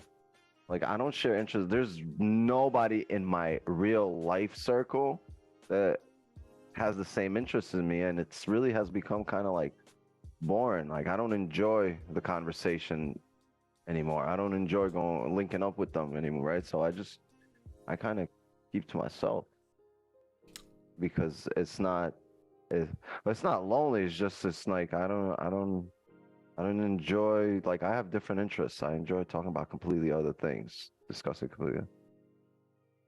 You just drift apart over time. That's normal. But like then everybody, right? There's not a single person that's like, oh yeah, like I could fuck with him. We could be. No, I'm not like I'm on a different level to demean someone, right? But like I'm just on a separate level, not on a better level or a worse level, just different. I could relate to people, right? I can relate to anyone. I'm very relatable in that sense, right? I can come across very relatable, but I just don't feel like it.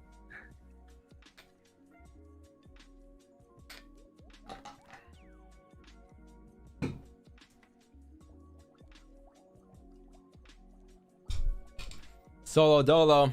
But yeah, but you need a good balance though, still, right? You need people around you to keep you balanced. You can't just be, otherwise if you had the same friend group or the same people as you'd be losing your shit. You need friends outside of your business life as well, right? But then again, you gotta know when to play, when to work, You know what it is? You don't need balance. You need contrast. Contrast. You need contrast. That's right. You need other things. You need to have.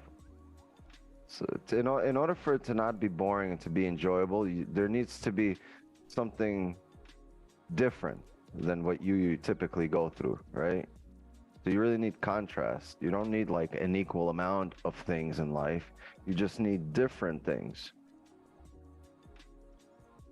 You don't need really balance and an equal amount of if you have one thing, you need an equal amount of another thing, or to balance yourself out. Not really. You need to have contrast in your life.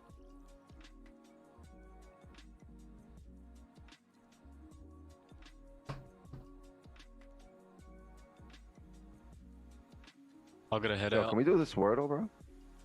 I'm waiting I'll for catch you to guys finish. later. I'm doing Wordle right now. Before we do Wordle, I have one more question. I'm kidding. Yeah, we can do a Wordle. We can do a Wordle and then call it a day. And then, whoa, yo, you in the barbershop, Don Juan? This guy's in the barbershop. They should have put us up on the TV, on the big screen up there. Yo. Yeah, barbershop diet. Zico, Yo, Zico. getting that Oh, low you don't hear fade. me. Getting a low fade. Getting a low. I was at the barbershop yesterday just now. Yo, plug your barber. Let's get him some good shit going. Where are they located? Yo, hold on. You don't want to get a shoe Stop the stack. addy.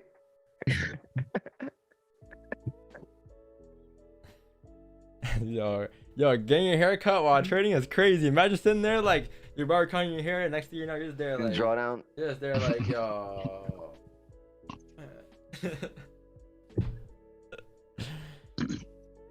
Yeah, if you catch a trade, you're gonna have this man contemplating it his whole life. What have I been doing? Cutting people's hair? Waste of time. Did Janez leave? You ever My- try to teach your barber how to trade? He said, YouTube nope. series coming up. Yeah, I'm coming back, chat. I'm coming back at 2 p.m. Okay? Oh, my bad. 1:30 in about 2 hours. Yo, website drops at 1 o'clock. All right, 1 o'clock. Control FX will be changed to the new and improved Control FX. No more, old website. But just know this is the OG website, and this is the last time you're gonna see it. This is Take the a last picture, time you're gonna remember see this website. Remember this website. This is where I made this website from start to finish. I know it's ass. I understand that, but that's why we have a new website. But I made this from start to finish. Know nothing about developing websites or any of that. I just There will made come a it time because I had to. when you're gonna want to go back to this. Yeah, this is the OG, okay?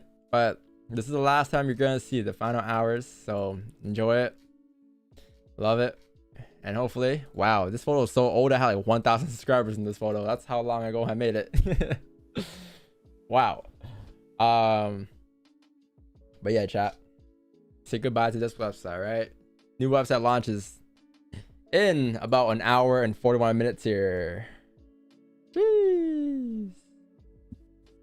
All right. Anyways, let's go play this Why am I Wordo. not in that spaceship? Why is there no Wix 9 in that rocket? Taking off right now. Forgot about me, dog.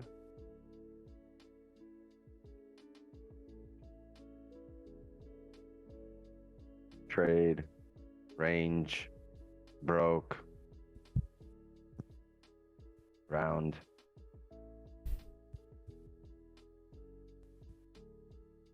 Urine. Yes, that's the first thing you can do. Yeah, it's usually my first guess because it has. three What's different your vowels. guess? Urine. The urine. Bruh. What? It was also good. See, look at we got the eye. Easy. Bride. Crime. Wow. There you go. Ding, ding, ding, ding, ding, ding. Winner, winner, winner, winner. All right, next. Trade. Oh, no, I fucked up. Go backwards now. Hold on. That ruined the mojo. It doesn't No. reset. No, His life's a I'm lie not now. clearing it. no, He's a fake guru. no. FOMC is gonna get. He's gonna be bad now. Don't say that. Don't jinx it. He's got to like clear browser. He's gonna reinstall Chrome. He's got to do it on a private browser now. Alright, let's go. This trade. Hey. We Trade. can't. Buy. Sell. Gold. Mom. Dad. Love. Valentine. Gifts. Ring. Marriage. Oh, do you see screen? No, sir. Oh shit. We're just wondering what you're doing. Alright, I'll go back to this then. We were playing with himself. Oh, I was playing by himself. Hey, yeah. I was like, wait.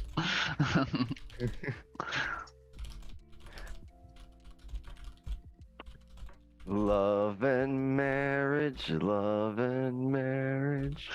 goes together. What about like horse and carriage? agape? Babies. Hey, Dr. Fox, are you in drawdown right now? Honeymoon. Dr. Fox. He's not paying attention to you right now. He does not care. Dr. Fox. Alright, chat, I got buy stuff self stops here. He doesn't See? care. You got us on mute, bro. No, he doesn't. Yeah, even- either he has says the don't mute throw. or that's just a green screen. What do you guys think? I think it's a green screen. No, I see it moving. I seen him take a Yeah, breath just now. That's when you leave the crib He's at breathing. night and try to sneak out from your parents. He's like, oh, what? What? What do you guys say? Yo, He's all right. What up, man? what up? We're calling your name. You didn't really say anything. We thought you were frozen. Yeah, I didn't know you were talking to me. It's been a long day. I wasn't focused on the work.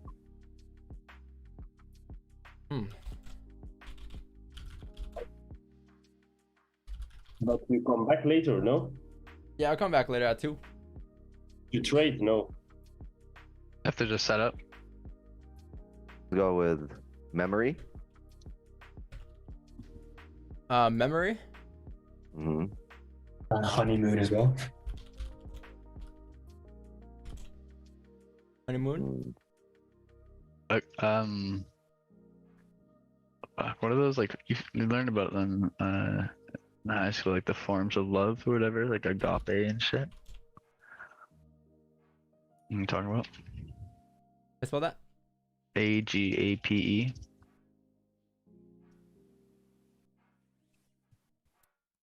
Oh, APAGE?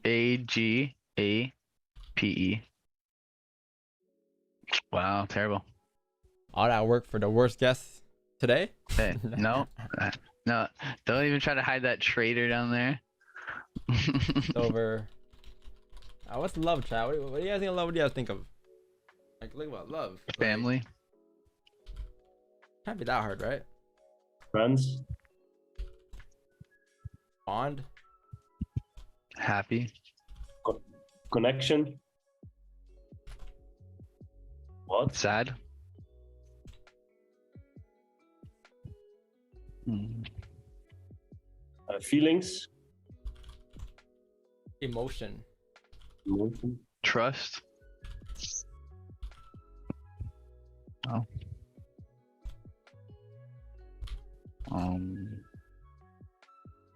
Love, feeling happy. Cannabis.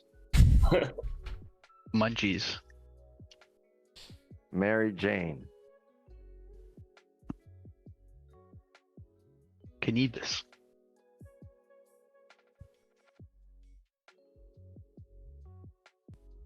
Won't even Well, type it. you either gonna guess it or we ain't gonna guess it. Think about it, guys. What's the worst that could happen? When you think of love, what do you think about? Intimate. Intimate. See, that is the word for sure. Damn. Never mind. Life. That's how you don't be a hero. Isabella says life. Life. Live. Birth. Travel. Oh, it could be birth.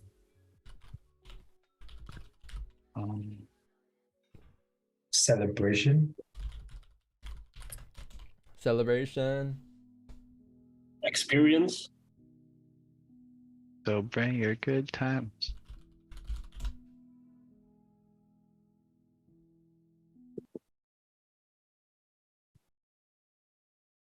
Hmm.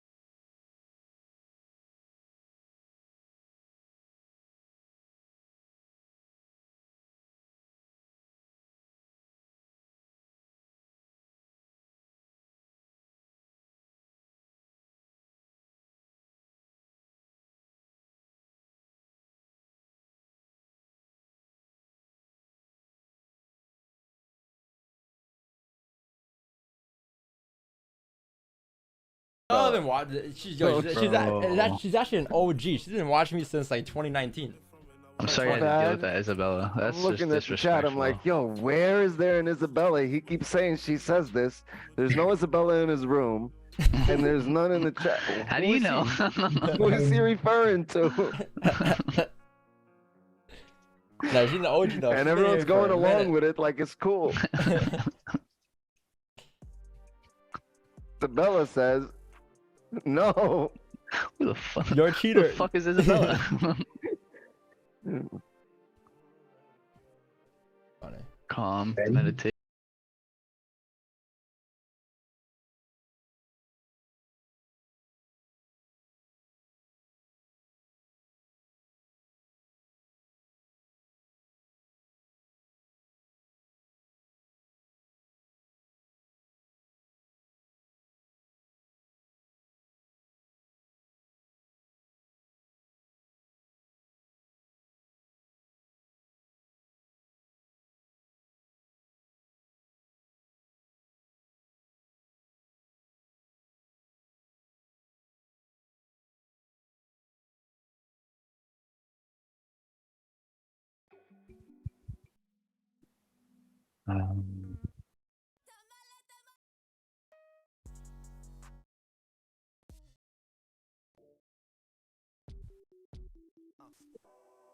Tamale, tamale, tamale, tamale. You know that song? Yeah. I was listening to a lot of Odd Future in like grade 9. Oh shit. Same.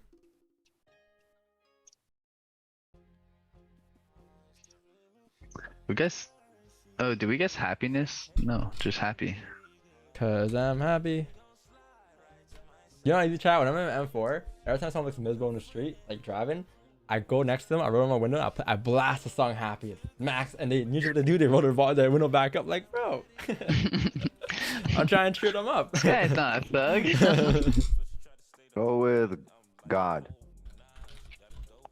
Happiness. Oh, Oh, Wow. you just ignored Wix. ignore me. Oh, hold on. Click God. I want to see how far along the line that was. 80. That's pretty good. All right. You know, I don't feel bad. I was close. Oh, I would have been. My next guess would have been freedom. Hit freedom. Mobile.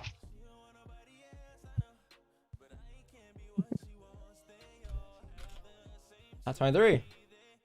Yeah. Kind of happiness though. Okay.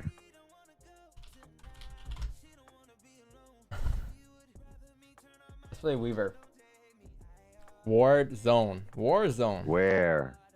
Oh, this looks easy. Wayne. Yeah, this is too easy, man. Nope. Alright, never mind. Wayne. Dane. Don. Zone. Did you say Dawn? Is not done. What? DANE? No. You do wine. And then Is Dane not a word? Or what's he saying? yeah, like a Great Dane. That's DANE. DAN. Nope. Really? Wow. My life's a lie. Dane is dog breed. Hmm? I think. Yeah. How about Cane Cone Zone? Nice. It's gotta be Canada. Rick. It wa- No. It's on you, Karen. All right, I got oh this one. gosh. Syria? Cereal. Albania. From Syria? Bosnia. I was in that part of the world too. SY. Oh, Syria. Well, how far away is he? 6,000 to the downside. So South. we need a bullish closure to come back up. Syria. Like Africa, right? Yeah, it looks like chat. Looks like that one fishy. You know that one fishy chat? That like that. Like that one fishy looks like The you know one what I'm with the talking scar from Finding Nemo. about? Yeah, it just has like a bunch of like lines here. Like that little Mhm. fish. Like whoop. No? I see it. Yeah. I know what it is. Oh, you know what it looks like? If you really look at it, Tell this us. might be the hair.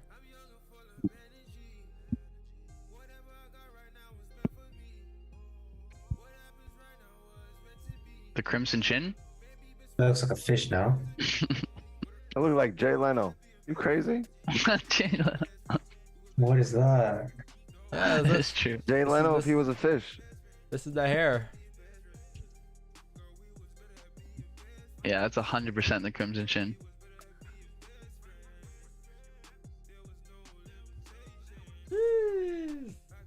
Jeez. This is the lower nose, right? Lower mouth. Chin. The head. Word, that dude look like Johnny Bravo. Where is this though? I'm always warning about women like you. Try I always hope she Botswana. was right. Where is it? It's Botswana. Where? Lithuania? Lithuania?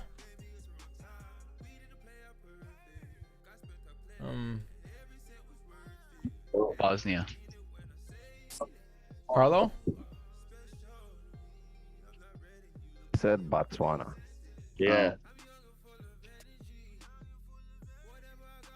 Where? BOT, and then you don't really have too many choices. How you know that? Scam artist. Yeah, man's got the world map. How you know that? I got my atlas. He just looked at the map. I got my atlas from school. Hmm. You would have never guessed it. Yeah. I didn't even know it was a real place. Me neither. I thought that was made up. Did he just Anybody cast a here from spell? Botswana? I don't think so. Anybody in the chat from Botswana? I'm from there. Oh, all right. Well, why didn't you say it was Botswana?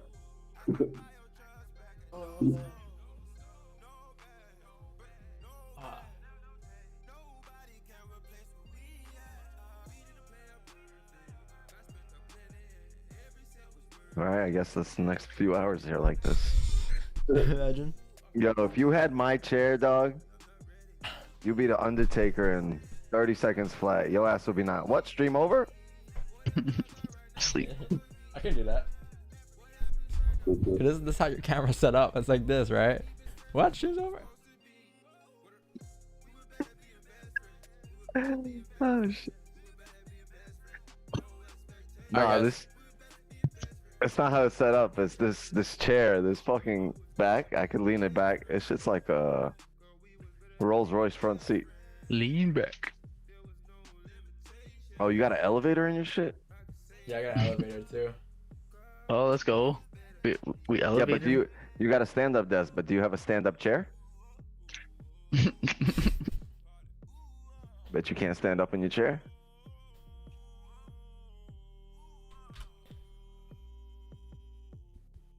Am I standing or am I sitting? You never know. No. No, I just look super short. All right, chat. Bet you can't walk on the ceiling, dog. Hey yo. I can't. I can sit on the ceiling, bro. Yeah, call it a stream because I Yeah. can't be hanging out like this. This Can't be is hanging dangerous. out like this. What you doing? None. Just hanging. Just hanging around. All right, chat. Have a good day, guys. I'm gonna catch y'all in about 2 hours here. All right. Have a good day. Catch you guys for FOMC. It's gonna be a long stream. Wix, I'm gonna be here for one. Are you gonna be here 2 weeks? I'm just hanging around. All right, cool. How about you guys? You guys coming later? Elvis, Kieran, Delta Fox. Yeah, I'll be here. Yeah. All right, bro. Yeah, Peace, always- everybody. I'm gonna catch you guys later. Website drops at 1 p.m. Okay, 1 p.m. Website drops. It's gonna be lit. Love it. Hurry up, buy the Um, course. Yes, you have about an hour and a half to get the locked in price for 500, and then it's going up to 750. I got FOMO. FOMO. All right, everybody. Big up. They come later. All right, peace out. Love you guys. Take it easy. Talk to you later. Preserve your capital for later. Okay, it'll be worth it. Trust me. Trophies. Okay, whatever. Okay, whatever song comes in 3 on shuffle. Ready? This will be the mood Tamale. for, this will be the mood for FOMC. Ready? Trophies, dog. 1, 2, 3. Yeah, It's a good one. for the dogs that we know. Shit don't come with trophies. And the whole city, shit's crazy right now. And shit ain't gonna stop. No shit gonna get a lot more worse before getting better. Look, mama hit my phone and said rap's no good. Better than her telling me the check's no good. Now they wanna act like I do no good. Funny cause I really did more than I should. I made a decision last night that I would die for it. Just to show the city what it takes to be alive for it. This song is just screaming full margin buys and sells later. Can't get me on the line, so they hang me out to dry for it. You know 40 wants peace, but I'm down to cut ties for it. And I can't sleep these days unless I take one. If they don't have a story these days, they'll make one. Life is always on, man, I never get a break from it. Doesn't matter where I go, I can never get away from it.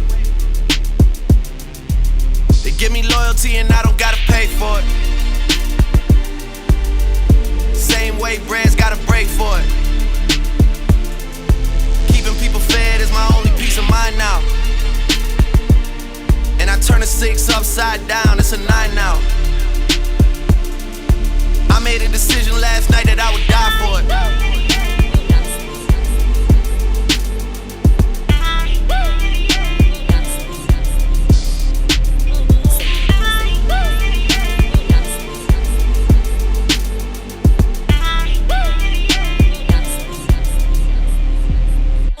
All these handouts, man, it's getting out of hand. I'ma start telling niggas, get it how you can. I got it right now, so I'm everybody's friend. If I ever lose a bet, we never speak again. I made a decision last night, I'd die for it. Just to show the city what it takes to be alive for it. First place, man, we can't be tied for it. I only drove it 5 times, paid 1.5 for it. Yeah. Keychain go jang-a-lang. I wanna do major things. MJ in every way. I just don't fade away. 6 upside down, it's a 9 now. Like Manny, like Stunner, man, shit is big time now. And I made a decision last night that I would die for it. Learn.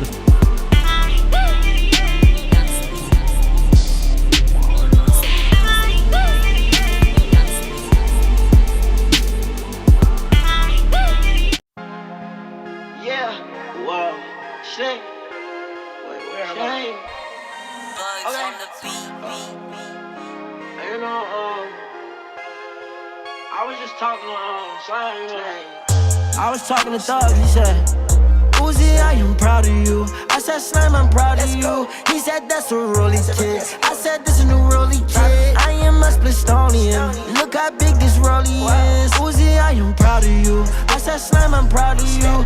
Uzi, I am proud of you. I said, Slime, I'm proud of you. He said, that's a rolly kid. I said, this is a new rolly kid. I am a Splistonian. Look how big this rolly is. Uzi, I am proud of you. Rock. Star yellow bitch like corn. Went to MIA, turn orange. Pull up new lamb, no insurance. Baby foreign. Overseas money when a nigga torn. She suck it up and the eyes start pouring. Let me strap my leg out like George. Whoa, let's go. It's no way that I'm finding you.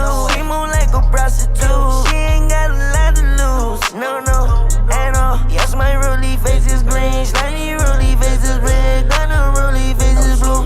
Let's go, for sure, for sure. I could never make that girl my own, cause she play with her nose. Put diamonds on my wrist, my hands, my neck, my nose. I ran out of space, put it on my ankle, put it on my toes. Oh yeah, put it on your bitch, put it on my bro. Uzi, I am proud of you. I said, Slime, I'm proud of you. He said, that's a rolly kid. I said, this is a new rolly kid. I am a Splistonian. Look how big this rolly is. Uzi, I am proud of you. I said, Slime, I'm proud of you. Uzi, I am proud of you.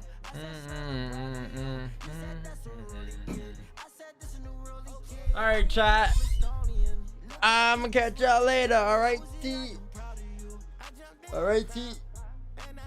Oh man, I'm gonna go for a little run or something. I'm trying to go for a stretch. It's gonna be a long session.